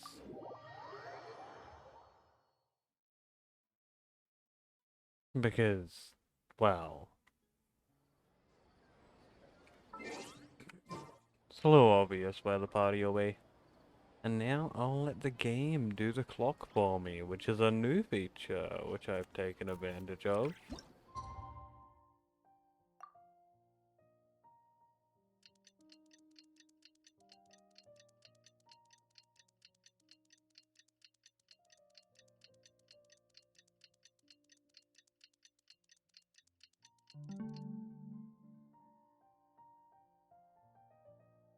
Fuck off.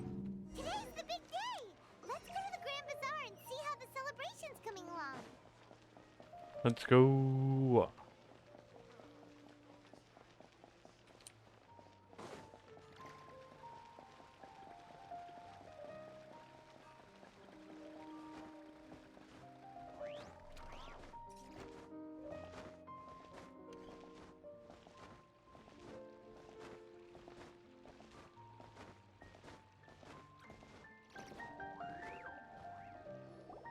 Everybody's already here.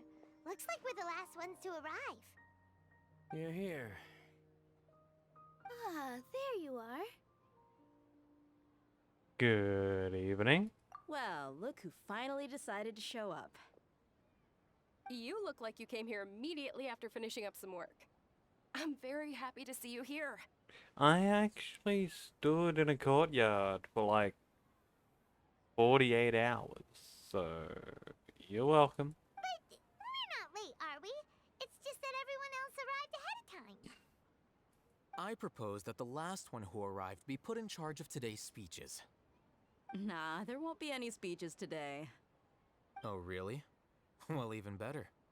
Come join us over here. Let's share some great food and drinks, and chat about all sorts of fun things. Hell yeah. Everything looks quite good. We've got pumpkin.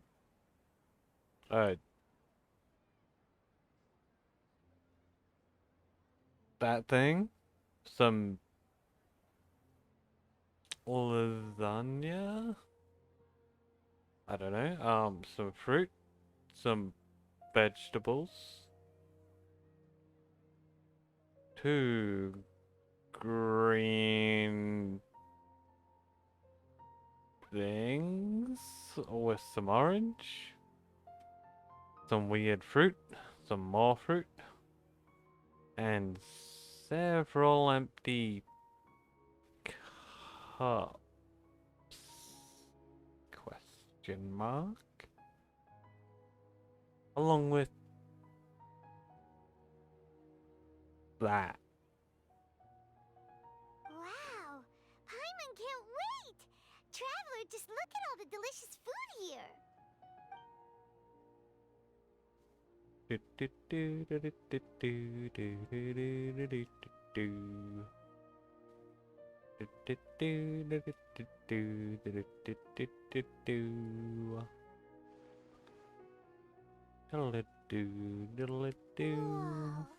It's so delicious!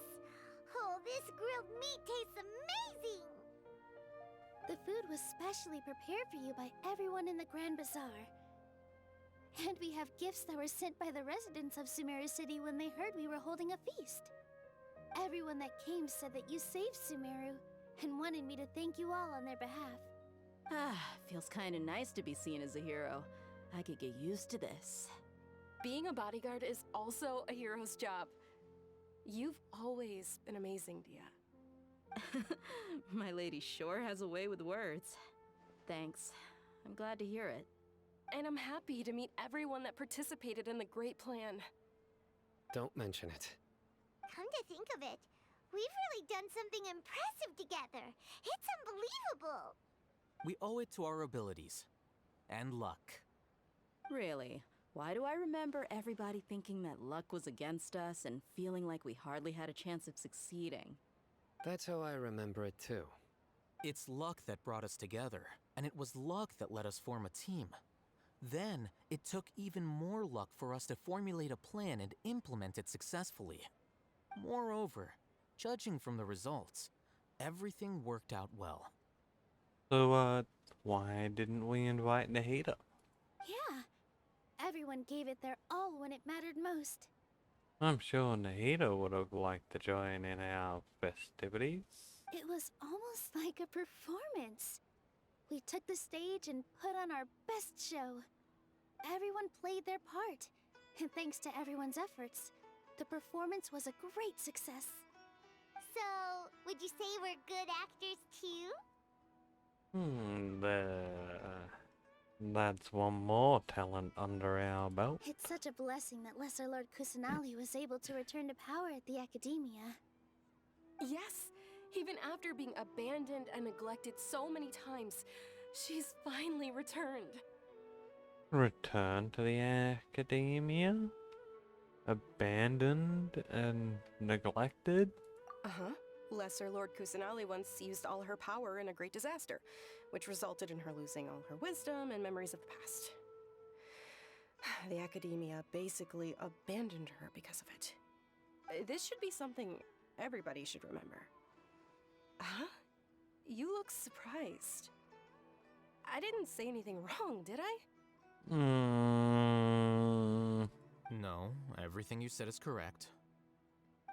That's good. Something wrong? Yeah, what's with that face? You knew all of this already. Don't mind me. My mind was elsewhere. Even if those two giants of the Academia are here, I still have to say it.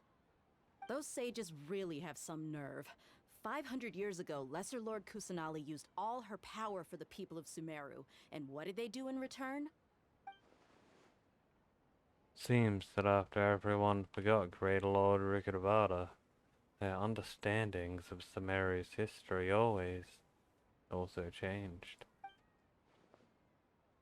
Now everyone believes that Lesser Lord Kusanali has been Sumeru's Archon all along. Maybe I'm the only one in all of Tibet who remembers Greater Lord Rikadavata ever existed. As the witness of all that happened, I shall respect her choice and keep the secret for her. If you bite the hand that feeds you, don't act surprised when it turns into a knuckle sandwich, right, Sino? Perhaps I shouldn't say this, but their treatment of Lesser Lord Kusanali calls for a more severe punishment. Hell yeah. You could simply tell Lesser Lord Kusanali that you wish to have Azar and his accomplices severely punished. I respect our deity's decision, and won't interfere in any way. While we're on this topic, why didn't you accept the Academia's invitation to become the Grand Sage? Are you trying to say that I'm fit to be a sage? Not at all. But every person handling the selection process has said that you are the most suitable candidate to lead the Academia right now. Why? Because he dethroned Azar from power? Could you try to put it another way? This is a good thing, yet you're making it sound like I overthrew Azar for my own personal gain. But seriously though, I always wondered if you had some personal motives behind it. I did have my own motive, but it had nothing to do with being a sage. If the rules of our nation were suddenly cast by the wayside, then it wouldn't be long until chaos ensued. I had no intention of letting their dreams disrupt my life. By that, you mean your life working as the Academia's scribe. Precisely. Wait, is that all? So, that's the only reason why you joined us and came up with all those plans? It's reason enough. You've certainly got quite the personality. You flatter me. All right then. How about you? You've already resumed work as the General Mahamatra, right? That's right. Will you be happy with that life? It's not about being happy. There are merely a lot of things that I must do. Even so, keep your spirits up and try to be happy, okay? And try to smile more every day, just like I'm doing now. Thank you. I'll keep that in mind.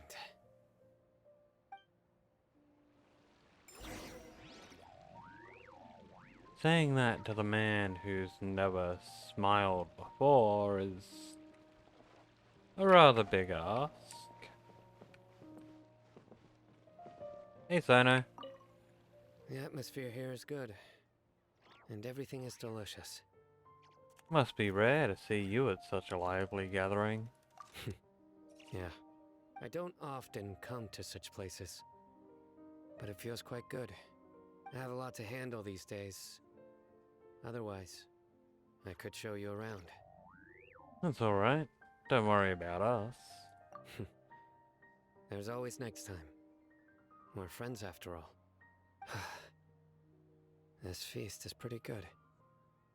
I like it. Hooray! We should buy him some shoes. Ah, there you are, traveler. Well, how is it? Are you enjoying the feast today? If there's anything you're unhappy with, just let me know. I'll be sure to take note of it. That's great. Thanks for inviting me. That's good. It's the first time I've ever invited so many exceptional people to one place. I was a little nervous myself. You see, every guest here is quite extraordinary. It's unbelievable that we've got everyone together here. Almost like a fairy tale. Make sure you live it up tonight.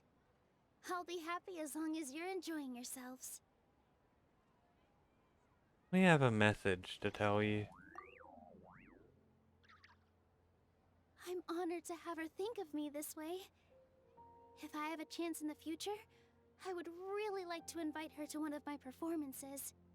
I can't explain why, but I just feel elated right now. Thank you. You're welcome. Everyone loves seeing you happy. Yeah, Hytham. I seldom participate in such lively gatherings, but the atmosphere here is quite good. Huh. I thought you might find it boring. No. This gathering today has a unique meaning. The Grand Bazaar is lively because the people here feel happiness from the bottom of their hearts, unlike the farces at the Academia. That happiness is an emotion that'll be forever alien to those bookworms who have driven themselves insane by studying. I seem to have taken both keys when I left the house. Oh well. Poor Kabe. Hey, Dea. My lady, the grilled meat over there is delicious. Have you tried it? Yes, I also tried some fruit just now. Oh, they're very sweet. What an amazing place to relax. No wonder everybody likes to rest at the Grand Bazaar. You said it. Oh, look who else is here.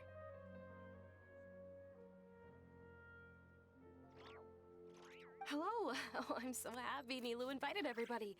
Oh, now I have the chance to meet all the heroes. My pleasure. I'm glad we could come. Hey, less of that polite chit-chat and more eating and drinking. The feast is about having fun, not stuffy formalities.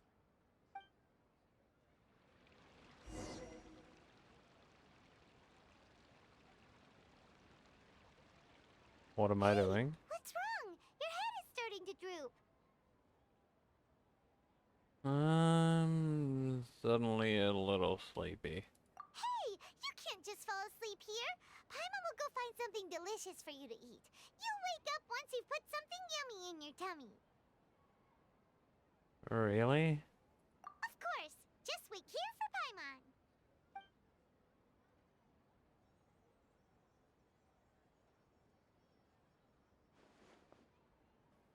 Is it because I didn't sleep well last night that I feel sleepy all of a sudden? Or is it because I'm too full? Huh. Seems like someone is there.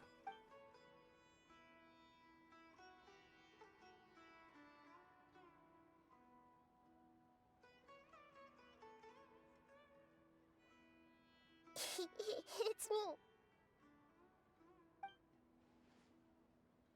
Nahida, looks like my consciousness is connected to yours again. You may blame me for being a bit too self-indulgent.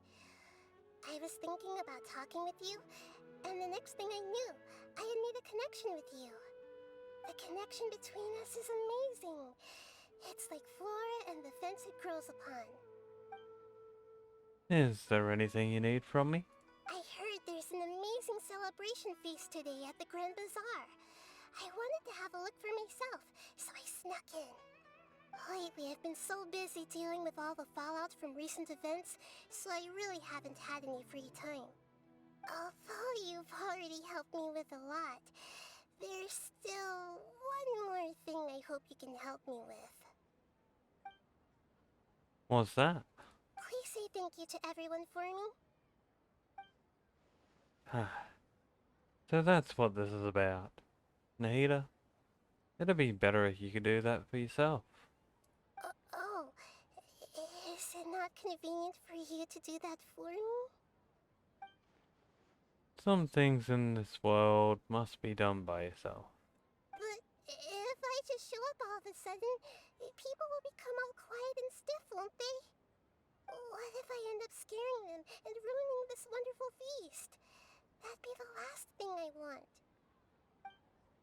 It'll be fine.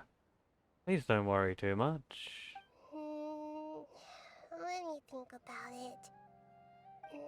Okay. Have you made up your mind? Yes, I have.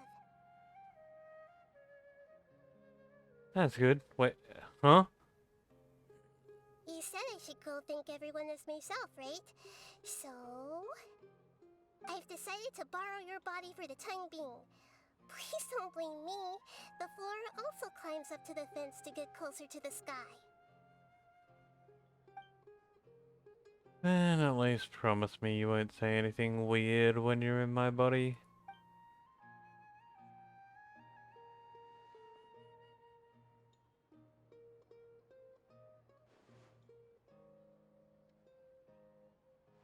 Everyone! Are you awake now? Paimon was just about to bring you the food. It's me. Huh? That voice. Nahida? Hold up, what's going on? I didn't expect to have a conversation with the consciousness of Lesser Lord Kusanali in the Grand Bazaar. Interesting. Is this also a part of the feast? No, of course not. Are you Lesser Lord Kusanali? Hello, Nilu. You know who I am? Yes, I already know every one of you. Nilu, Alhaitham, Sino, Dia, Paimon, and Dunyarzad. Lesser Lord Kusanali? I took the liberty of occupying the traveler's body so that I could thank all of you in person. Thank you so much for rescuing me, even if that meant placing your own safety in peril and taking the risk of becoming enemies with the academia, the sages, the doctor, the balladeer, and even the entirety of Sumeru. Without you, without any of you, I would have been in a much more difficult situation. Had you not helped me to resolve the crisis, not only I, but Sumeru and even the entirety of Tevat would have suffered great misfortune. People refer to you as the heroes who managed to rescue a god. I'm quite fond of this name. It not only explains your identities, but also bears witness to your relationship with me. Please, allow me to present to you my most sincere gratitude. Lesser Lord Kusanali, you have done so much for Sumeru, and I didn't even have a chance to do anything for you. You don't have to do this. Dunyarzad, the suffering you endured during your illness is also proof of you being with me and praying for me. Thank you. You don't need to be so ceremonious. It's always been my duty to protect you.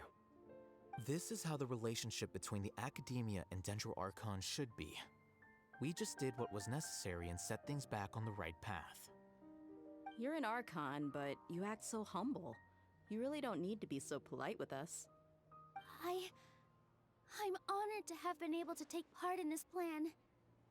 I hoped you liked the dance I dedicated to you. Thank you, all of you. Thank you so much.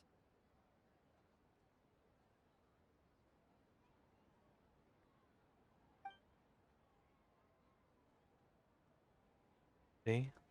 Just like I said, everyone's happy to meet you. Yeah.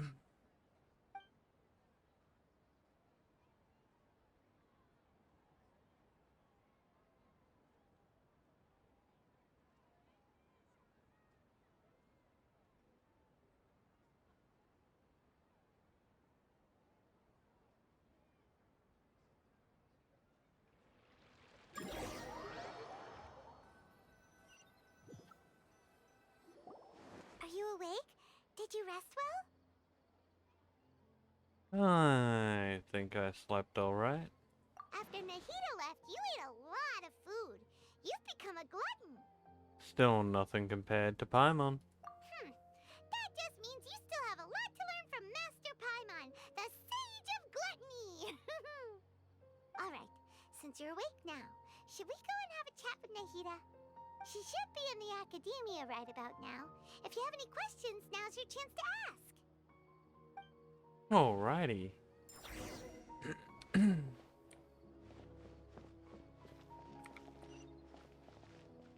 Let's go see Nahida.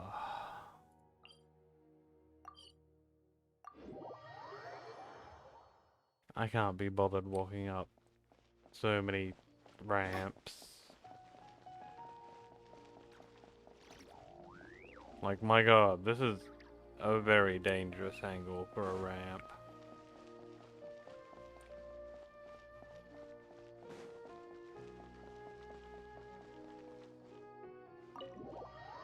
In we go.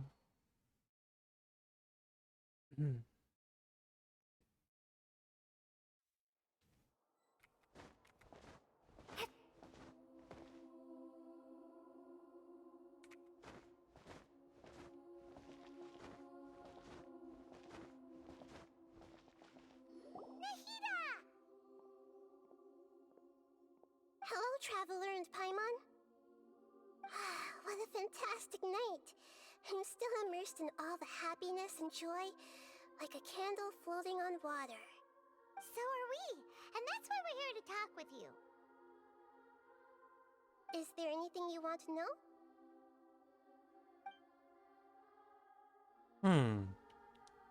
Tell me about the Akasha. After recent events, the Akasha can no longer function as it used to. I've given it some thought, and have decided to shut it down permanently. But this is definitely not a bad thing. Even from the beginning, I've been planning to shut it down. The Akasha's centralized administration of knowledge has always restrained people's curiosity and curtailed the number of paths available to them. I don't think this is good for Sumeru. Although people may initially feel a little uncomfortable with the loss of the Akasha, they will soon understand that this life is more suitable for them. And as for the future of Sumeru, I'm preparing to regain control of the academia. The former sages have received their punishment, but the new sages have yet to be selected. I will oversee the process personally. I hope that the new 6th grade sages will be more focused on academics. Sumeru needs such leaders more than ever. The other big issue is the people of King Deshret. All the residents of the desert, in fact. They have been mistreated for far too long. I've already taken some measures to address this. It will take some time to rebuild everything, but no matter if it's culture, friendship, or trust, we will rebuild it. Let's go. So, what happened after I fell asleep that day? You mean, what happened after the doctor put you to sleep? Yeah. Did he take the Gnosis? You guessed correctly. The top-ranked Fatui Harbingers, up to number 3, possess power comparable to that of gods.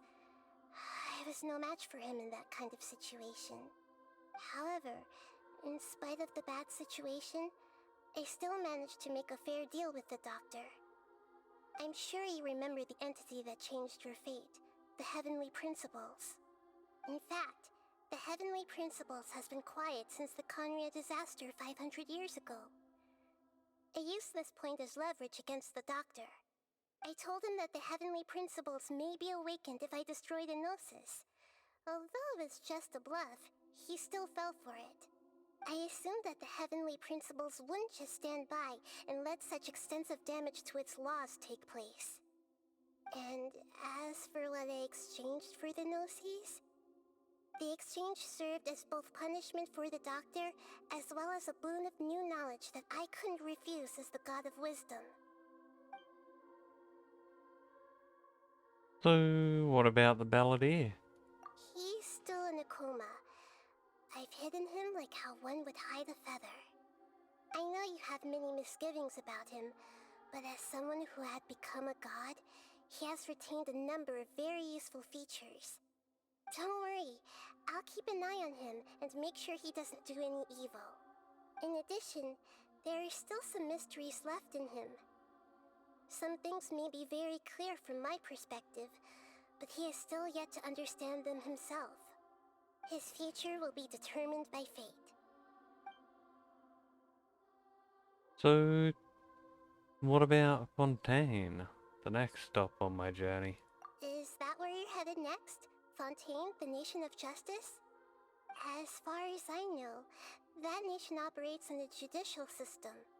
Does their Archon personally judge people? No, there's a Chief Justice in Fontaine. Generally speaking, the Hydra Archon, Focalor, won't preside over individual trials. However, even then, Focalor will still make herself present at just about every trial. It seems that she just likes to immerse herself in that sort of atmosphere. As Archon, she still reserves the right to influence the final verdict. Anyway, let's just say she's got, a very unique personality. I have nothing else to say. Are you sure? Isn't there something else you haven't asked about yet? Huh? You mean... About your brother. While you were resting at Gandharvaville, I took some time to perform an Irminsul search for information on your brother. Hog. But we both came from beyond the Sea of Stars. There shouldn't be any information on him in Irminsul. Yeah! Isn't Irminsul a repository for all the information and memories of Tevat? So there shouldn't be anything on her or her brother. This is true in your case. Irminsul indeed does not have any information on you. However, there must be something different about your brother. Because as it turns out, the world has recorded information on him after all. What? Really? There's only one possible explanation. He belongs to this world. Nuh-uh. How's that possible? We journeyed the Sea of Stars all our lives until we came here. How could he possibly hail from Tevat? Things don't add up. Is there something wrong with my memories? Or is it this world that has done something to him? But nothing about this makes any sense! Wasn't this your first trip to Tevat? Do you know what he's been through? According to the records I was able to access, your sibling suddenly appeared in Conria. After the Conria disaster, he began his journey through the 7 nations of Tevat. But just as his journey was about to reach its conclusion, the Irminsul records on him suddenly become fuzzy.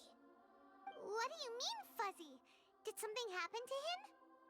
All I know for sure is that somebody, for reasons only they can know, is deliberately obfuscating his fate.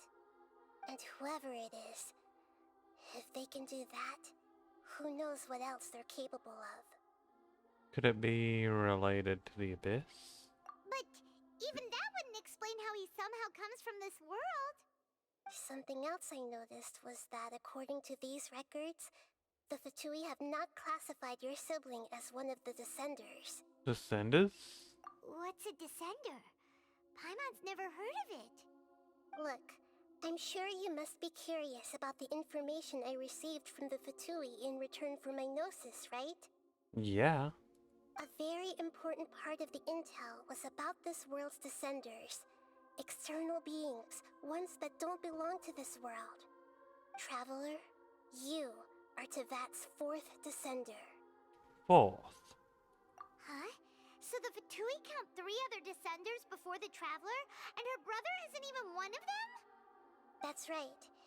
My current hypothesis is that the first Descender was likely what we now call the Heavenly Principles. As for the other Descenders, I still need to verify their existence.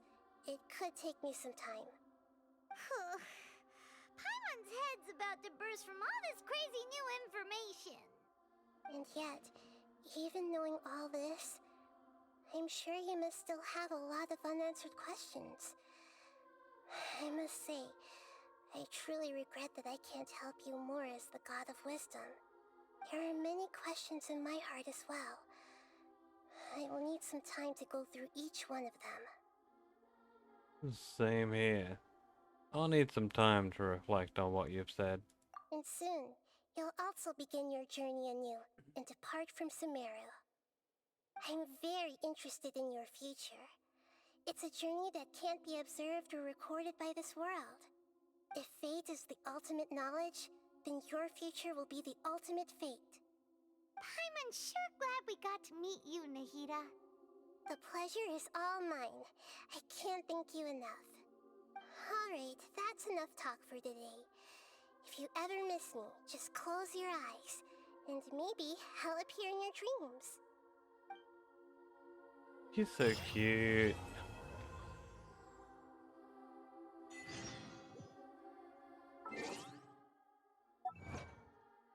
Alrighty.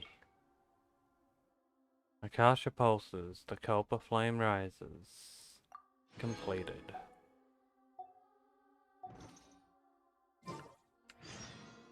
Along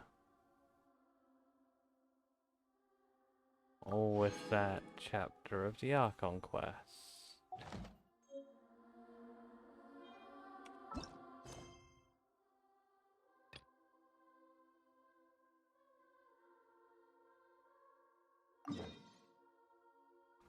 Woohoo! Over to Port Almost.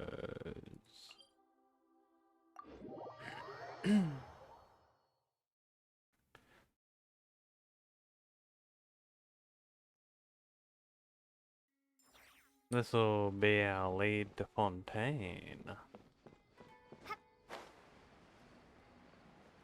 200 meters away. Let's fucking go. I'm excited. I want to see Farina in action. I want this sparkly thing. Yoink.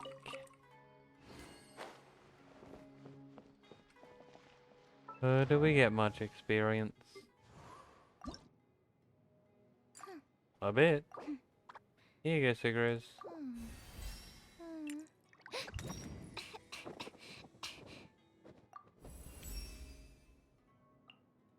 And have the rest of it.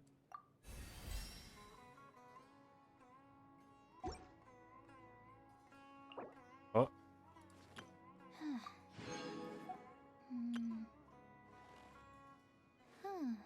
We're gonna need to do some collecting. But that's okay.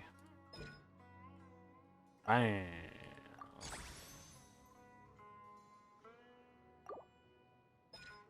And bam.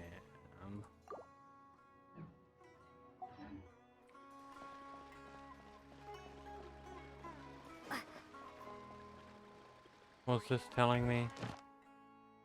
In battle. Huh? Nice.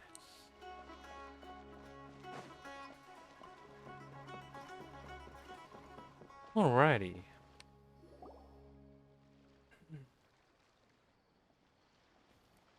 Good day, good sir. Wait, you're that blonde traveler who's on a journey to all corners of Tevat, right? Damn straight. Who's asking? Do you need something from us? You bet I do. I was worried I wouldn't be able to find you. I have a letter for you, you see. It's from another Outlander. He was a crafty fellow, let me tell you. Took advantage of a loophole in our mailing system by opting for guaranteed delivery, then filling in the most obscure mailing address I've ever seen. Huh? Well, we are always on the road, so yeah, it's pretty tough to get mail to us unless we happen to go to the post office on a whim. So, what address did that person give you anyway? He just wrote, next to a small, white-haired talking fairy. Bruh. What? So the address is Paimon? Yeah, exactly, right? And if I failed to deliver the letter, I'd have been bound by regulation to compensate him. Really, he got me good. I count myself very lucky that I ran into you here. Great. Well, let me see this letter. Of course. Here it is. All yours. Come on! Paimon wants to have a look too! It's been a while. How you been? I've heard that the two of you are traveling in Sumeru, and I happen to be in Port Ormuz on an official business. Lately I've been stopping by Jafar Tavern for a drink or two every afternoon. If luck's on my side, this letter successfully reaches you. Come to me then, and we can catch up on old times. We'll see it as a fated encounter. Your trusted buddy, Kaya. Kaya, huh? So he's here in Sumeru. Now that Paimon thinks about it, Crafty does describe him pretty well. Yeah, this is definitely his style. From what he wrote in the letter, it looks like he didn't think there was much chance of it reaching us. Or maybe he's just being sneaky. Do you think he's making this sound like a miracle of fate so that we'd have to go meet up with him? No harm done. It'll be nice to catch up with him.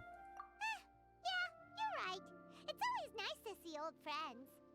The letter says that he hangs out at Jafar Tavern every afternoon. Perhaps we should drop in on him then, huh? Let's go. Carry bat. Bow. Automatic waiting.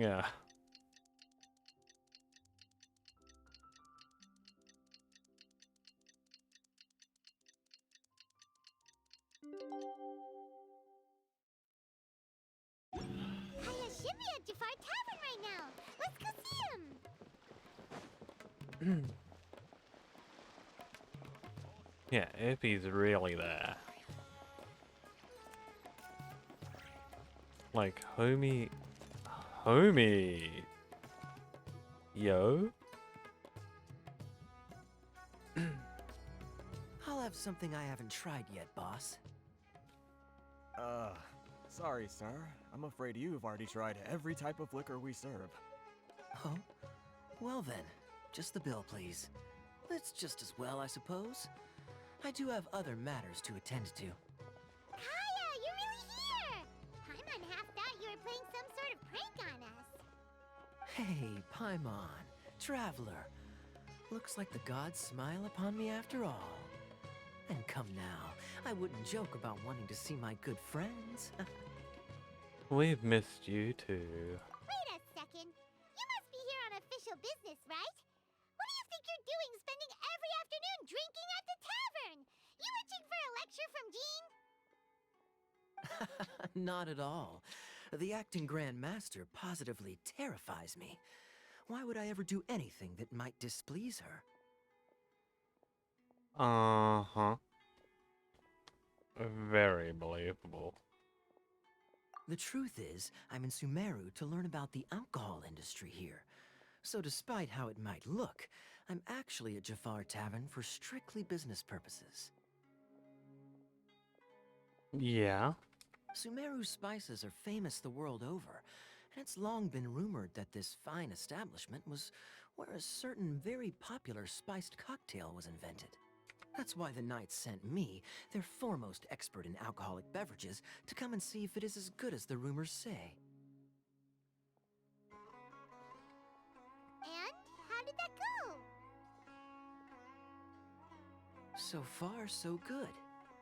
I'm already in talks with some spice merchants in Port Ormos about some potential collaboration. Yeah, that does sound like a great business opportunity. Guess Don Winery and Master D-Luke are gonna make a tidy sum from this one too, huh? Well, let's not get ahead of ourselves. Whether this lucrative opportunity gets passed along to Don Winery or not depends on how nice I'm feeling. Bruh. Hey! Using your job to settle personal grievances isn't very knightly, Captain! I'm guessing you've been to Sumeru before. Oh? What makes you say that? You came to Sumeru all on your own, so you must be quite familiar with the place.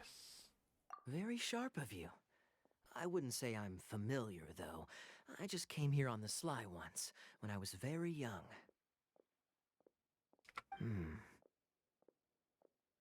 How young? You don't look old. And? Do continue. Do I have to? When I said we could talk about the old times, digging up my past wasn't exactly what I had in mind. You don't have to go into great detail. Well, all right, since you're so interested. Like I said, I was very young then. Don Winery had only just taken me in. I overheard my adoptive father talk about sending a team of merchants to Sumeru during a business meeting. I'm sure you'll agree that everyone's curious about their roots on some level. And my roots? They're in Conria, which is said to have been located deep underground, somewhere near Sumeru. And so I stowed myself away amidst the cargo, and silently joined the merchant delegation on their trip to Sumeru. But it wasn't long before the merchant delegation received news that I'd gone missing. Their leader promptly found me, and before I knew it, my adoptive father was dragging me back home by the ear. It was a short-lived adventure. Sorry I don't have a more thrilling story for you. Speaking of Conria, how much do you know? Honestly, not much. The only reason I knew that Conria was near Sumeru is because I happened to read that in a book when I was young. Sure thing. With Dane standing there, I'm starting to doubt you. My life had less and less to do with Conria as I grew up, and so I started caring less as well. I used to believe that I had inherited some sort of duty from my father. But then I began to wonder. Maybe my father left me in the peaceful land of Mondstadt for no other reason than simply to keep me alive. As well as ensuring that I'd be safely cut off from certain things. The thought that I might be able to actually live a happy life there must have been the icing on the cake. This is obviously all speculation. Simply put, I'm afraid that I'm not particularly in the know on this topic. These days, my surname, Alberich, is probably the only link to Conria that I have left. One death afternoon, please, boss. Huh? Tell me, what do you know about the significance of that name, Alberich? Dainsleif? Ah, you've decided to join us. I was wondering how long you planned on listening in. I believe I've seen you before in Mondstadt. Dainsleif, if I'm not mistaken. So you remember me. Then we are already acquainted, Kaya Alberich, descendant of the Abyss Order's founder. Huh? The Abyss Order? What? I take it that you weren't aware of this until now, Kaya. Or you wouldn't have been so forthcoming with your surname. Oh my. That's quite a lot of baggage for a surname, isn't it? Though I must say, it does confirm an old suspicion of mine. I suppose that was why my father left me in Mondstadt after all.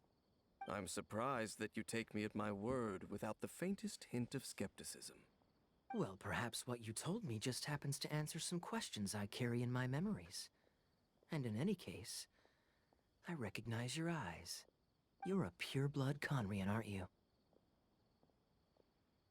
Very clever. Forgive me for being direct, but I sincerely hope this new knowledge doesn't change anything. If you've already let go of your ties to the past, then keep it that way.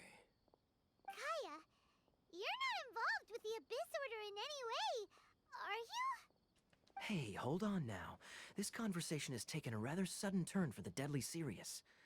And I'm afraid that as someone from Mondstadt, I'm not accustomed to this sort of atmosphere. So what if I know my ancestry? Do I strike you as the type who would be bound by that kind of thing? Relax.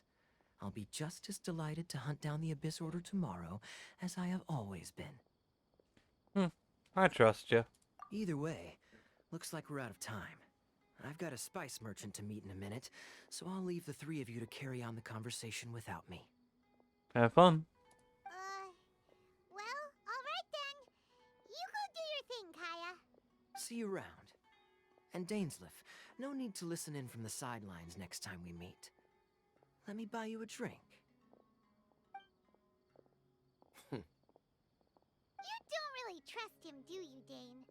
You're both from Conria, but you get on like oil and water.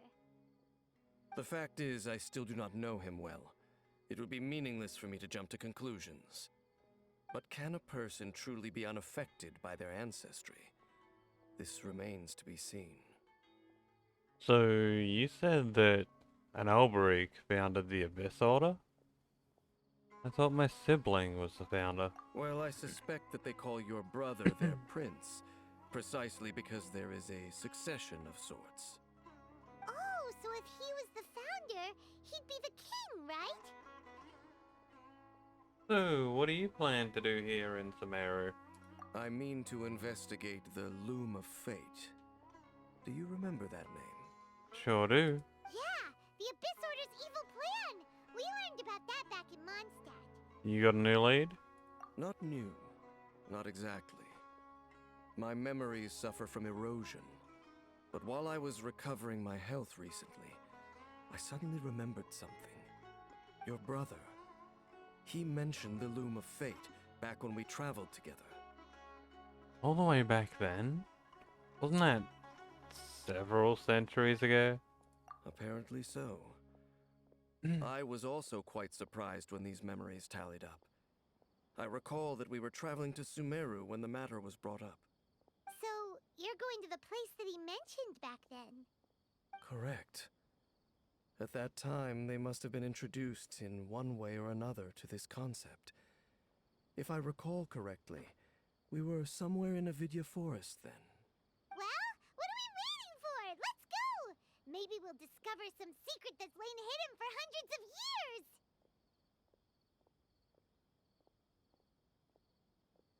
No. Now is not the time. Are you concerned about the Abyss Order? Or waiting for the perfect moment? No, it's just, I'm still waiting for my drink.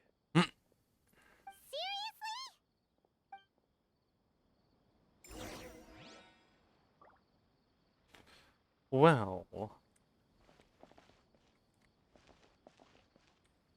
I can appreciate that. Fucking wrong button.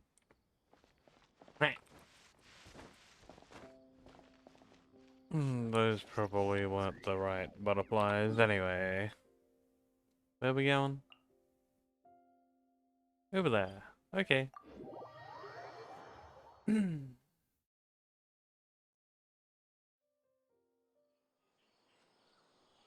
Oof. We on the edge. I guess this is on a pillar anyway. Away we go.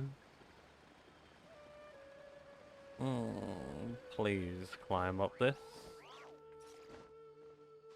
Please?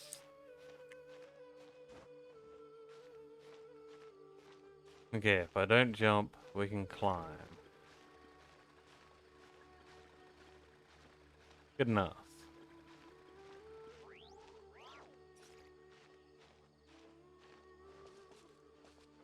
Alright. Time to hang out with Dane. Been a while. Been a good long while.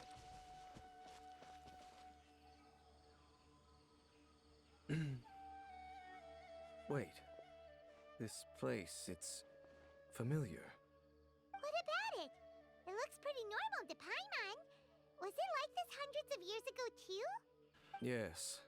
The forest has barely changed from how I remember it. There is very little human activity here after all. Let's search the area and see what we can find. Is this a field? It must belong to whoever owns that house over there. But it looks like it's been abandoned for a long time. You could be forgiven for thinking nothing was ever grown here. Or... It's an extinguished bonfire. Forest rangers, perhaps? Looks like it's been ages since it was last lit. And clearly they put it out carefully to prevent a forest fire, too. That's responsible. Nothing else stands out in this area. All that's left is that building. Come on. Wait, we're just gonna go barging in? What if someone's home? Unlikely. There are no signs of life in this area. We should be able to enter without incident. You say that, but there's a lantern that's lit directly behind me. If you say so. Well, you lead the way then, Dane.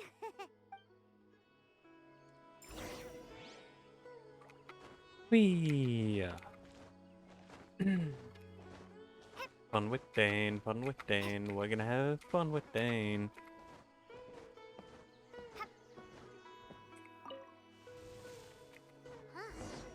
So there really isn't anyone home.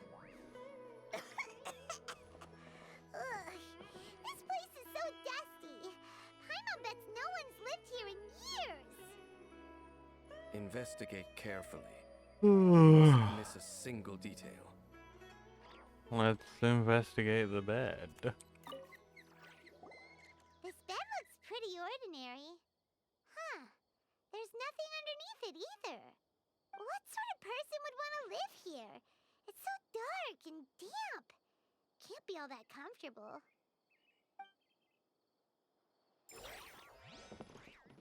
Doesn't look like a bad bed. That's a reasonably thick mattress.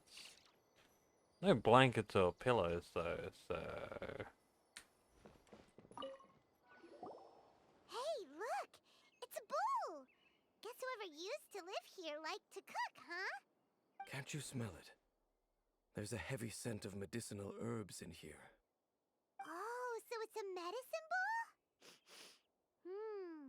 Seems you're right. You've got a good nose on you, Dane.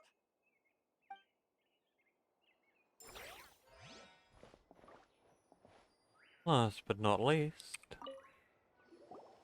There's a box over here. Why don't we open it?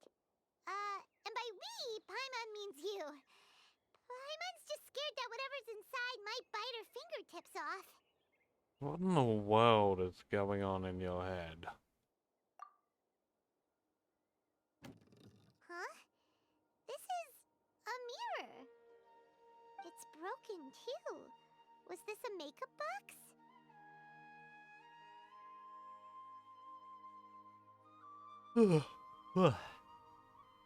It's just a regular mirror. That's kinda disappointing. Paimon was hoping we'd uncover some super big secret, especially after Dane talked this place up. All he said was he remembered being Doesn't look like here. there's anything else worth our attention here. You sure we're in the right place, Dane? My memories are quite foggy, but my subconscious and instincts both assert that something once happened here. But we'll exhaust ourselves if we search aimlessly. I hear noises outside. Let's go and check.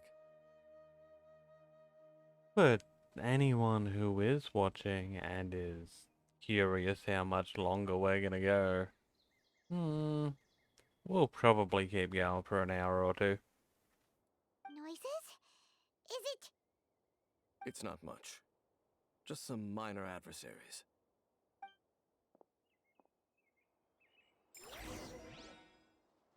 We get to fight? Monsters? Wow, Dane's ears are sharp, just like his nose. He's in surprisingly good shape for a 500-year-old. Although for someone who's as full of surprises as Dane, it's hardly a big deal. Anyway, let's beat up these monsters!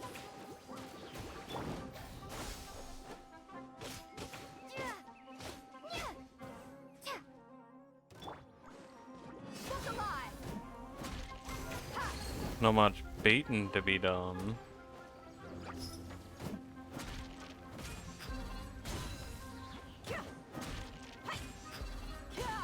Let the show begin. Barbara's got us covered.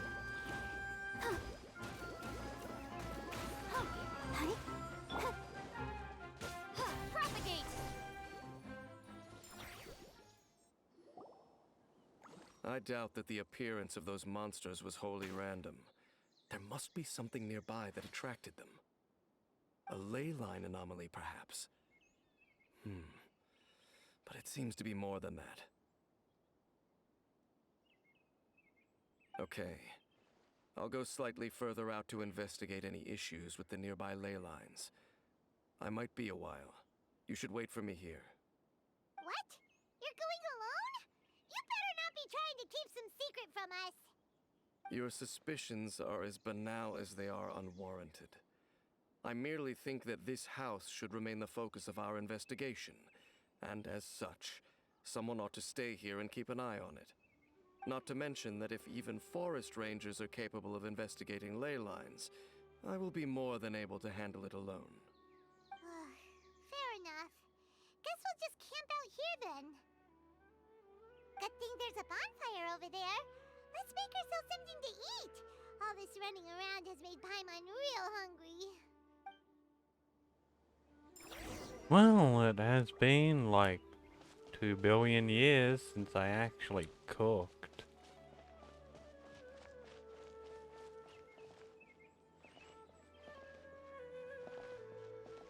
Oh, light the bonfire.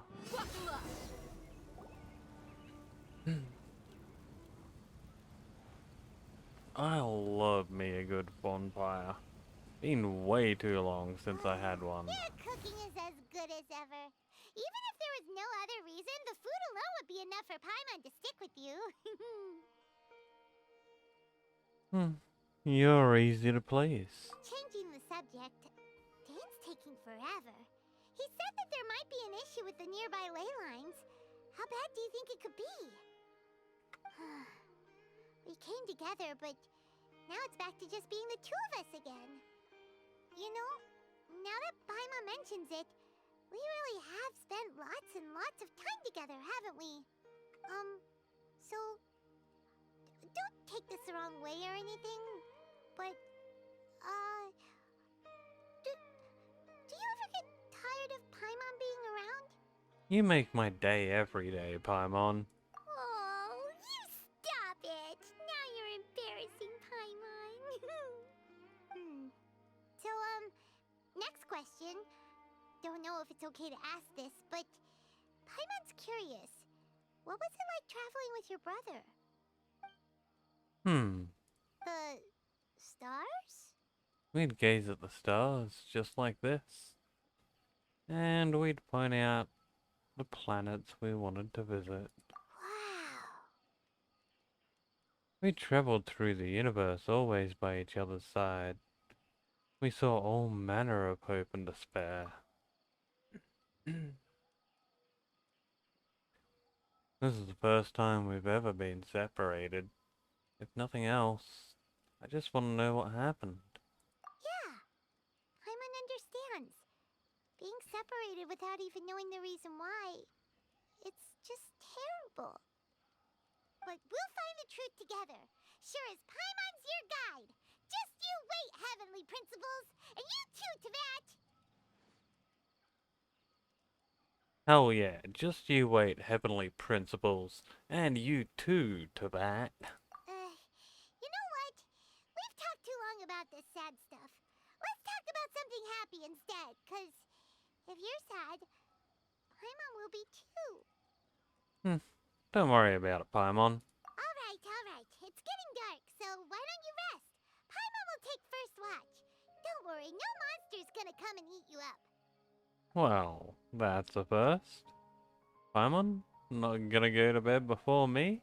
Oh, come on! Don't say that! Paimon just wants to look after you for once. Alright.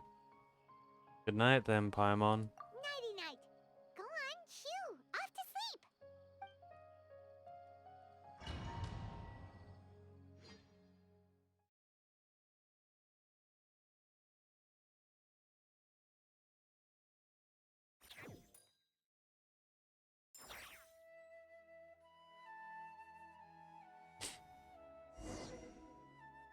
Hey, time to wake up. The sun has risen.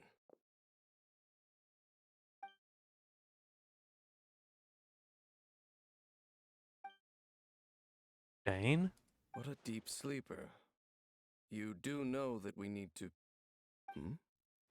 Tear stains. You dreamed of your sibling last night, didn't you? All right. Rest here a bit longer then. I'll head into the forest to investigate.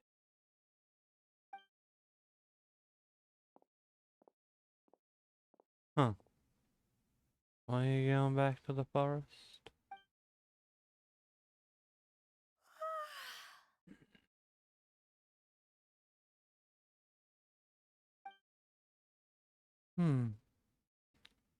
How did I sleep till morning?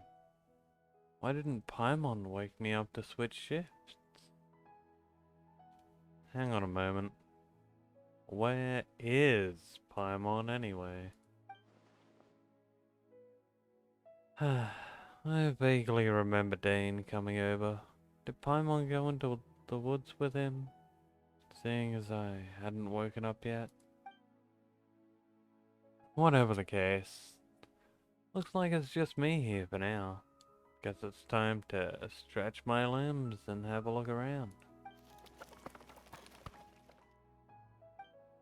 Wait, did that noise come from inside the house? Paimon? Is that you? No reply. I should go inside and check.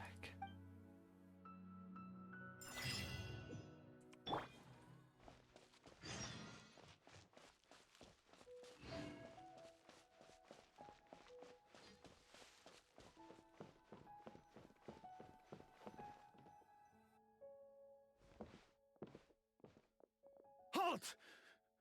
What do you think you're doing? Ah! You startled me. This place is not whatever you think it is. Nor should you be poking your nose into my business. Begone! Whoa, just calm down. I'm only here looking for my traveling companion. Your travel companion? You mean the one that was keeping watch by your side last night? Your companion departed for the forest early this morning. That much I saw with my own eyes. I thought so. Still, I don't know if I can trust this person's word just yet. So, you mean to say you were nearby last night? What business is that of yours, hmm? All you need to know is that I claimed this place first, and what I do here is none of your concern. Do I make myself quite clear? Leave!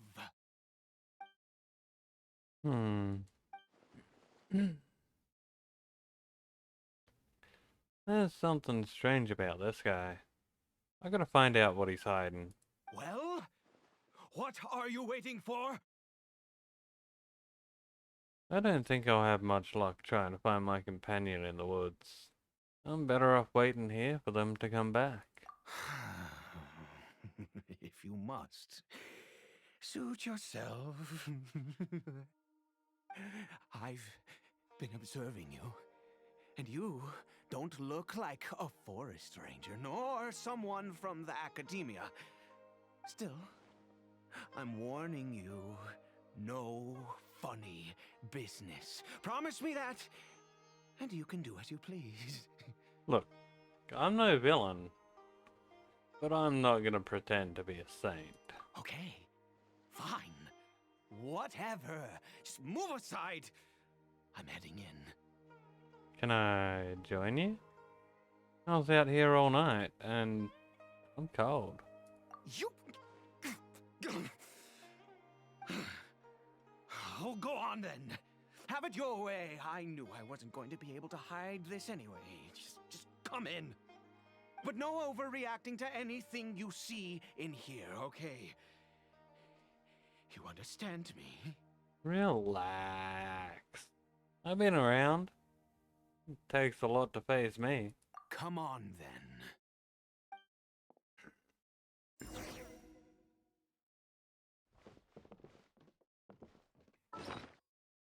Before I do anything more, goodbye, cat.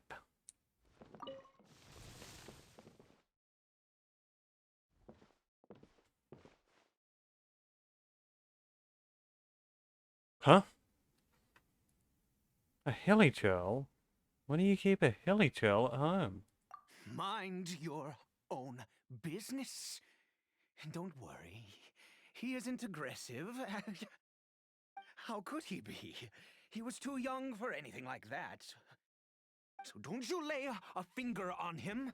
Just find yourself a corner to rest if you're tired or cold. You're from Canria, aren't you? Huh? You know Conria? Who are you, exactly? And how do you know I'm from Conria? I'm just a traveler. I've met others from Canria. Your clothes, your eyes. Do you worship a god, traveler? I follow no god. In fact, I count some of them as my foes.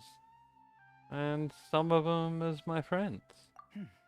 Sounds like you've had an eventful life. All right, well, my name is Ida, and you are correct. I was once Conrian. I apologize for my earlier hostility, but you must understand, as far as I'm concerned, humans who do not worship the Seven are nigh extinct. And all who place faith in the gods are my enemies. Spoken like a true Canrian. That may be.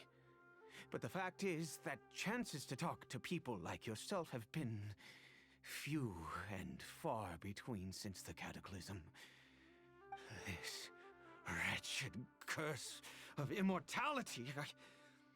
Who knows how long I must continue to suffer like this? What exactly is the curse of immortality? The curse? It was a little gift given to the people of Conria by those vile gods. We lost our home, our loved ones, everything. The agony of the cataclysm itself was already too much to bear, but then came the curse, robbing us any chance of release.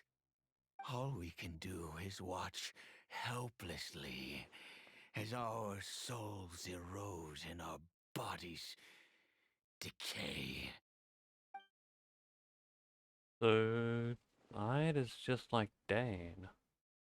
Someone who bears the curse of immortality. So, Why did some people turn into hilichurls? While you were afflicted by this curse instead. Because, although Conria began with a single bloodline, it was a home to others too. Any who forsook their gods and came to Conria were welcomed as our fellow citizens. When the cataclysm came, we pure-blood Conrians were declared the greater sinners. Upon us the gods placed the curse of immortality. But those whose ancestry belonged to the domains of other gods were punished with the curse of the wilderness as they fled, turning them into monsters. So, who was this hilichurl to you? He is Kari Bear, my illegitimate son. How times have changed. I can say that out loud with no consequence now, but it was once a matter of unspeakable shame. I was a noble of Conria, by blood, but I resented the life that my family had arranged for me. Then, one day, I met a beautiful woman amongst the people. Her roots were in Mondstadt, but that mattered not to me. It was love at first sight. Kari Bear faced great hardship from the very moment of his birth. All due to my selfish desires, and I was never able to be there by his side for any of it. And after all that, he turned into a hilichurl right before my very eyes. I always owed him much, and now at least I can finally be close to him. What happened to his mother? She was. We were separated. I do not wish to dwell on it. I'm sorry. I know this must cause you great pain.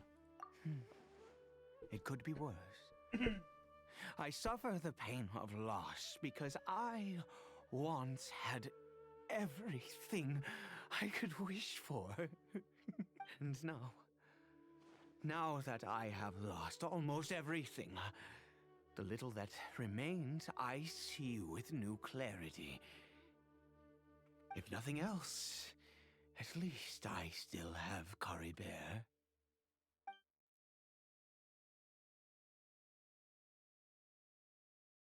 So, what do you plan to do now? What were you planning to do around here? Yes, that reminds me. I only returned here to check on Kari Bear, but I do have other things I wish to do. You may come with me, if you're so inclined. Not like I got anything else to do.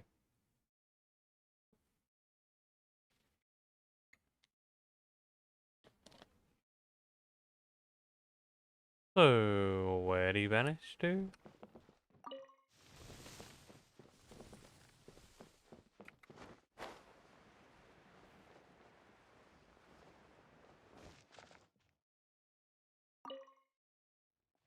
Over here. A crafting bench? What are you gonna use this for? I'm sure you're wondering why I brought Kari Bear here to Sumeru. Well, it's because he needs a medicine that can only be made here. One which will help him to recover his clarity of mind. Recover his clarity of mind? When we were in the chasm, Dane said that the curse could not be undone. Is recovery really possible? I do not hope to break the curse. I am well aware of my powerlessness against the punishment of the gods. But it is said that this medicine is imbued with the power of Sumeru's god of wisdom and can awaken the mind from a state of deep stupor. It has been used in the past to treat cases of mania. I believe that it might just work. Where'd you hear this? I read about it in a book. From the Royal Library of Conria. It was banned. I mean, since this medicine requires the power of the Seven to work. In my youth, I disliked the life of nobility and craved excitement. I was leafing through some forbidden text and happened upon it. You know, there must have been a reason it was banned. What other choice do I have? What exactly would you have me do, huh? The gods have already punished us. What does one more sin matter now? Don't get too worked up. I understand. No matter what, you gotta try. Never mind. As long as you understand. I'm sorry. I struggle to take control of my mood sometimes. Perhaps a consequence of having lived too long. As it happens, I am in dire need of some help to make this medicine. My hands don't have the dexterity they once did. I fear they may be decaying from within. All thanks to this curse of immortality. Okay. To start with, take this ingredient. A flower or mushroom? I've never seen this kind of mushroom before. Also, do you have any of Sumeru's regional specialties on hand? I believe they're called Kalpalata lotuses and Sumeru roses. No, but I can go out and get some. Could you really? Oh, much obliged. This is the method for making the medicine. You just need to follow the steps.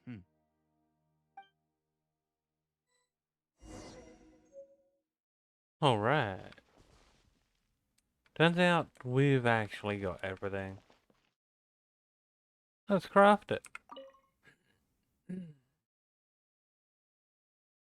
Earth, water, wind and fire. Craft for me what I desire.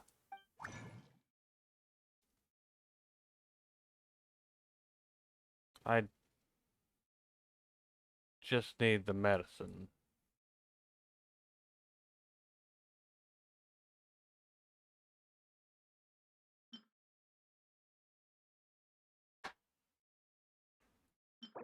So I just need a Kalapata lotus.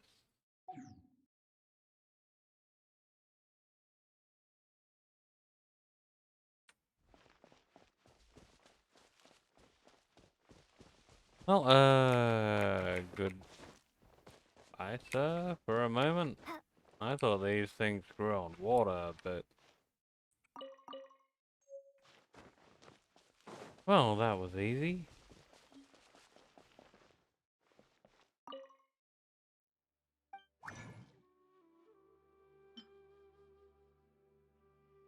Bam.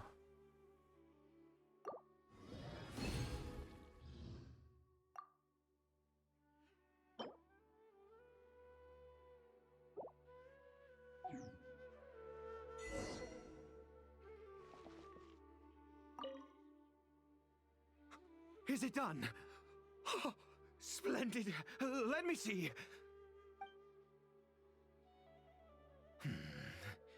In all honesty, I do not know what the end product is supposed to look like. The banned book didn't feature any illustrations. Well, the moment has finally arrived. Curses. Is it time to give Carrie Bear the medicine? No! We need to perform one final step to complete the medicine. I said before that this medicine relies on the power of the God of Wisdom for its restorative effects. Which means we must pay a visit to a statue of the Seven. Oof. That can't be easy for someone from Conria. Since he needs the God of Wisdom's power, should I get Nahida to help? Forget it. I'd hates the gods. It could complicate things. I'll just do it his way. Let's go. Bring the medicine with you.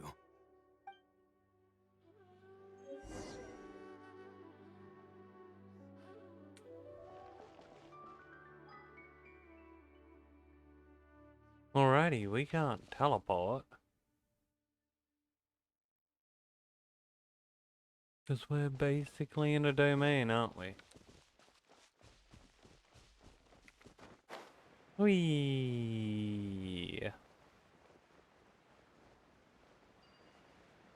At least it's easy to get there.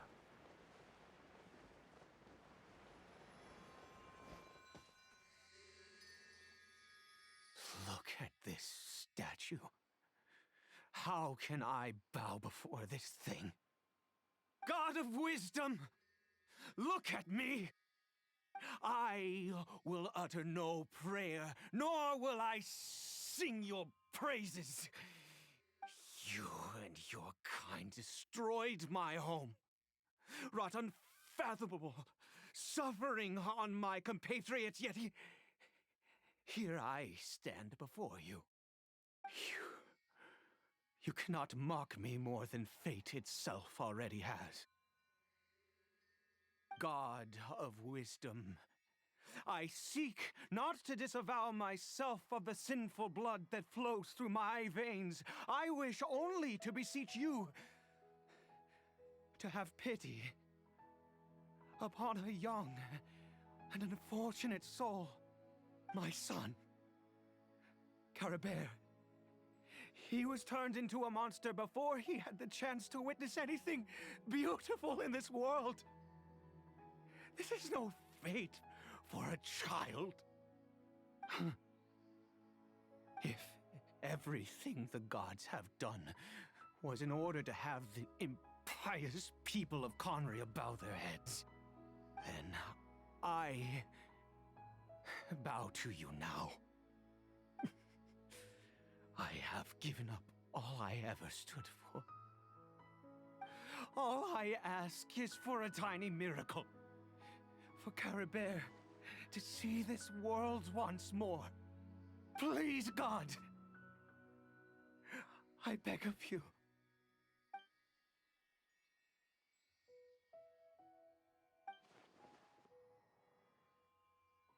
I may not know the whole truth behind the cataclysm, but the people of Conria have truly suffered.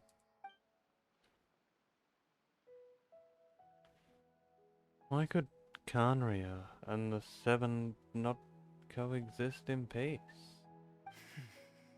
I have made quite enough of a fool of myself for one day. Let's go. Things will get better.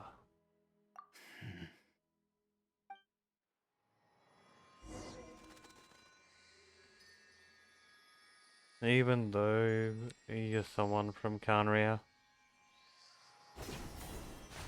the God of Wisdom is kind. Whether it be Nahida or Great Lord Rukadabata, they'd help.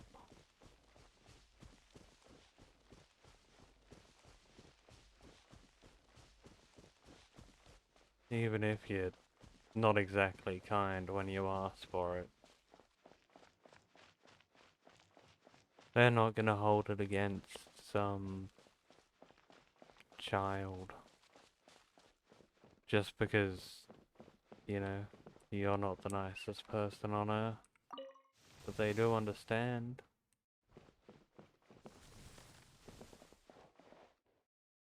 Carry Bear.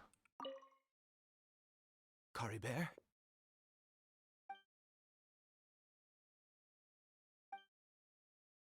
The Hilly seems almost lifeless. Its reactions to everything are incredibly weak. Well, we've prepared the medicine. We might as well try it.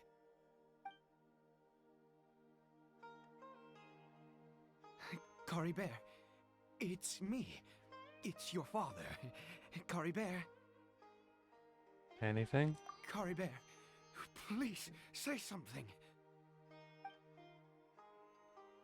I'm sorry I couldn't be at your side when you were born. And that I failed to reach you and Mama in time when you both were suffering. But I'm here now. Papa's been by your side all these years. I've never left you, not once. Are you still angry with me, Curry Bear? I know you're awake now. Do you not want to talk to me? I'm so sorry, Curry Bear. Forgive me. Please, say something, anything. Please. Please. I'd stop. Oh, gods above! What more do you want from me? You took everything from here, and I still bowed to you. I'd give you my very life if only you cared to take it. But you won't even let me die. I knew it. I should never have trusted anything that had to do with the gods. I was just deluding myself. The gods of this world have never stood with humanity, not even for a moment. Calm down, Ide. There might be other reasons why it didn't work. Other reasons?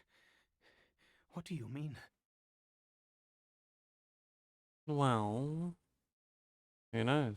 Maybe the dosage was too low. Or maybe it takes a full course of treatment. Huh. You really think so? You have to exhaust all options.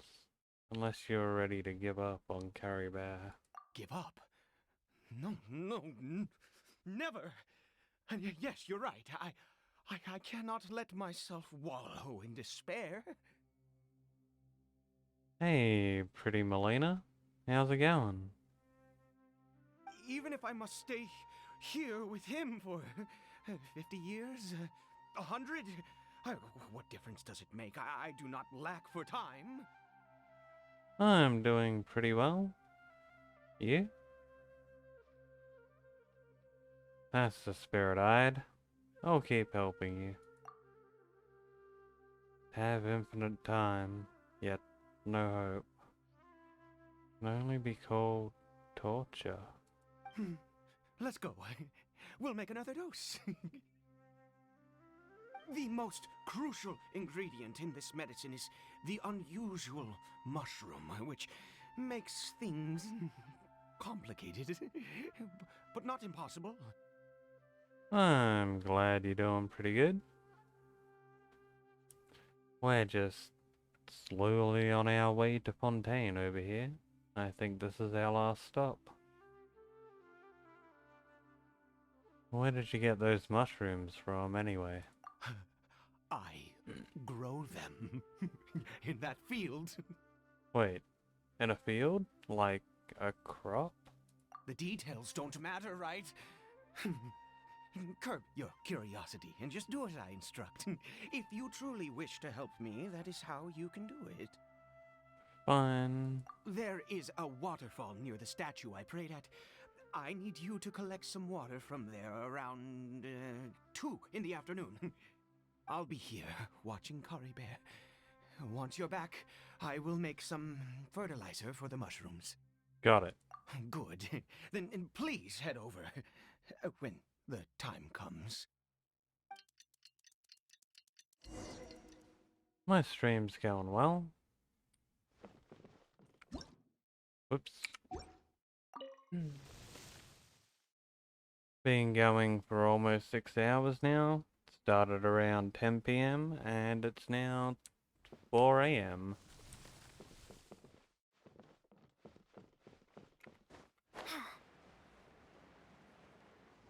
Alright, let's go get some water.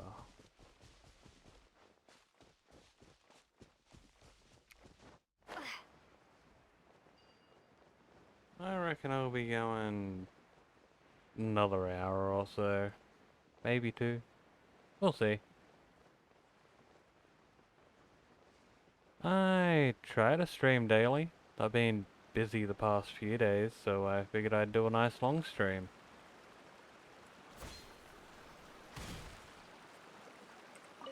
Let's get that water.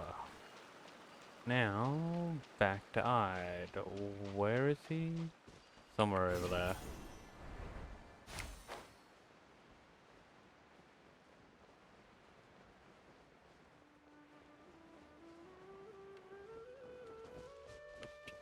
Up we go.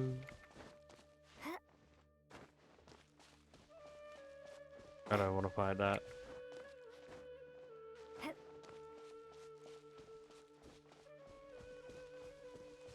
No reason to start any fights while we're helping some guy with his son.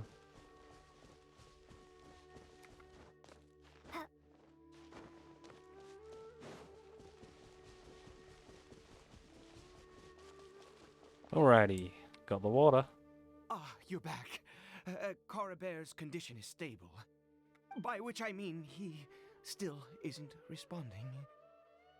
Anyway, give me the water. Here you go. 1 pail of water. Drawn from a waterfall at 2 in the afternoon.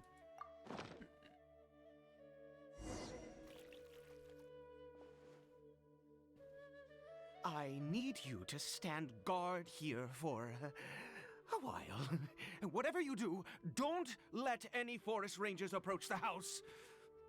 Understand? You got it. Ah, good. I'll be back soon. The fertilizer won't take but a moment to make.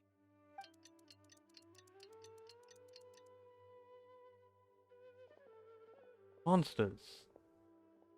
And so many of them. Looks like they're coming for this field. Does watering the field somehow attract monsters? Better fend them off.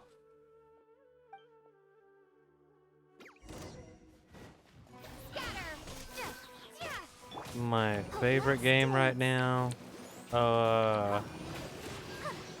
That's a real good question. Maybe AI Somnium Files, the Nirvana Initiative? Or Genshin? I'm not really sure. What about you? What's your favorite? Fuck it, Farina, get in.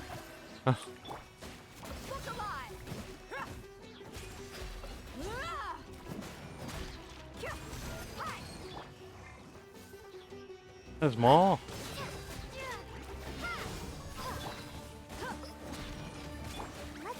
Go, Barbara.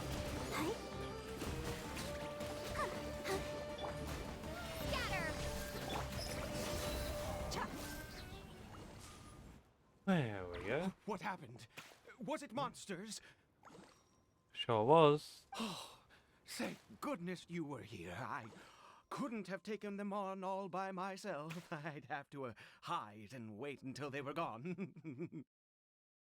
I don't play Phasmophobia. Like, it seems pretty cool. That'll be fun, but I don't really have the friends to play it with. So I'm kind of stuck there. It doesn't exactly seem like a single player game. Oh, yes, I've got the fertilizer. The effects can take some time to kick in, so let's get on with it. Fertilize. Next, we pick the mushrooms and repeat the same steps as before to make another dose. I trust you still remember the method. God damn, dude, that's some fucking good fertilizer. That shit grew instantly.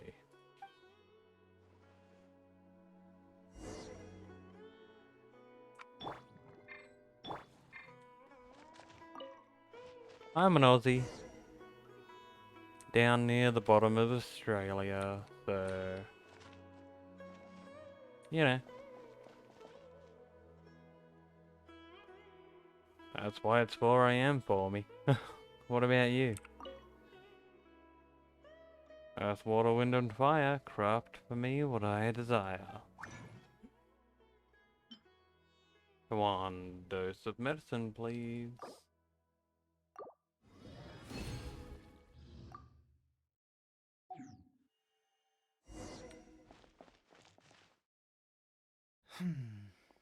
You're from the States? Nice. What time is it over in America? I'm guessing it's like afternoon or something. What do you want to suggest? Medicine's ready. Oh, sorry. I just, after resting in this field for a while, my thoughts began to wander. I have been so very wary for many years. If only I could fall asleep here in this field and never wake up again. But though the curse denies you even this, you still have Curry Bear. Why don't I use channel stuff? What do you mean by channel stuff? I do indeed. That's why it was just a fleeting thought. Thank you for your help once again. And now, for the final step. Are you talking about like channel points and redeems and all that sort of thing? Nope. Logo, banners, emote, badges. Overlay, intro, outro, VTuber model, gaming room. Well, you haven't been here very long.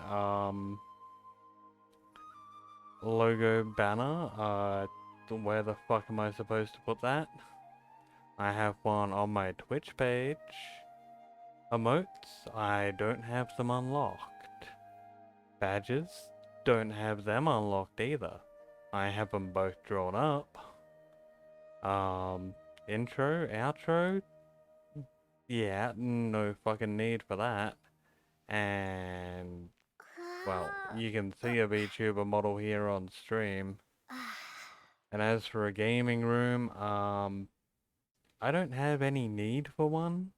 I'm not the type of person to sit around and talk shit for ages. I come here to play games, and I talk while I game. Simple as that.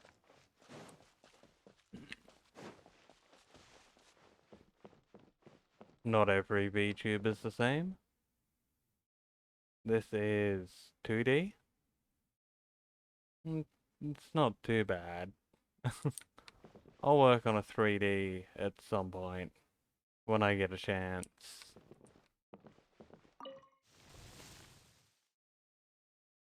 I still need to do some more work to this model. Well, back to the Statue of the Seven. Not inside. Yup. Gotta blast the medicine before we give it to the kid.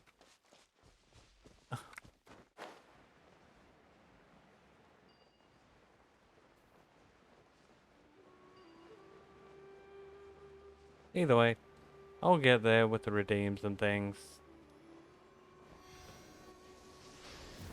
We're here. Let's begin.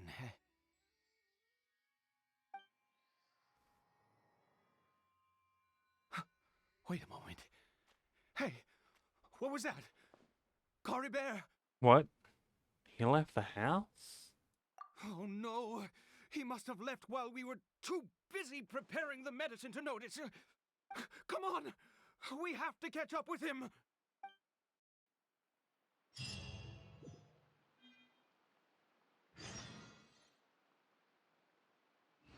Hey, pretty Melina. Look, I like the look of my model. I think it looks good. If you don't like it, guess what? You can fuck off. Now, please kindly shut the fuck up before I ban your ass, okay? Okay.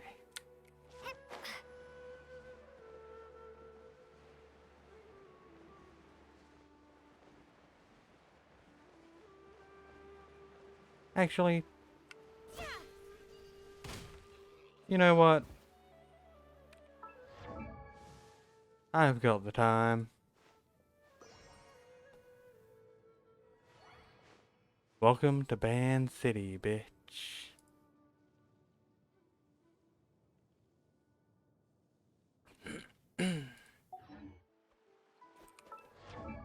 Alrighty.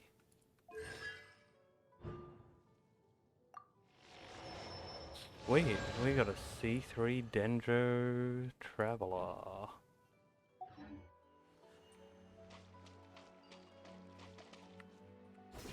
You know, it's not every day I get to ban someone. Actually, wait. It is almost every day I get to ban someone. I'm fucking winning, guys.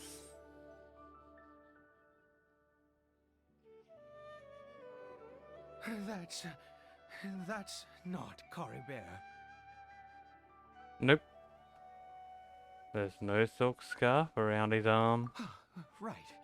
Cory Bear's scarf was a gift I once gave to his mother. I use it now as a marker of sorts. My eyes must be going. How could I not recognize my own son? This decrepit body of mine. Still, this hilly show, there's something strange about it. Yes. It doesn't seem interested in us in the least.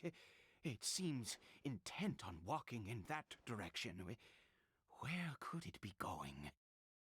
No idea. Let's go have a look. Yes. The more we know about hilly churls, the better.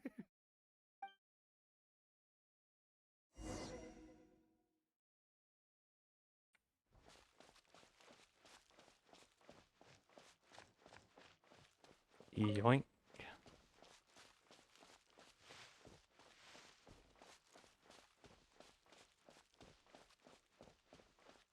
Did it go in here? Well, let's head in. Ooh, into the ominous cave.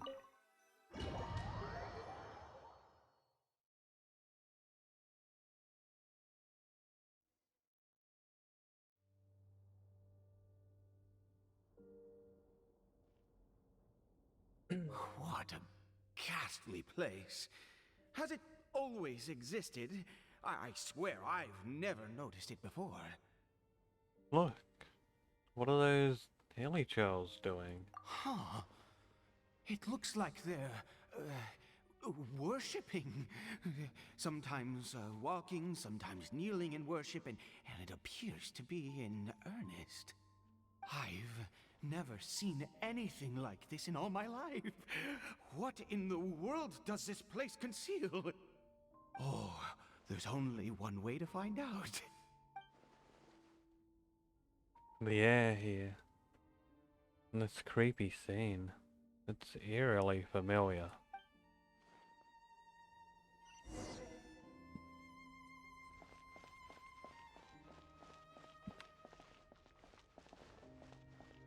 Kinda like the chasm.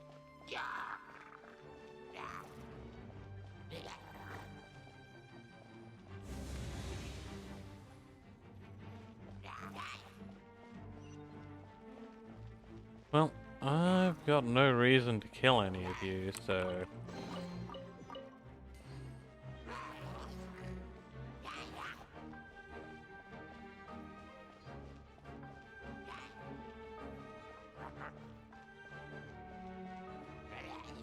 I'll just walk over here.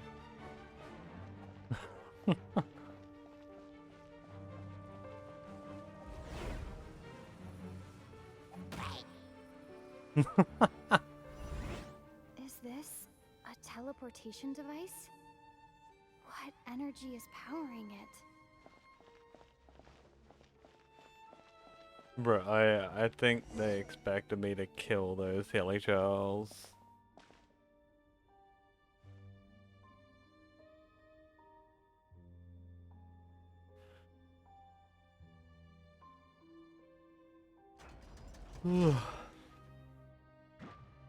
Ah. Do I even need to kill the slime?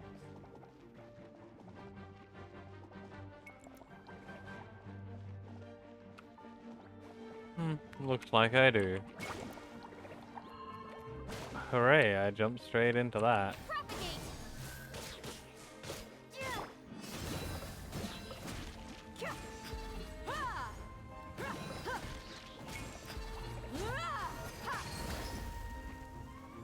Why, thank you.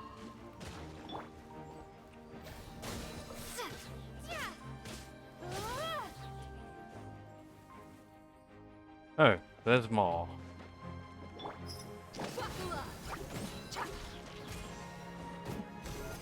Go there, go there.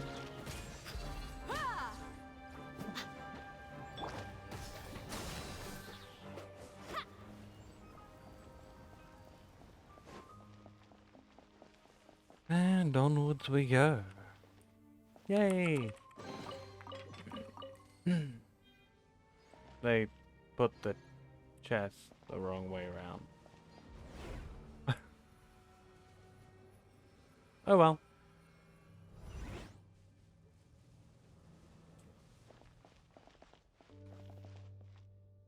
Ooh.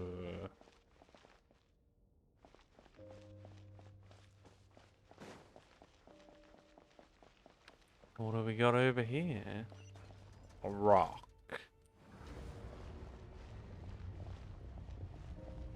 And some very impressive doors. Huh? That's on the ceiling in there?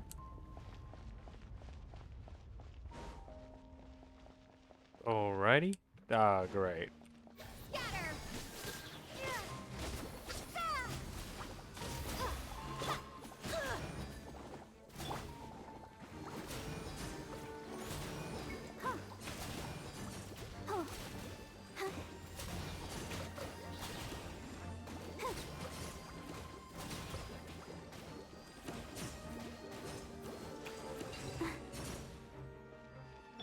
Oh, that's that. Alright, that was something to pick up, not to activate. That's fine.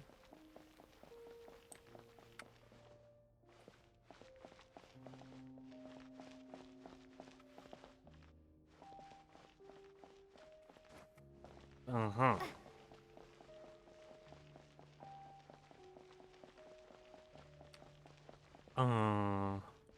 Huh. And it's not like I can just climb.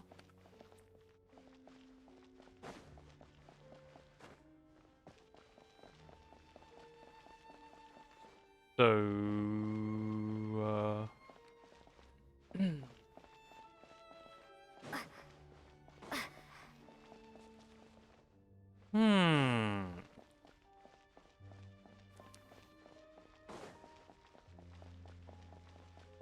Well, I could possibly go through here.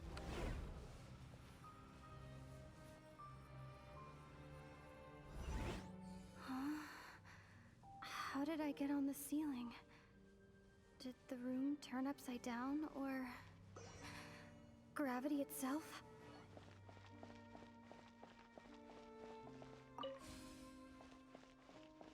Well, oh, whatever it is.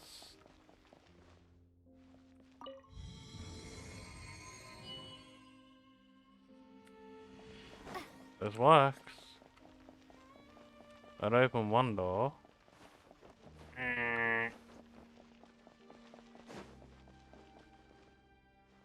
Alright.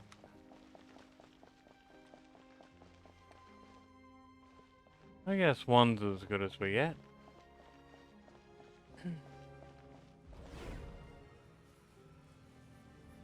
Or maybe it opened both. Who knows?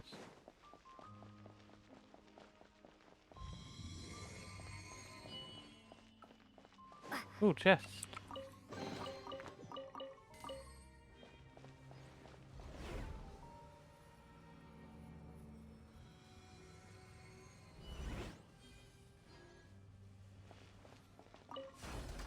Sweet, we got 3 things.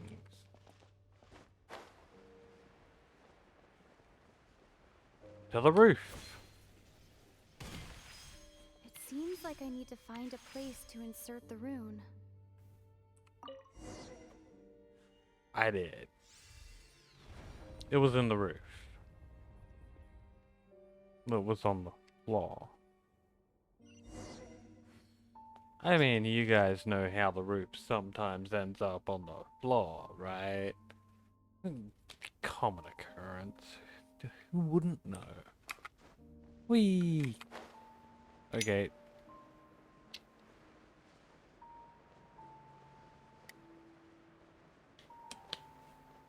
Don't want to cop too much pain.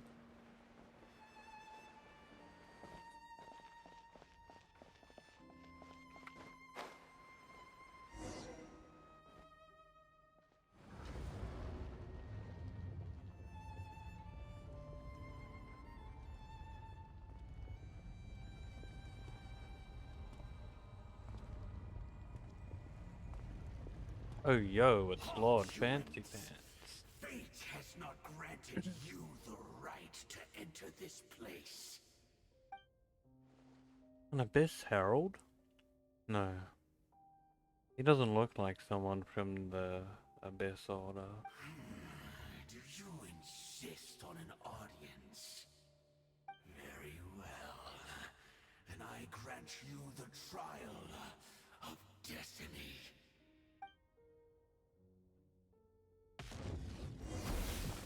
Desolation!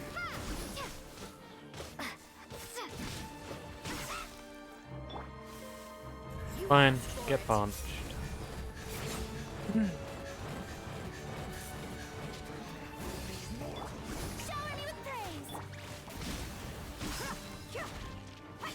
Get punched a lot.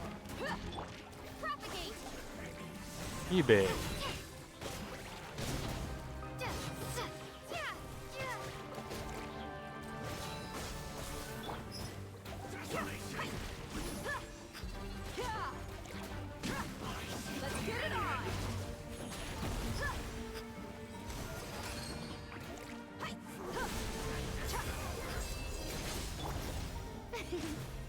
The show begins! Ready, steady, go! How dare you hit Barbara repeatedly?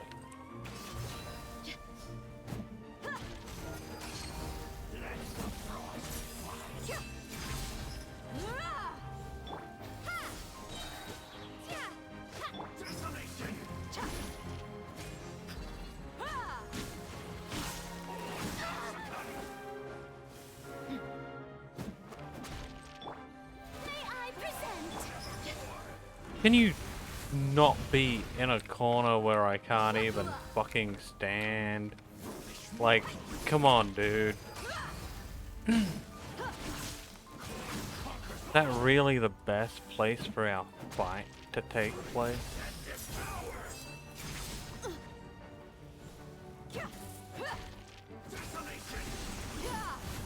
Let's get it on! That ice shield of yours is really a pain in the ass, my dude.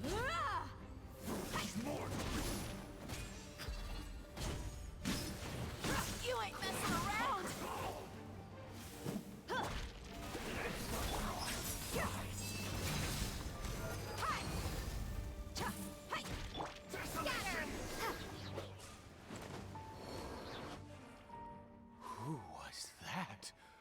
He was...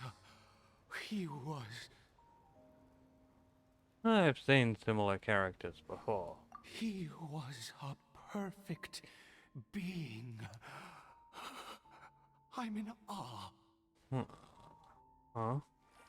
He had the most wondrous aura, a perilous yet beautiful power.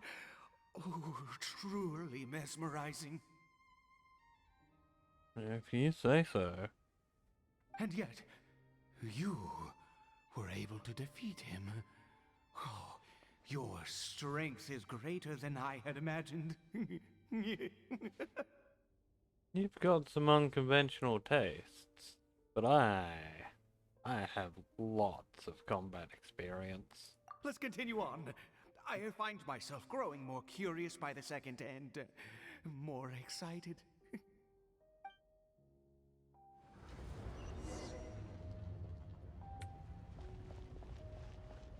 Onwards we go.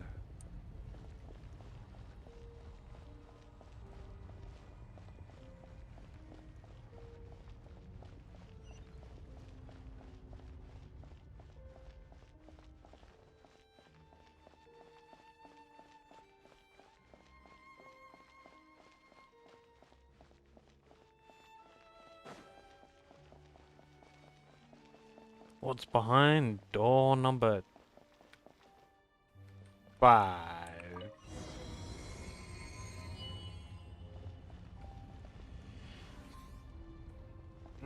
Let me in. I think we've made it to the end. What is that thing? Wrapped in chains, hanging in midair, emanating a sinister aura. There's no mistaking it. It's just like the defiled statue.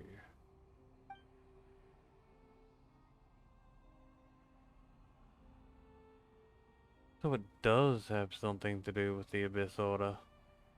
And these worshipping hilly shells remind me a little too much of the Grand Thief.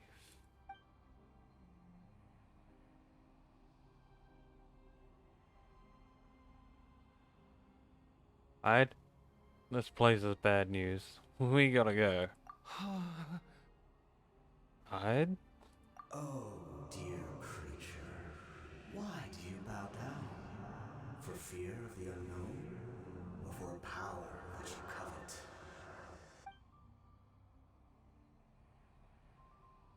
Whose voice is that?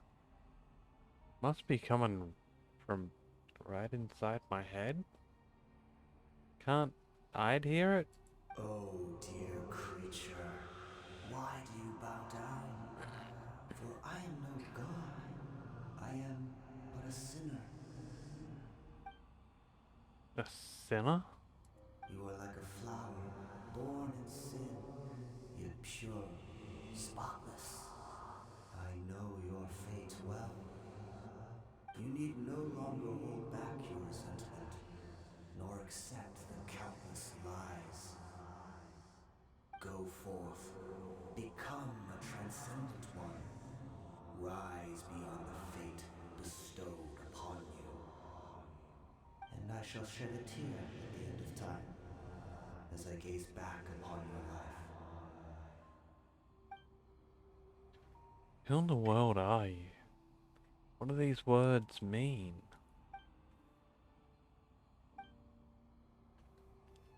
The voice. It's gone.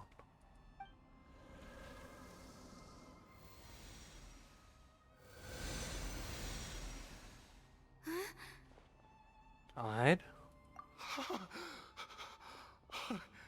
What just happened? When I saw that thing, my heart was instantly at peace. I was overcome by a sense of awe or joy, perhaps. Are you alright now? I am. I feel good. In fact, I feel better than I did before I came in here. How peculiar. Something's not right about this place. We need to get out of here. Oh, Is that so? All right. As you wish.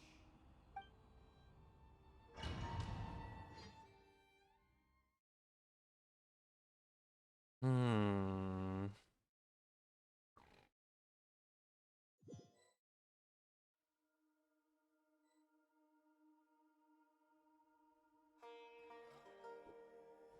Cory Bear! Oh, thank goodness! He's still okay! Don't we still need to go to the Statue of Seven? Why are we back here? I have a strange feeling that what just happened was meant to be.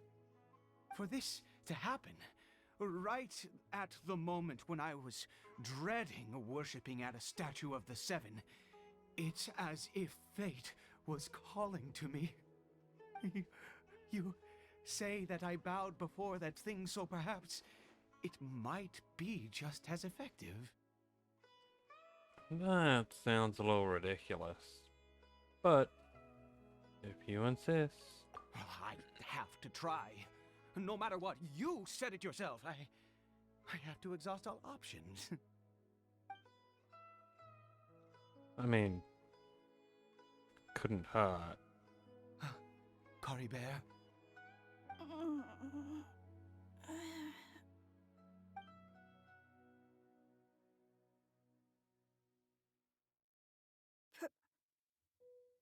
Papa? Cory Bear? Oh, my goodness, it worked! It's a miracle! Oh, Cory Bear, my dear son! I can't believe it. I'm stunned. You see? It worked! Cory Bear can speak again! Where's Mama? Mama is... Cory Bear, look at me. Do you know who I am? Probably he was calling you Papa. Of course. Your Papa. Yes! Salvation! Sweet salvation! Yes! Yes! This is what this feeling is. How do you feel, Cory Bear? Are you fully awake now? Yes. It feels like I just woke up from a long, long sleep. I dreamed that I was hiding in a little room. I didn't dare go out the whole time, and I didn't want to either. Wait. My body! What happened to me? Is this me? Papa? What's happened to me? Don't panic, son. It's just... While you were sleeping, we went into a fairy tale world. There's no more Conria here. No more home. But, do you know what that means? No more red sky. No more end of the world. In this world, you have to be a little monster, but you get to stay with Papa forever. Am I dead?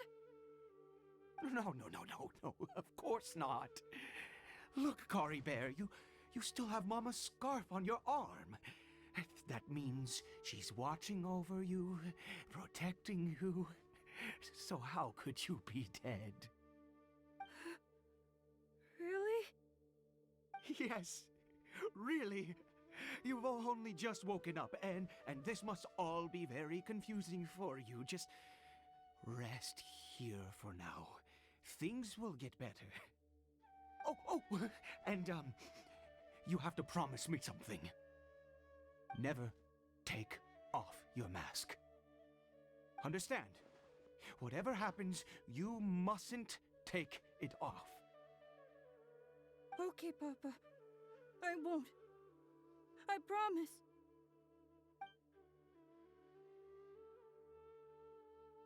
Not since that day have I been so glad as I am now.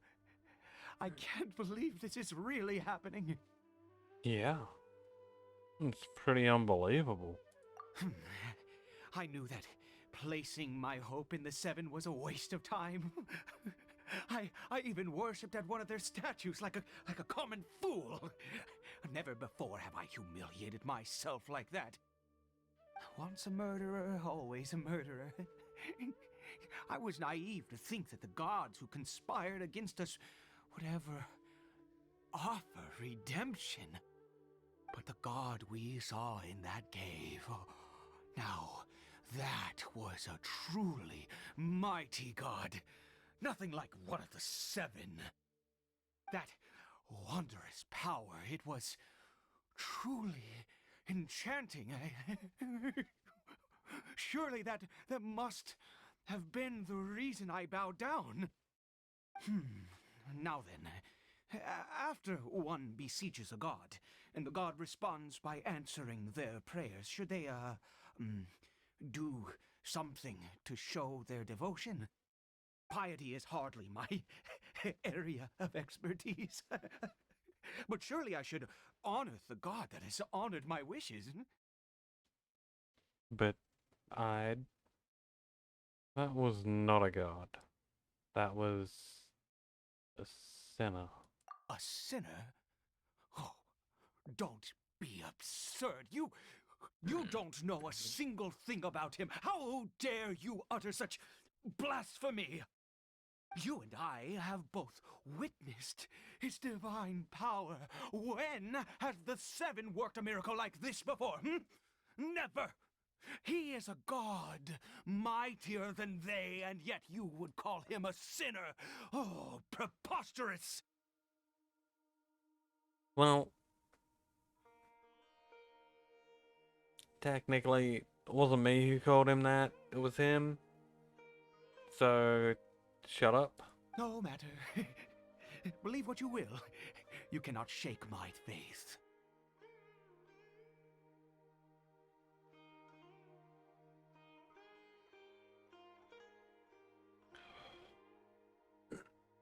I am going to pay my respects with or without you.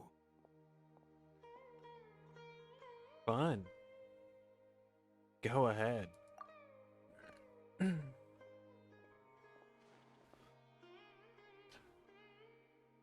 Hyde's experiences deeply affected him.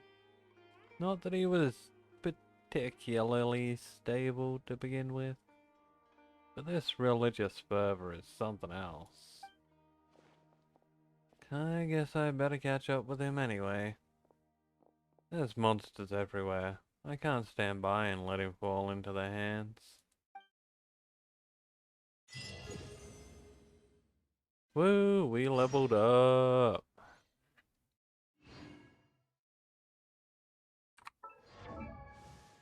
Well, I need a fresh drink.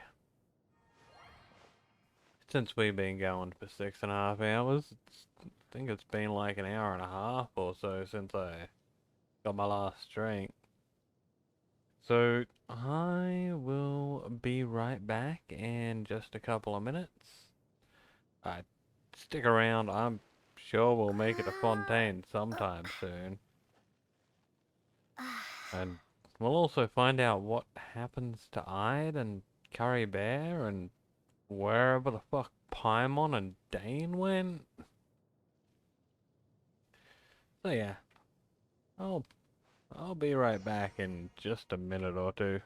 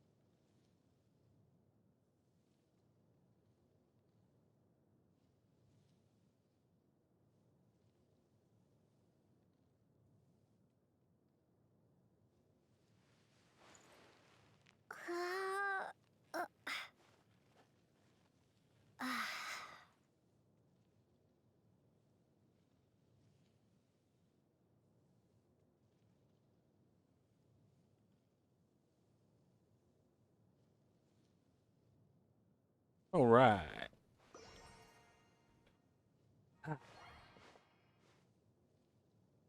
Let me just. Well, since my last drink was so strong, I decided to make this one a bit weaker. By the time I finish this drink, we'll be in Fontaine.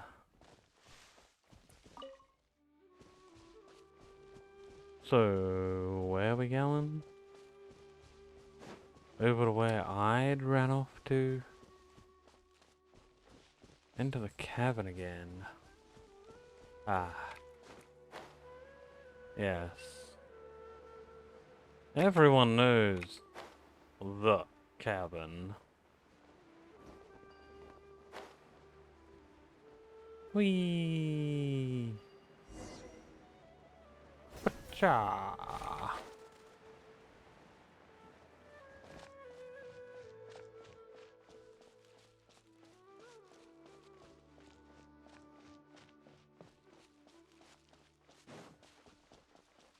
Kind of forgot that I couldn't end the stream right now, even if I wanted to. Because we're in the middle of something. We're like in a domain this entire time, pretty much.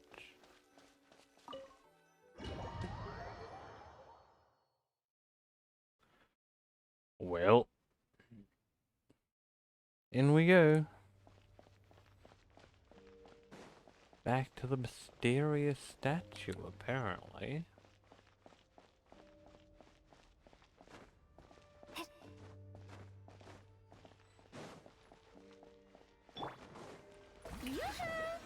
Give me some healing, please. Thank you.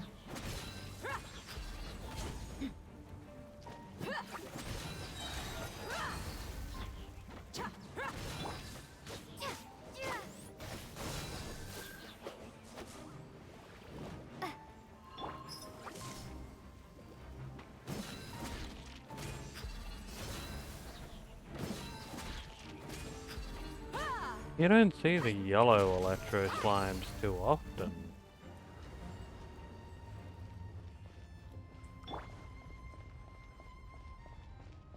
It's always the purple ones. It's not like they're geo slimes, those yellow ones, because like, well, the geo ones are brown.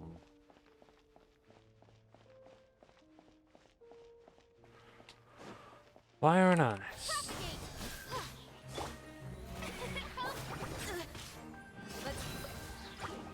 You bitch.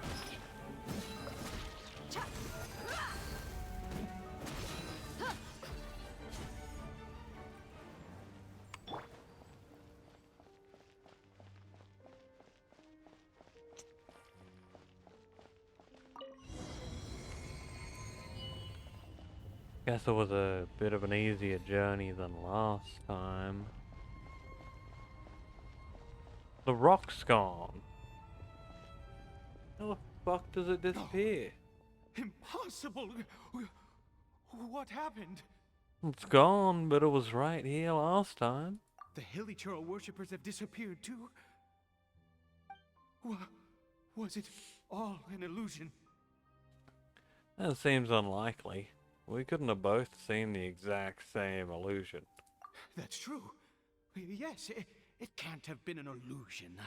I still feel that awesome and wondrous power flowing through my mind and body. It was neither illusion nor coincidence, and certainly no dream. It was a wonder. Yes, a divine wonder.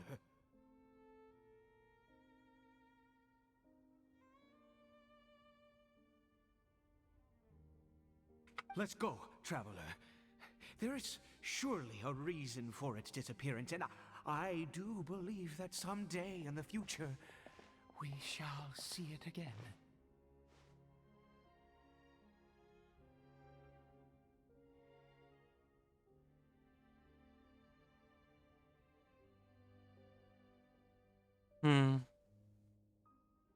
Let's just get back before I start insulting you. Could he really have been a sinner and not a god?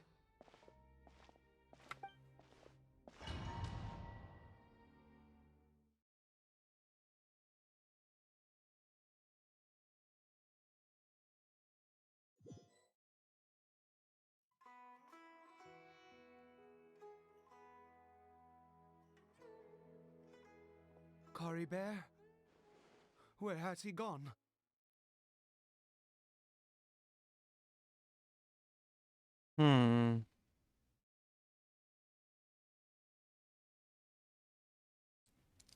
He's not in here? Uh-oh. Oh, no, no, no. Maybe someone else came by and found him? No, it can't have been that. There's no sign of a break-in and no sign of anyone having been here.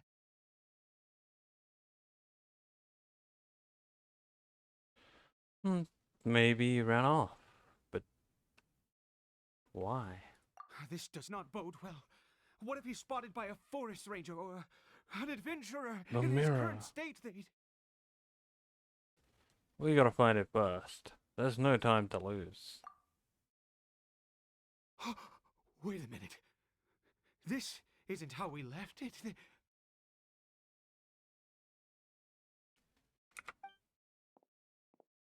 Oh no. Did he?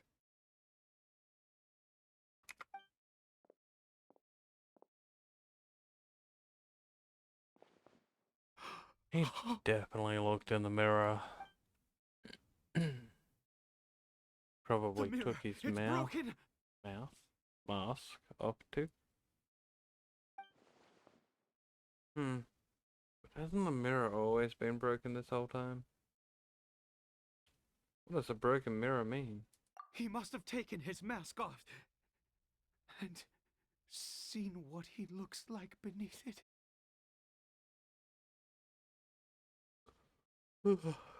Called it.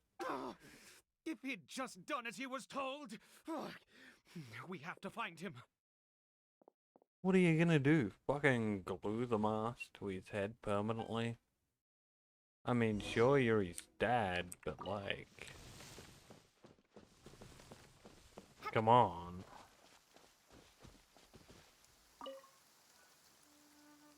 It's his scarf. He dropped it. Doesn't look too dropped to me. Looks like we're going the right way. Come on.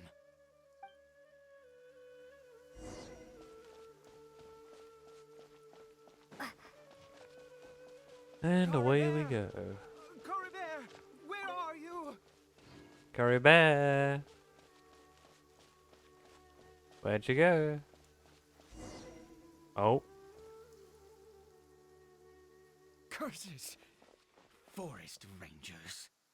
Hey! Who are you? We haven't seen you around here before. What's your business here? Have you seen a hilly churl? A hilly churl should have come past this way. Have you seen it? I asked you first. Don't make this more difficult than it needs to be. Look, if you're gonna be a bitch, I'll just fuck you up. I said, have you seen a hilly churl? Hey, whoa. Look, sir, there's no need to get so worked up. I think there is. You're being a bitch. You want to give attitude? You're gonna get attitude. There are hilly churls everywhere. What's the big deal? We see plenty of them out here. Exactly. Matter of fact, we just took out a few of them back there. Those dumb boneheads. You, Forest Ranger scum! You spawn of the seven are all the same. I'll have your heads if you so much as laid a finger on Curry Bear.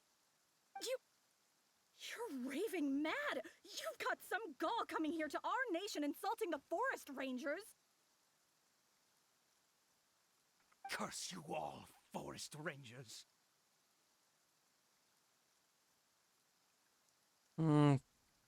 Stop it, I'd. Otherwise the Forest Rangers and I will have to make you.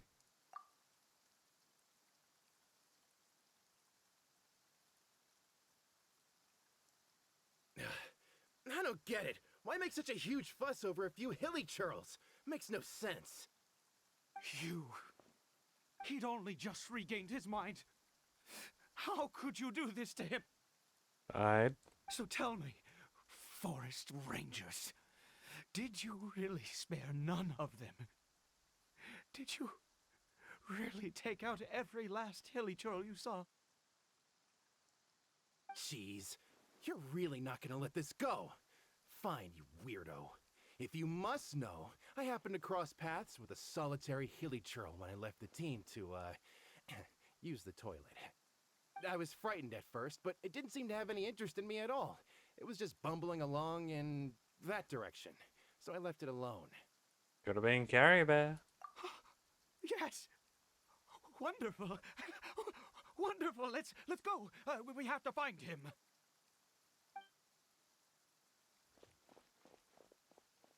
Wait, you're leaving? Not even a thanks for the info, goodbye?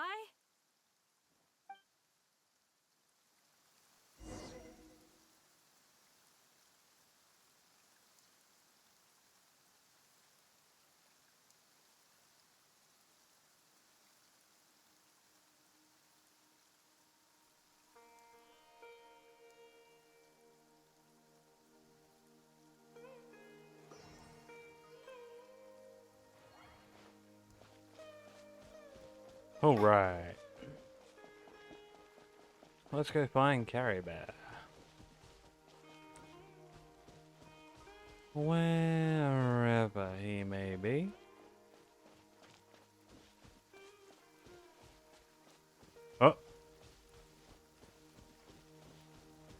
High possibility.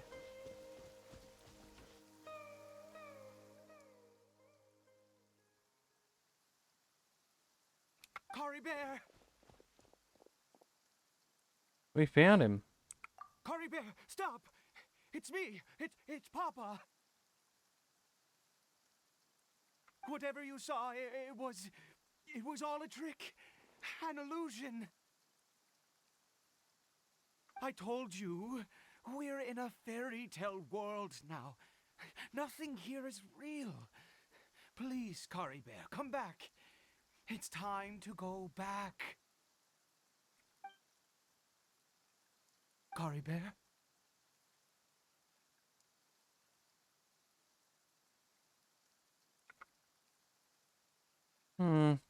He's not responding. How could this happen? He regained his mind. He must be able to hear me. Surely.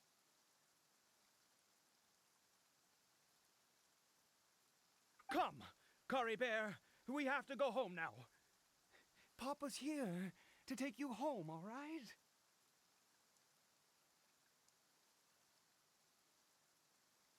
Hold on.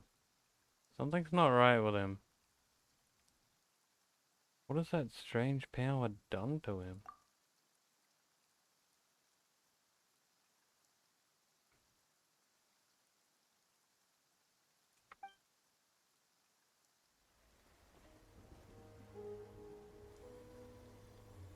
Papa. Cory Bear. Papa, I can't take it. Please, Cory Bear. It's my fault. I'm so sorry. If only I'd known. It's all too much. Papa.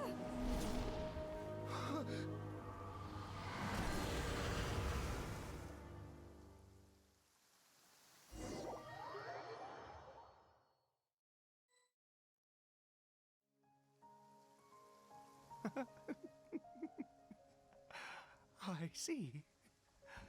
I understand now.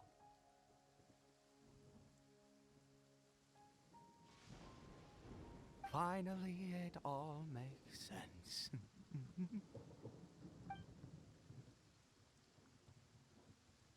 Eh? What? What happened? Did I faint? I remember Cory Bear had taken off his mask, but then... Ah, Traveler, you're awake. Finally, we can rejoice together. Wait, no. Why am I still calling you Traveler? Oh, I have known your true identity for some time now. What do you mean, true identity? I suspected it was you from the beginning. I had to talk to you to be sure. But I've never met you. Oh, of course you haven't. With your status, you can hardly be expected to know all of us. In any case, I've been using a fake name this entire time. Ida is the name of a servant I once had. My real name is Clotar. Clotar. Clotar Alberic. You... Kaya's dad? No, the first? Alberic. You saw it too, didn't you? Unmistakable, the power inside Cory Bear and the power of the one you call a sinner. It was one and the same. Yeah, I am positive now. It's the power of the abyss, isn't it? Oh, at long last, I have seen it with my own eyes. What happened to Cory Bear? That is no business of yours. A sinner. Yes. Salvation for a sinner can only come from a sinner. Cory Bear did not deserve his fate, but now it's wonderful. He will be able to weave his own destiny anew. born into abject sorrow, he shall now become the loom of fate. What? Where's that term again? The loom of fate. You're right about this being from the abyss, but the abyss is sinister and dangerous. Huh? Sinister? Dangerous? Oh, I never imagined that you, of all people, would deny the abyss. How ridiculous! We once believed that you would bring new strength and hope to Conria. To us, you were the abyss. A wondrous mystery far beyond our imagination and comprehension. And the one who controls the abyss can control everything. We yearned for that future. We looked to you to take us there. But what did you bring us instead? Oh, Prince of Conria?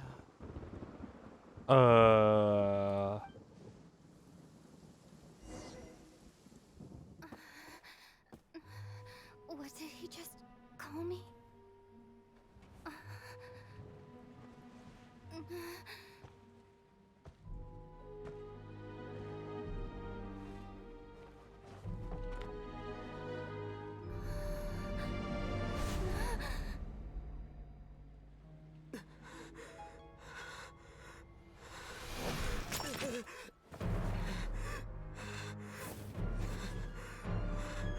Traveler!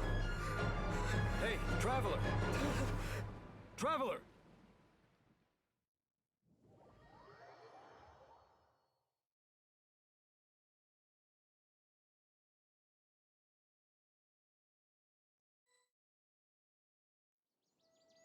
You're awake! Oh, thank goodness you're awake!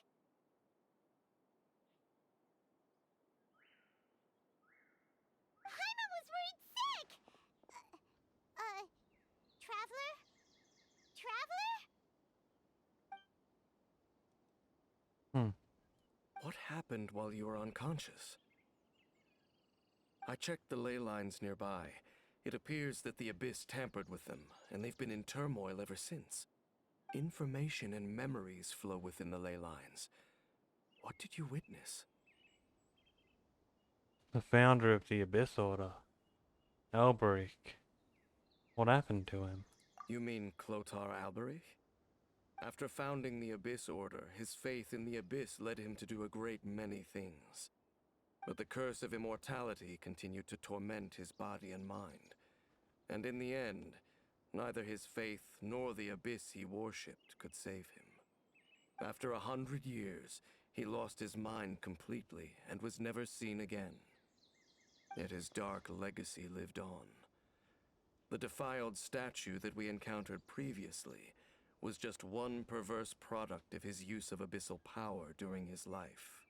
And despite that, my brother ultimately sided with him, didn't he? You could say that. He wouldn't be the Abyss Order's prince otherwise. Are you alright? You have a troubled look on your face. What happened? I have a story to tell you.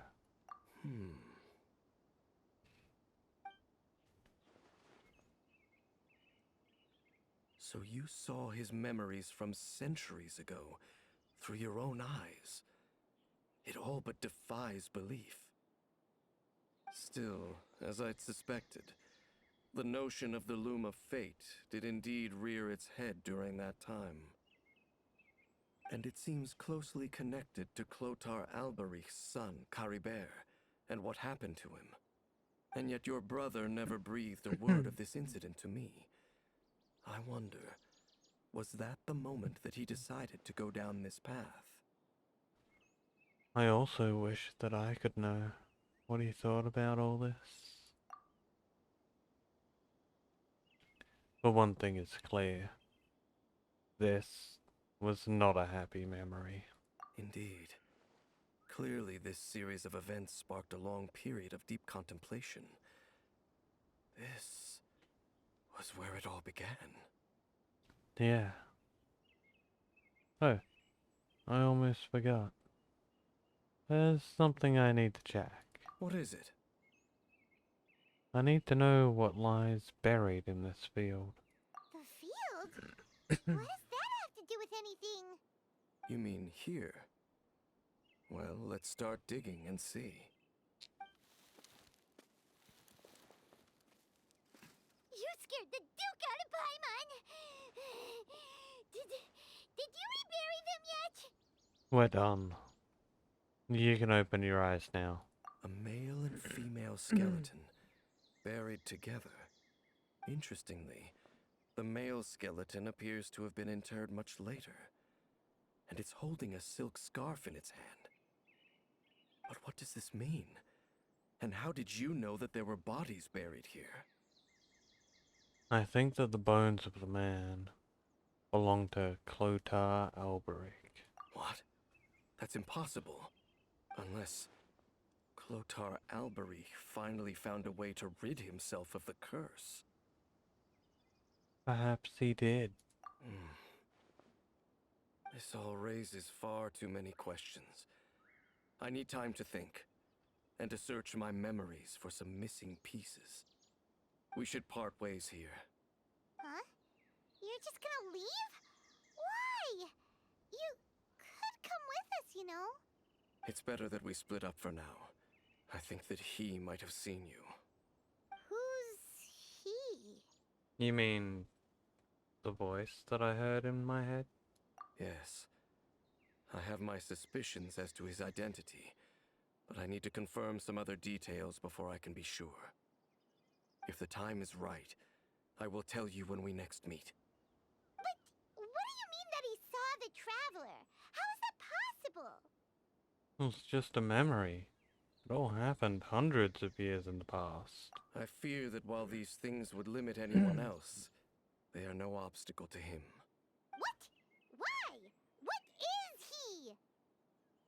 A sinner. All right, let's leave it there. Get some rest. Goodbye.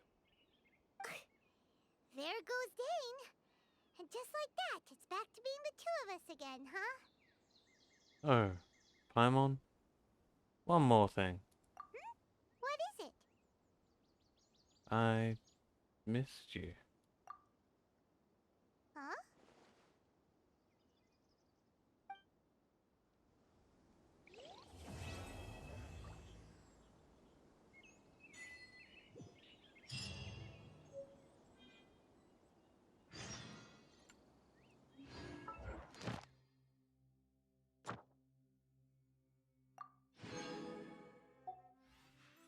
We got a wish, let's fucking go. We got the primos for a second one. Let's do this. We got 3.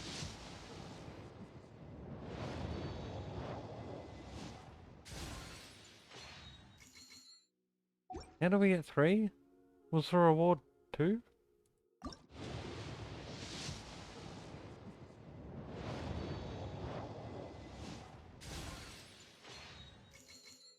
I'm confused, but I'm not complaining.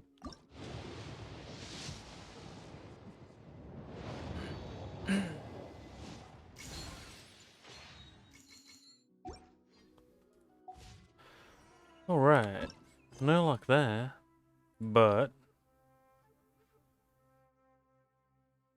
it's time to go to Fontaine, it seems. The next phase of my journey is about to begin. In Caravan Rebar.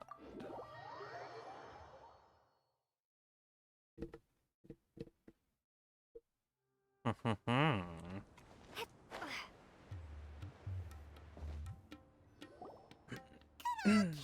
Rebat. Now let Paimon think. What were we up to the first time we came here? We were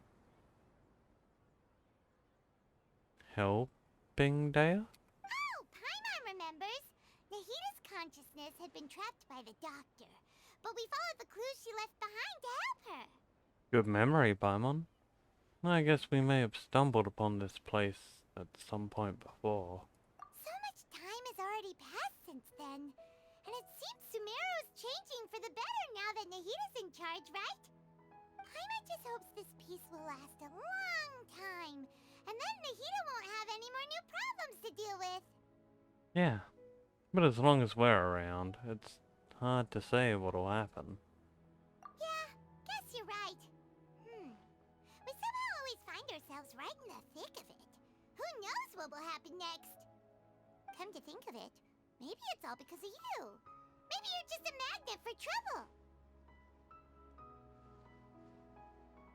I was just thinking that you might be the problem, Paimon. Before Paimon ran into you, Paimon never ran into any trouble. At most, when she was super tired, Paimon got caught in some strange whirlpool and sucked out into sea. And even then, you fished Paimon out. Anyway, for Nahida's sake, maybe we should think about heading to our next destination for now. Next up, Fontaine.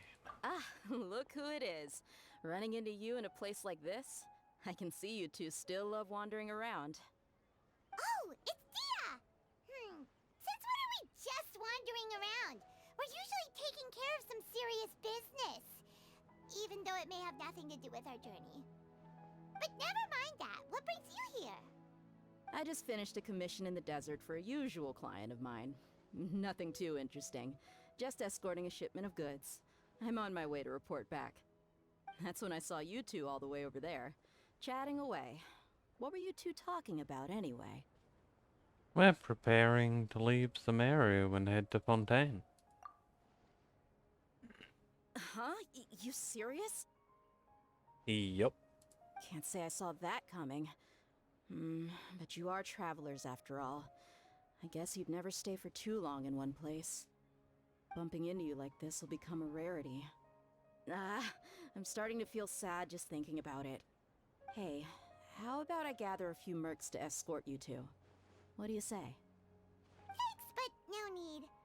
Oh, Paimon had no clue you'd miss us so much. But don't worry, we'll come back to see everyone when we get a chance. And by that, we mean never. Sounds good. All you need to do to get to Fontaine is cross this stretch of desert and navigate some waterways. Knowing you two, I'm sure it won't be anything you can't handle. So, when are you leaving? Journeys should be spontaneous. Oh, wait a sec. Paimon just remembered there are still a few dishes in Sumeru that Paimon hasn't tried yet. Now, where's that list Paimon made?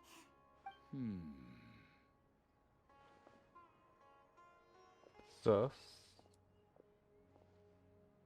I see. Guess you won't be needing a going-away party or anything. It's sad enough to see you go like this. Though, now that I think about it, Sumeru wouldn't be what it is today without you. Seems true heroes always prefer leaving quietly. By the way, should we go say bye to Nahida? In her case, she'll know from our dreams anyway. Oh, good point. Then there's no need to bother her in the real world. Then, I guess this is goodbye for now, Traveler and Paimon. Whether as a client or a friend, you're always welcome to come find me. Take care, Dea. Goodbye, Dia. Bye-bye, Sumeru.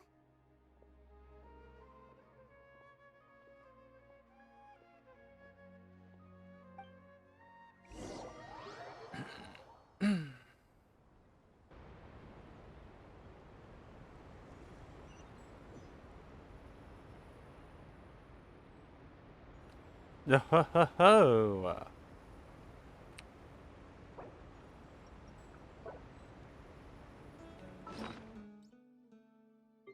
Now, how do we...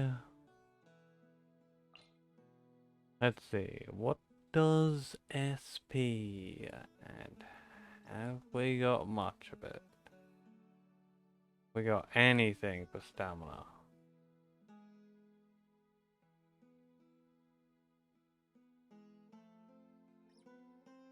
No. Well,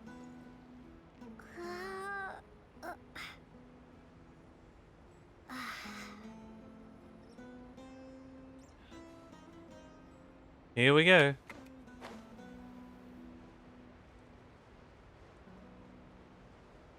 We're aiming for that boat. Off to Fontaine. Finally. After so much time.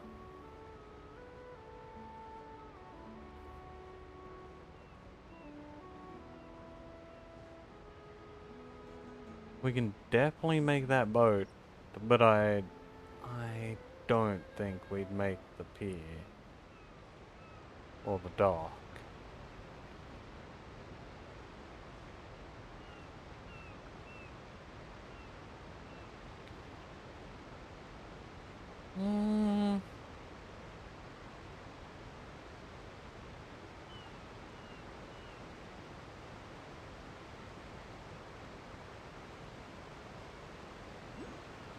It'll be close.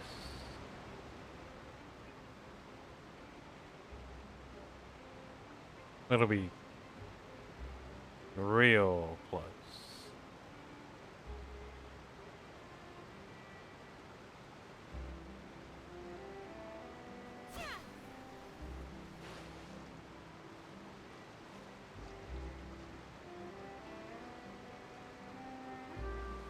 Oh shit.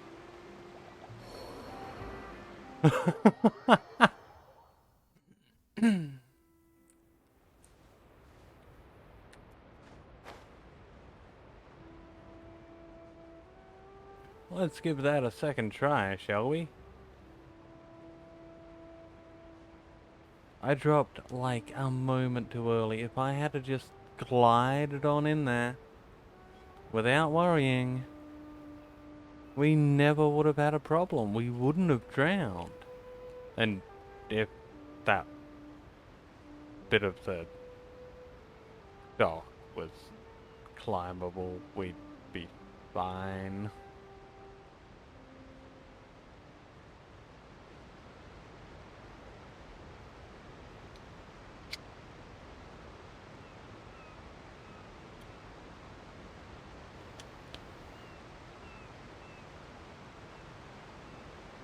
Well,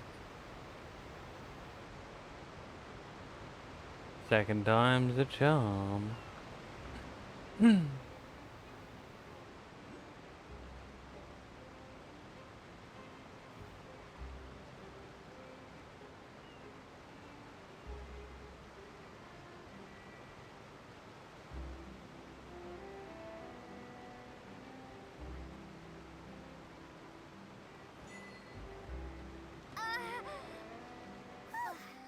After crossing all that sand and water, we finally made it! This must be Fontaine's port! Okay, I swear that Lumine died from that landing, but we're gonna ignore that. Everything looks so advanced in Fontaine! Paimon's heard that the industry here is extremely developed, and there are all kinds of unusual machines! So I heard. And it's about what I imagined. But it's even more impressive than I expected. Just seeing the sights as a tourist is nice, but maybe it would be better if we found something to do. What do you think? Let's start by meeting the Hydro Archon. Good idea! Nahida gave us loads of useful information. Seeking out the Seven is probably still our best source for information at this point. Our journey is to find my sibling, and also find the truth. Yeah, the more we can learn, the better. So, what do you think the Hydro Archon's like? Will we get along? Nahida said that she has a very unique personality, whatever that means. To learn about a nation's god, start with the nation's people. There seems to be some locals talking over there. Let's go see if we can join the party. Why not? If you ask me, it's a tragedy how things ended for him. Clearly, he was a pretty decent person. Yeah, I didn't expect that kind of ending for him. I thought he would at least fight on a little longer for his family. I was expecting a sudden plot twist, but it's a pity that it never happened. Still, his story is quite the tearjerker.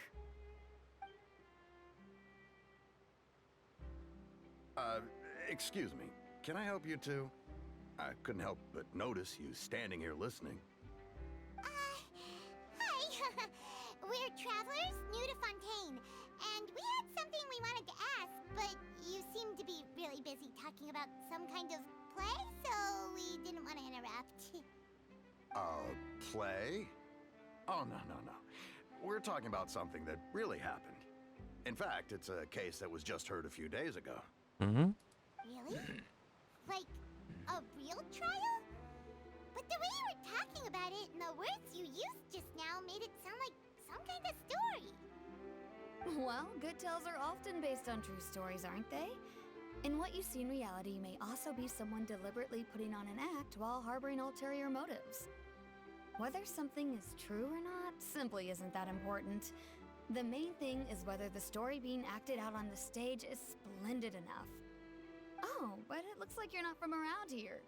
You probably don't know that the Fontaine Court of Justice is called the Opera Epiclese, or more commonly known as just the Opera House. So they see trials as a sort of opera? But, shouldn't court cases be treated a little more seriously than that? Not to question Fontaine's way of doing things, it's just that putting someone on trial is usually a very serious thing. No worries. Other visitors to Fontaine have wondered the same thing. You could say that we just don't want to waste the moving stories behind those cases. And as for your worries about whether the cases are treated with due reverence, we have the absolutely just and honorable Chief Justice Neuvillette, as well as the Oratrice Mécanique d'Analyse Cardinal, a machine created by the Archon. Between the machine and the Chief Justice, false charges and injustice are a thing of the past now. Alrighty, I dare someone to say Oratrice Mécanique d'Analyse Cardinal 10 times real fast. So there's a judgment device created by the Archon? And this is the nation of justice. Oratrice? Is it some kind of machine too? Oh, Paimon's curious. We should check it out if we get the chance. Wait, Paimon almost forgot to ask you our question. Do you know what we should do if we want to meet the Hydro Archon? Oh, that's easy. Just go to the Opera House.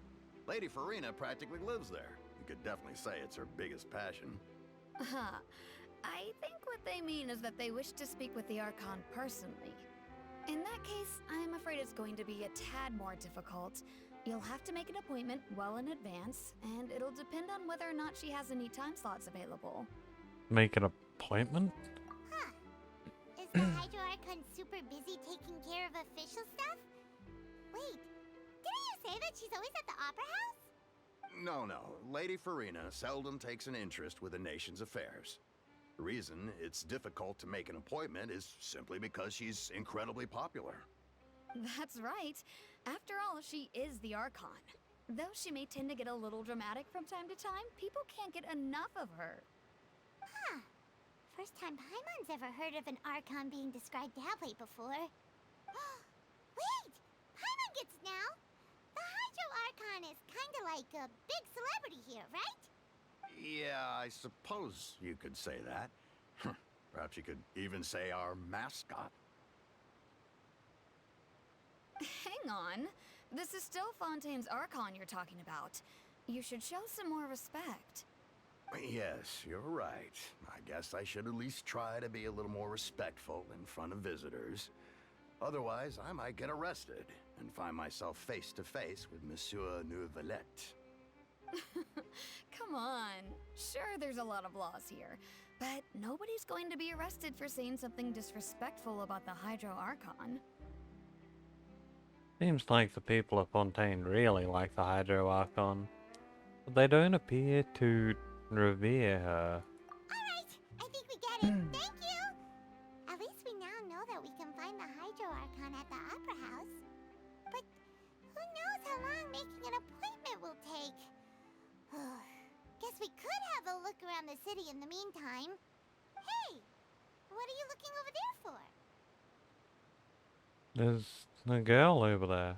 She's been standing alone for quite some time. Maybe something's the matter. She isn't going to jump into the water, is she? Maybe we better go check on her.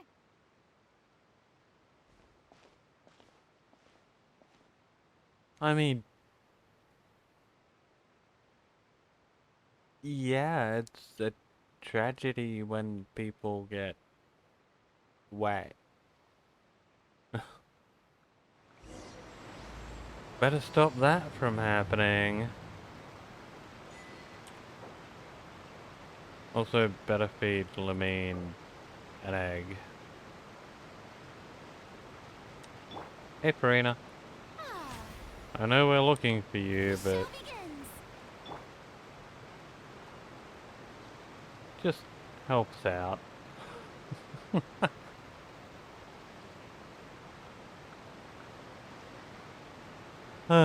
It's kind of funny having the Archon on our team. Hello there.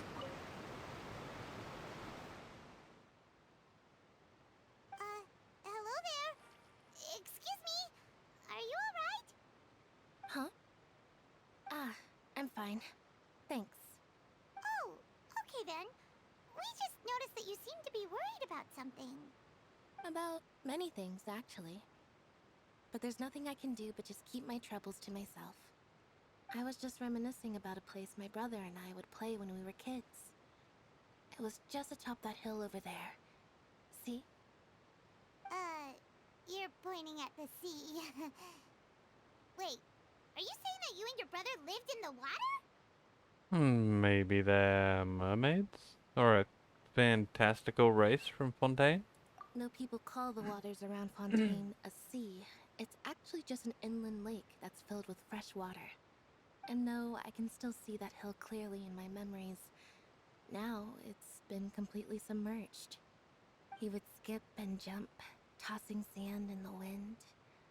The sun shone brightly, and the air was filled with the scent of the sea. But now, the water is gradually swallowing our memories. It won't be long before it swallows us. Sorry. Paimon doesn't really get what you mean. I don't believe we've had the pleasure of meeting. Are you Lynette's new friends? Oh, and you are? Thanks for looking after my sister. She often comes here to reminisce about our childhood, that's all. There's no need for any concern. Allow me to introduce myself. I'm Linny, and this is my sister Lynette. If I had to guess, I'd say you must be travelers from abroad. You nailed it. Nice to meet you. Paimon is Paimon, and this is the Traveler. We just arrived in Fontaine. We were just talking with your sister. Even though we didn't really get what she was saying. I see. It's unusual for Lynette to be so willing to talk with anyone. In fact, she seldom speaks at all. I'm usually the only one she ever talks to. Oh, really? Then you two are just like us! Paimon's always the one talking for some reason. There's hardly anything left for me to say with you around, Paimon. So that's how you think it is? I also think my brother can be too talkative at times. Seems you were right, Paimon. We are quite similar. So, what did Lynette mean just now when she said that the water is engulfing your memories? And that it won't be long before it engulfs you too? Oh, that. It's from a prophecy that's been circulating in Fontaine for some time now. Well, I suppose prophecy isn't exactly the right word, because that implies a certain amount of uncertainty. There's no doubt about what's happening in Fontaine now. Hey, Jess. Thanks for the follow. How the fuck are ya? We just reached Fontaine. So, what's happening in Fontaine? Where to begin?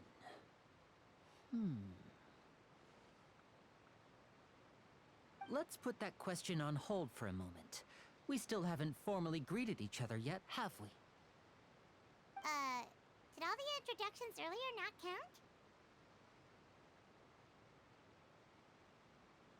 count? We have today gone through Sumeru. We've saved Nahida.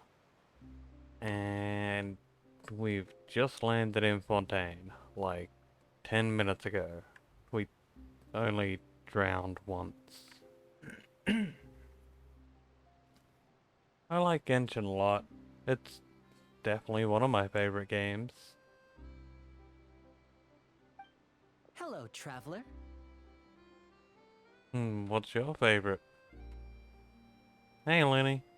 It's a pleasure to meet you.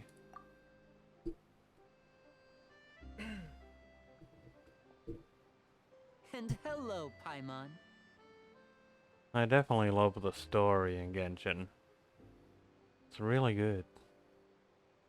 Hey! Why didn't Paimon get a handshake? You're not poking fun at Paimon, are you? Please, don't take offense.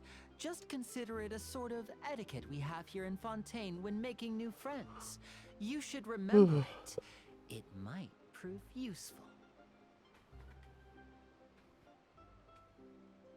Wuthering Waves is interesting.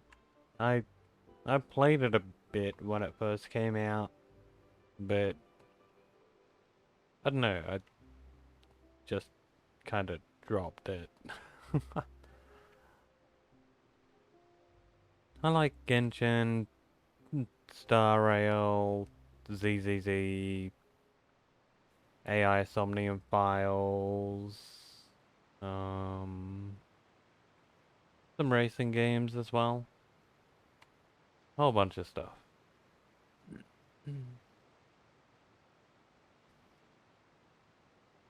The new WooWar update's mysterious? Pog. I'd probably have to play like 70 hours to get to it. I'm definitely not a NASCAR driver. I prefer just racing really odd, crappy cars in racing games. Like, the more plucky and terrible the vehicle is, the more I enjoy it. Oh, alright then. Well, Paimon's just happy to have a local friend now. By the way, we were just getting ready to go to the Opera House to meet the Hydro Archon. Would you be able to show us the way? So you're going to see Lady Farina? No problem at all. In fact, I was planning to go to the Opera House later myself. I'll gladly take you once I finish things here.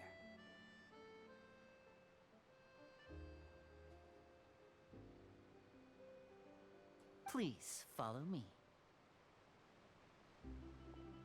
I have only ever had the cops chase me like once or twice in real life. But they've never caught me, so that's something. At least they never caught me when I was in a car. Or on a motorbike.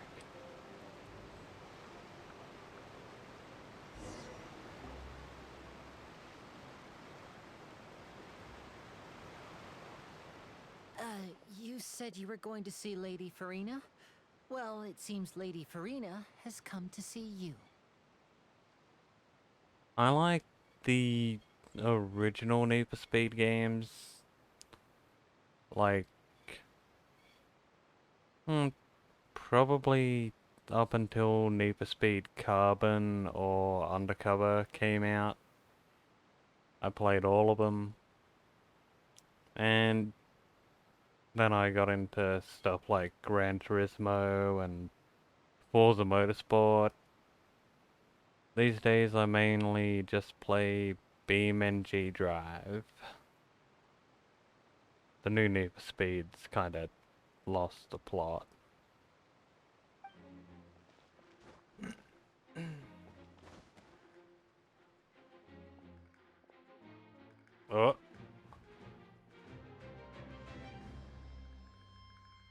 Yeah, I played Forza Horizon 5. I've been banned from it once.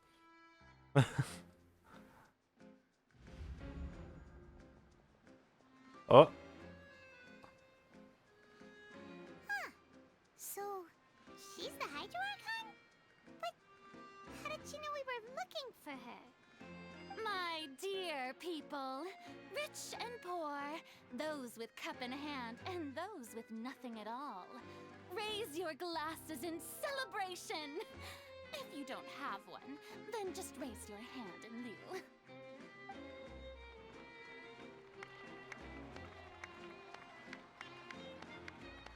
As you can all see, two unfamiliar travelers have arrived in our nation.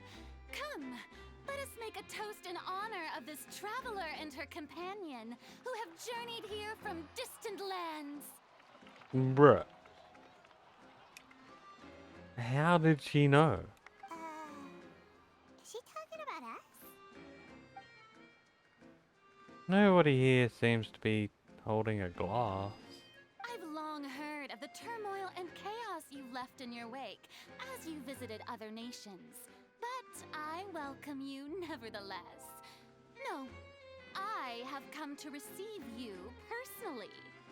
Fear is for insignificant cowards. I am a god, and I will never entertain the notion of such meaningless wariness. You can be rest assured, I see clearly your sincerity. Of course, seeking an audience with me is the most sensible thing to do. It will allow you to truly behold my power and witness my authority. Intelligent people always gather under the correct banner. I, Focalor, hereby welcome you to the nation of Hydro and acknowledge the value and significance of your trip. Now, you may rejoice in this. Well, finding the Archon was easy enough. Yeah, Paimon still can't believe it. Feels like we've only been here for a few minutes. I'm from Australia, right down the bottom. How about you, Jess? But the Hydro Archon's entrance was, how should Paimon describe it? A little over the top? Miss Hydro Archon? How did you know we were coming? I see. As Outlanders, you inevitably lack even some of the most basic understanding. Don't forget that even the gods can be divided into the mediocre and the excellent. I suppose it's only natural for you to be awestruck by my abilities. You had best stop and consider. Do you really have the noble qualities and etiquette necessary to communicate with a god? All it takes is a flick of my finger for me to know everything about you. Whoa. Talk about sounding high and mighty. You're from the UK. Nice. I've never been there. What time is it for you? It's almost 6 AM over here. Feels like she can't get over herself. Oh? What's with these looks? Perhaps the welcoming ceremony still isn't enough? What else should I say then? Is she waiting for us to start talking? 3:48 PM? It's 5:53 PM here? No, not PM. 5:53 AM. My brain is not working. I've been streaming since 10 PM last night. Wow, I didn't expect to see Lady Farina here. What a surprise! Wait, does this mean they're the legendary blonde traveler? How did I not notice before? Hey, what's all the commotion? Oh, is that Lady Farina? Is there some kind of drama going on?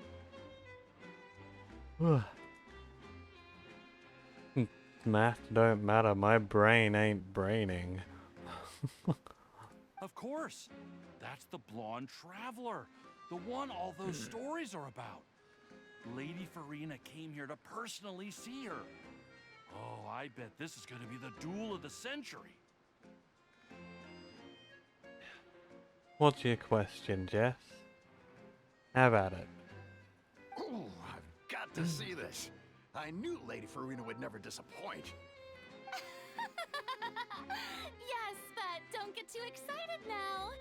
My dear believers and spectators alike tend to get quite rowdy, and despite the noise, I've come to tolerate all their ruckus. You may consider this my reward to all of you.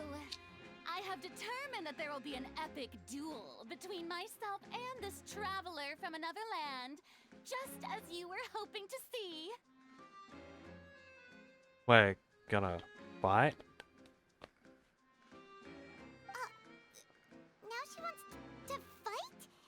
Aren't we getting a little ahead of ourselves? Bring it on. Fighting gods. I've got a resume. Are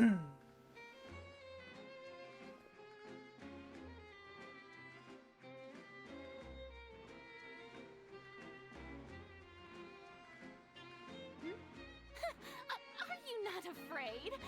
Might I remind you that this is a duel against the divine? I have a YouTube channel. There should be a link on my Twitch somewhere. All of my VODs go on YouTube. I don't use Instagram and I despise TikTok. But I got Twitter, so you know. Twitch, Twitter, Discord, YouTube. There's something. What are you trying to do, traveler? Provoking a god in front of her people? Stand down, Clorend. I admire her bravery. Few have the courage to draw their sword against a god. She is obviously a true warrior. I've fought so-called gods before, and I've won. Bring it on. Unfortunately, people nowadays only crave to be thrilled, and a mere duel will not slake their thirst for excitement.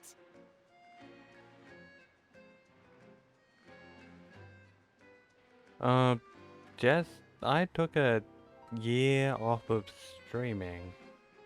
And I've also had a swallow bot incident in the past. And it's like 4 hours past my usual stream time now, because I've been going so long. I also don't do this for viewers, I do this for fun. So, it is what it is. Huh. Yeah, she's right. Just a duel wouldn't be all that interesting. On Araneus, criminals are always requesting duels to defend their honor. They're getting a bit old, to tell the truth. You see. Then, as the god of justice, I shall face this traveler in another kind of duel. A duel in court! All right! Now that'll be worth seeing! Uh-huh. Right. This is Fontaine, after all. It's such a grand opera house, it would be a pity not to use it. Why do you care so much about the crowd's reactions? Seems you've spent a little too much time in the opera house.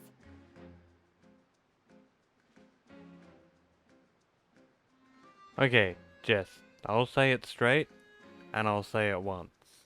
I'm not doing this for viewers. I'm doing this for fun. I couldn't give a shit if you watch or not. Like, I don't care if anyone watches at all. If you're not having fun, not enjoying the stream, feel free to leave. You don't have to follow me. You don't have to join the Discord, which I did see you do for some reason. So, it's not like I don't want to have 14 to 15 viewers, but it is what it is. If you've got a sudden idea that'll get me 14 to 15 viewers right now, fucking let me know. I'm all ears. Besides, how exactly do you plan to have a duel in court? You mean you're going to put us on trial? I mean, if you don't have an idea, you can, you know, kindly shut the fuck up.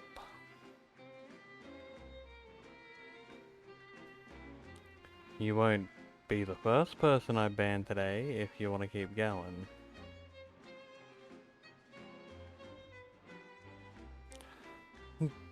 We haven't done any crimes. We legit just arrived. Oh, we have reason to put you on trial. It's obvious, isn't it? Obvious? What? Because I'm blonde? According to Fontaine law, no one is permitted to release any flying objects within Fontaine city limits during the first 3 days of each month.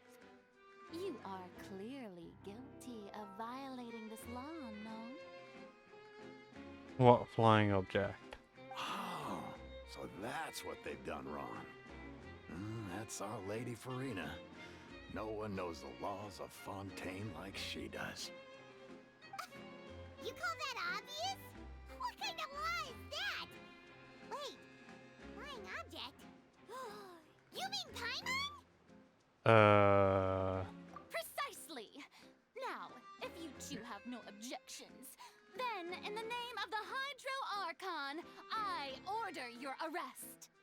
My apologies, Lady Farina. I don't mean to spoil the fun, but if you would allow me to interject, I don't think that Paimon here meets the definition of a flying object. You tell her, Linny! Finally someone who's not crazy. How could anyone call Paimon a flying object? Ah, great magician Linny, my beloved citizen.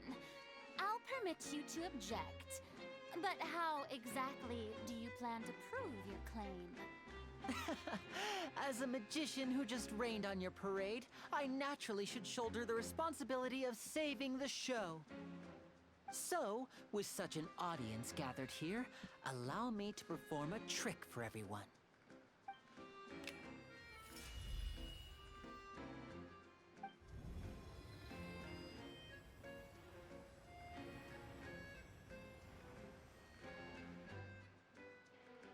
Ta-da! What's that on Paimon's back? Hey, when did Linny do that? When Lenny patted you on the back.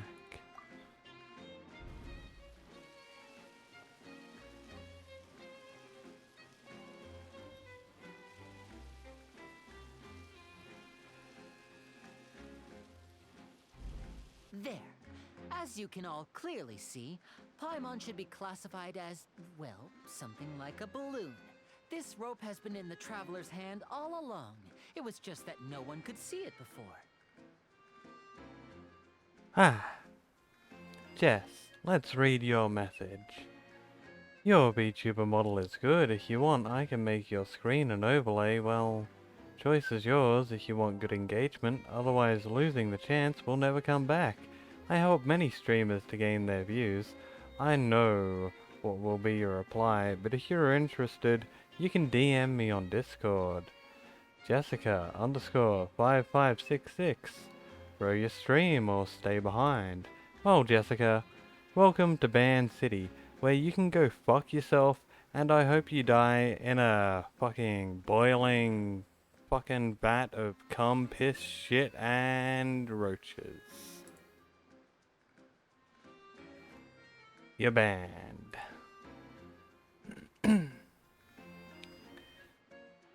And since I know you joined my Discord,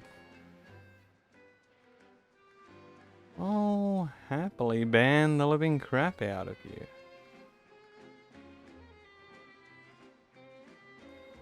So, you know, go fuck yourself.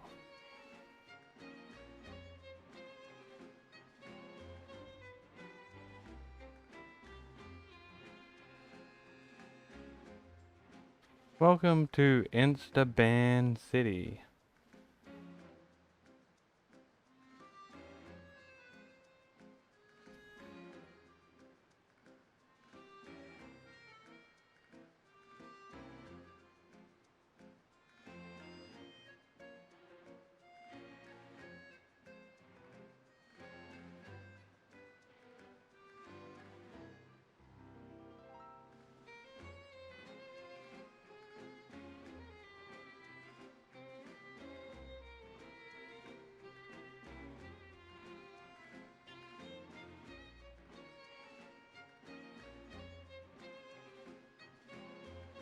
Bam.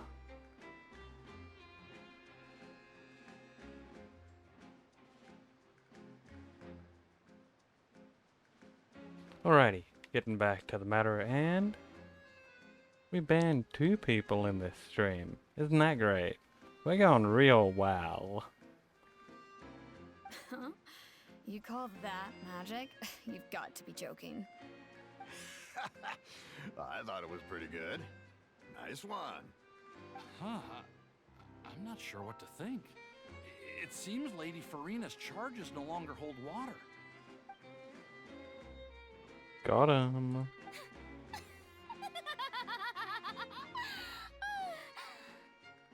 Amusing. Very amusing, Linny. Just the sort of unexpected twist that I enjoy. With you here, today's performance can finally be called complete. Performance? You see all this as a performance? In which case, consider the matter of your trial resolved. The god of justice will not bring charges against an innocent person. But when there are valid grounds, I will not only judge travelers from abroad, but even the gods of other lands. I look forward to seeing your upcoming performance at the Opera House, Mr. Linny and Miss Lynette. That's enough for now. Toodaloo!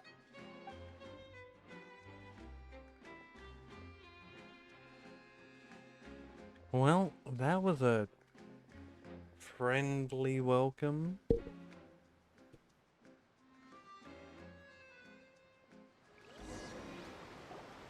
Oh, it's an interesting one. Well, that's the most unpredictable Archon Paimon's ever seen.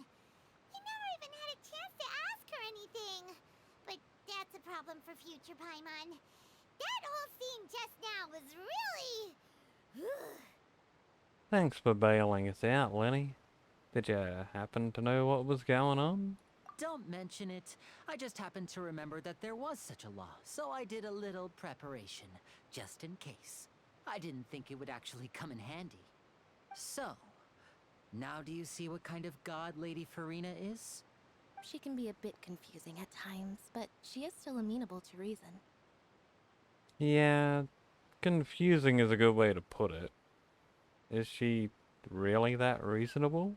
Anyway, Paimon had no idea you were a magician, Linny. It sounded like you'll be performing at the Opera House, right?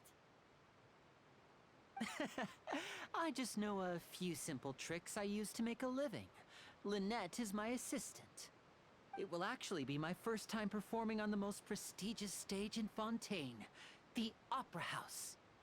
But isn't the Opera House where criminal trials are held in Fontaine? When there are no public trials being held, the Opera House hosts a variety of other performances. To the people of Fontaine, the line between a trial and a performance can be a little blurred. And speaking of performances, I would be remiss to forego this opportunity gifted by fate. Might I invite the 2 of you to see my performance? My Sure brother's thing. always excited to make new friends. Oh, sure. We don't really have anything to do now, and we wanted to go to the Opera House anyway. I'd be delighted. Splendid. In that case, why don't we go together? I'll show you the way. I just have something to take care of first. Oh, you really mean it? Then I'll take you up on your offer. This is a magical item known as a magic pocket. Perhaps you can help me distribute them to the people here.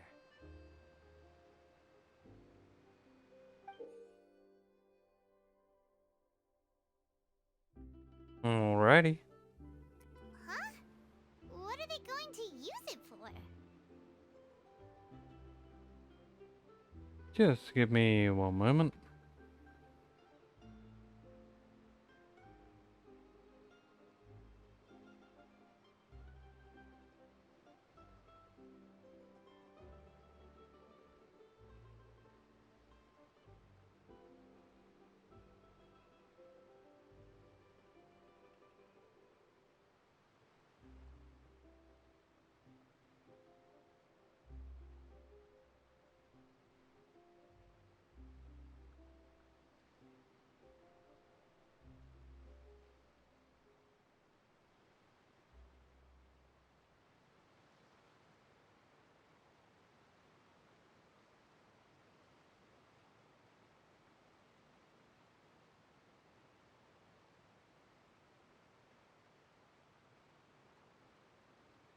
Just checking some of the settings on my chat.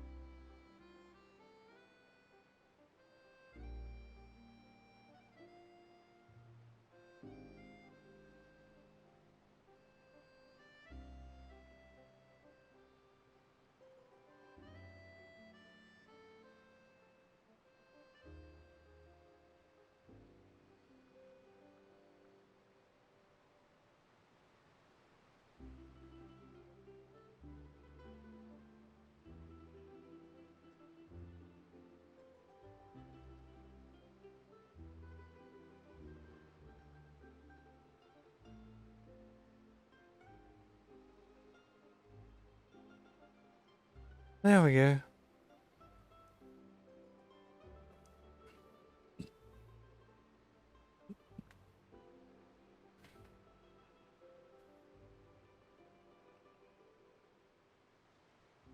About that. You asked me before about the prophecy, right? Let me start by telling you a little more about what it entails. I'm not sure exactly when it began, but a prophecy has been circulating around Fontaine. It says that every person in Fontaine is born with sin. No matter how the nation of justice holds trial after trial, this sin cannot be absolved.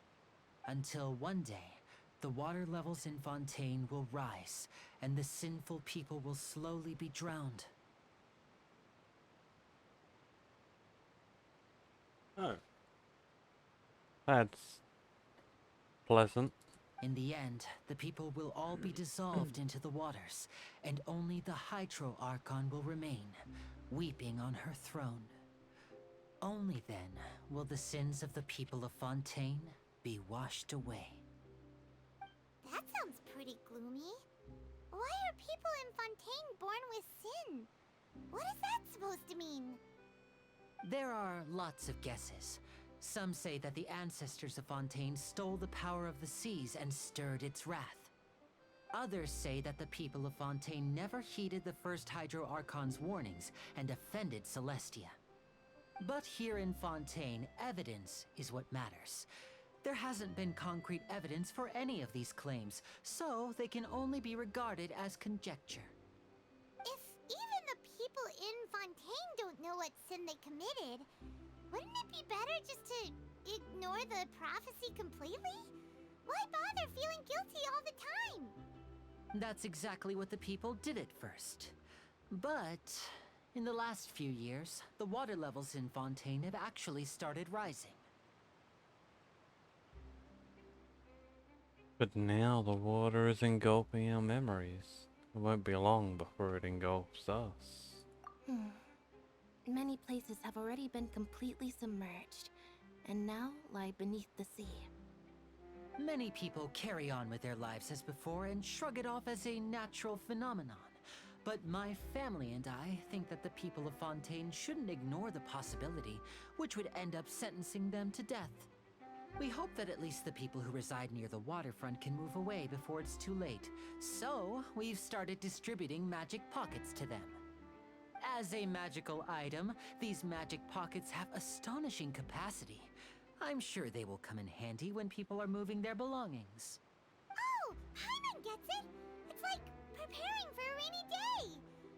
But this is more than a bit of rain. If the prophecy is true, then is there no way to prevent the disaster?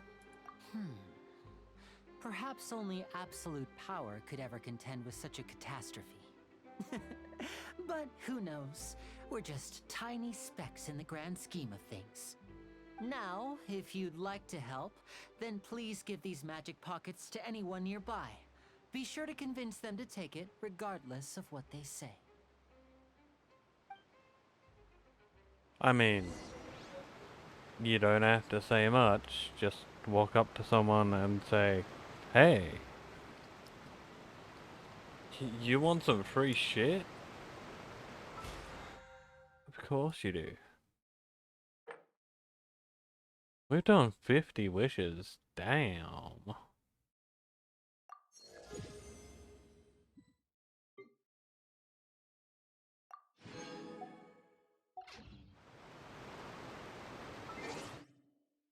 We got mail? It's Zinyan's birthday. Happy birthday. And an achievement. Holy moly. Glide a long distance in one go. Glide continuously for over 80 seconds. Recall memories related to your kin. Create the medicine that will bring hope. Witness the miracle granted by the sinner. Complete Carry Bear. Hear about the prophecy that has been circulating around Fontaine. Guess we did quite a bit, didn't we? How many we got? Not enough. Alrighty. Hey. Anthony. A teen. So you're the blonde traveler that everyone's been talking about. My apologies for not recognizing you earlier. Oh, a magic pocket? Seems you really thought of everything. I guess it's better to prepare for the worst and hope for the best. Thanks. Please, also thank the magician on my behalf when you get the chance. No problemo. Mr. God? Ogre? What's this? So you also believe in the prophecy. Keep it. I won't have any use for it. What? You mean you don't believe in the prophecy? No, I believe in the prophecy. But I also believe in another story. The story says that people once lived in the ocean. They were one with the ocean and couldn't live apart from it. But as time wore on, people desired to live on land and developed blood vessels and encapsulating the sea within their bodies. Thus could people set foot on land. So, if you ask me, when the water rises and takes us all, it'll be like we're going home. Oh, we hadn't heard that one before. But people can't live underwater. They'll die. You should probably still take it. All right, I'll take it. I guess I just feel that being dissolved into the water doesn't necessarily mean death.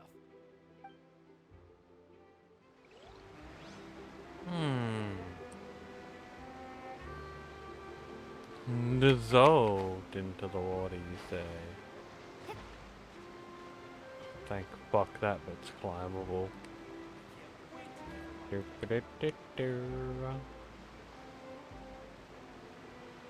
On the boat, really? Hey, Galathy? Huh? I don't want that thing.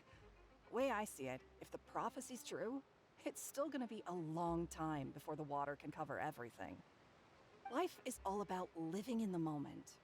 What use is there in worrying about the future all the time? We'll cross that bridge when we get to it. You should still take it. You never know when it'll come in handy. Oh, all right, fine. Thanks. It's just that if I start moving, that means I've already given up on the life I have now. I'd really rather not.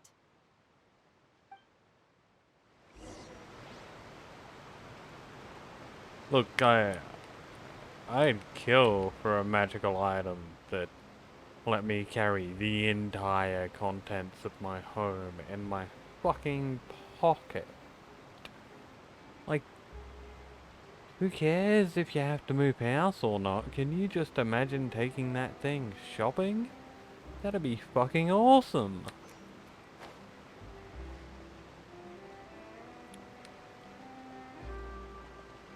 It's like, oh, today I brought a flat screen TV. Where is it? Oh, it's inside my pocket. I'm not struggling to carry that thing around. I can keep going shopping. I'm not worried about it sitting in my car for hours while I look around at other shit.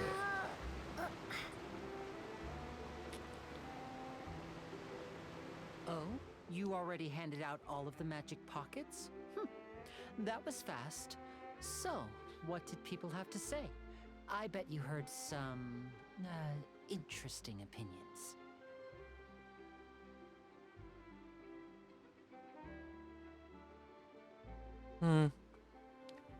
Many are quite stubborn.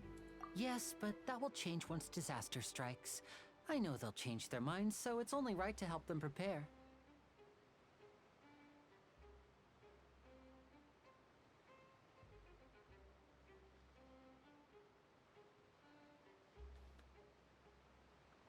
Is there anything else you need to do before we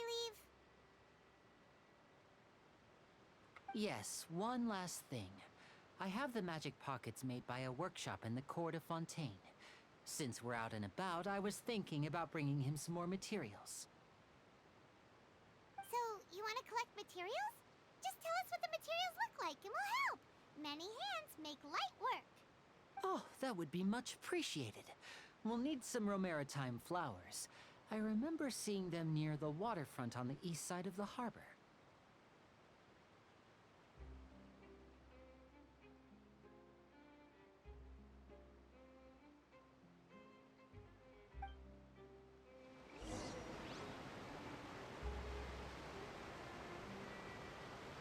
One moment.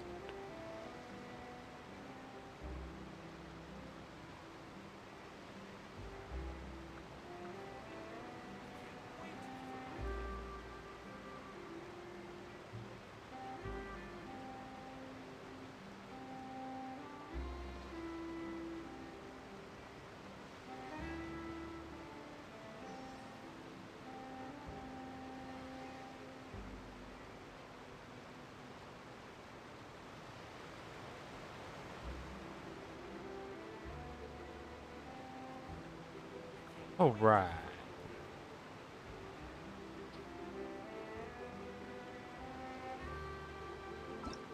What do we got here? Oh yeah. A tutorial, which is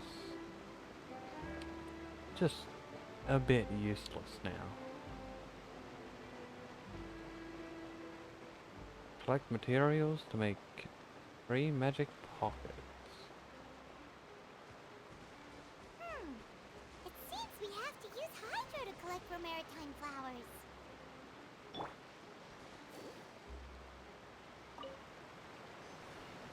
We'll get Barbara to do it.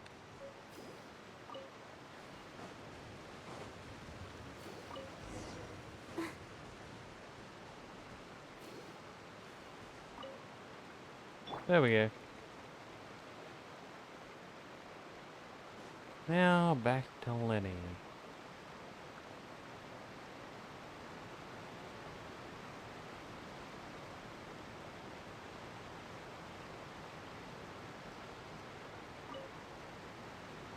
You made quick work of that. I can tell you're an experienced traveler. I've also finished collecting a few here.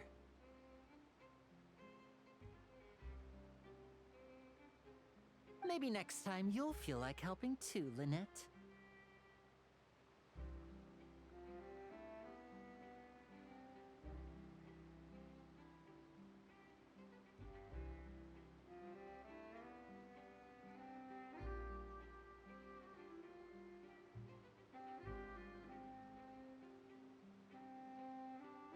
No way. I'm in power saving mode today. Otherwise, I fear I may not have any energy left for the performance at the Opera House.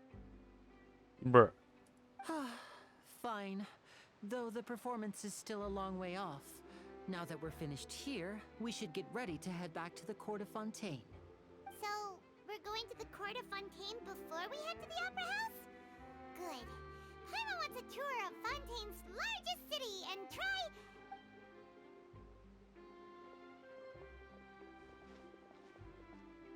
Yeah, they're not listening to you, Paimon. Have you noticed that person over there? The young girl. Huh? What's wrong with her? Paimon didn't notice anything. She's obviously a thief. Magicians and thieves practice similar methods. We divert attention, and a distracted audience is one that won't discover what you're really doing. Watch her movements carefully.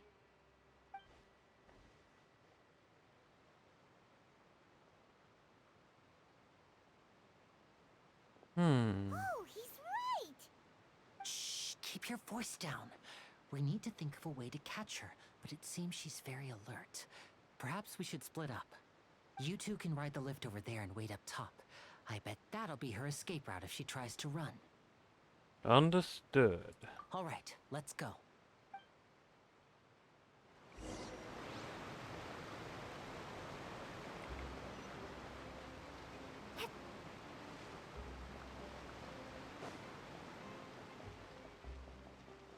Up we go.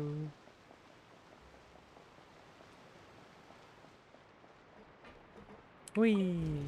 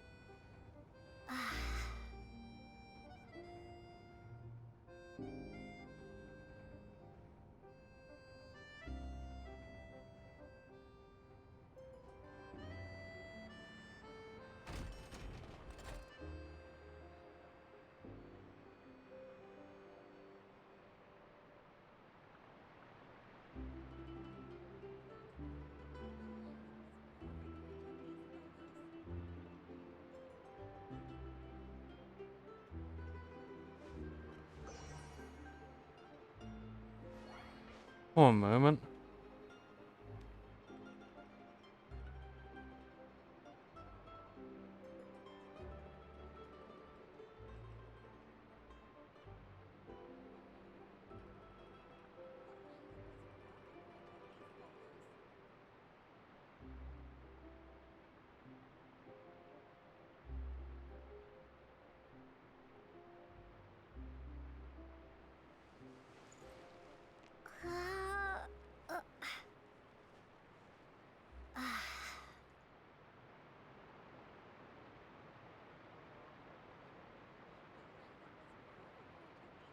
Alright. Well, we were meant to go the other way. Two directions, I picked the wrong one. Oh, shiny.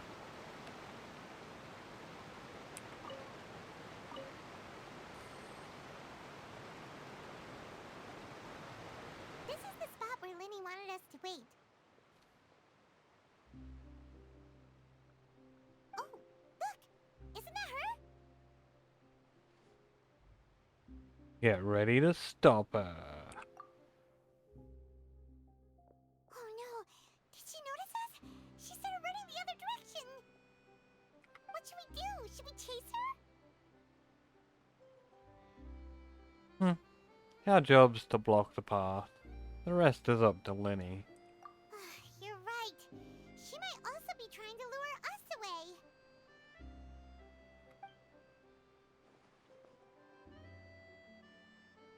Nothing's happened for a while now.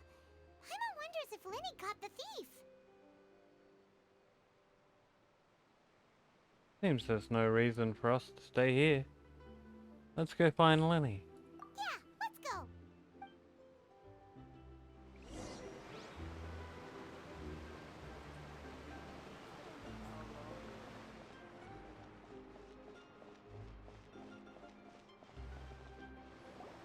Are you sure that's all she took? You should check to make sure you're not missing anything else. No, that was all. Oh, I can't thank you enough. I didn't notice a thing earlier. Anyway, I should be going now. Thanks again. Oh, were you returning what the thief had stolen? That's right. Pity I wasn't able to catch her. She distracted me by dropping the thing she stole on the ground. By the time I looked back, she was already gone. I saw the general direction she went, but Lenny twisted his ankle, and I needed to make sure he was okay. Oh, did you get hurt, Lenny? I'll be all right. It's just a twisted ankle, that's all. In fact, it's feeling better already. If you want to play at being a hero, at least try not to get hurt doing it. Imagine what would happen if you managed to derail our performance as a result. You're right, you're right. Sorry, Lynette. I have to admit that the thief was even more skilled than I had anticipated. But at least we were able to get the stolen items back, so it wasn't a complete failure. What a slippery little thief! Guess things turned out alright in the end, though. Lenny's initiative paid off! Alright, let's put this little detour behind us. We should go to the Court of Fontaine now.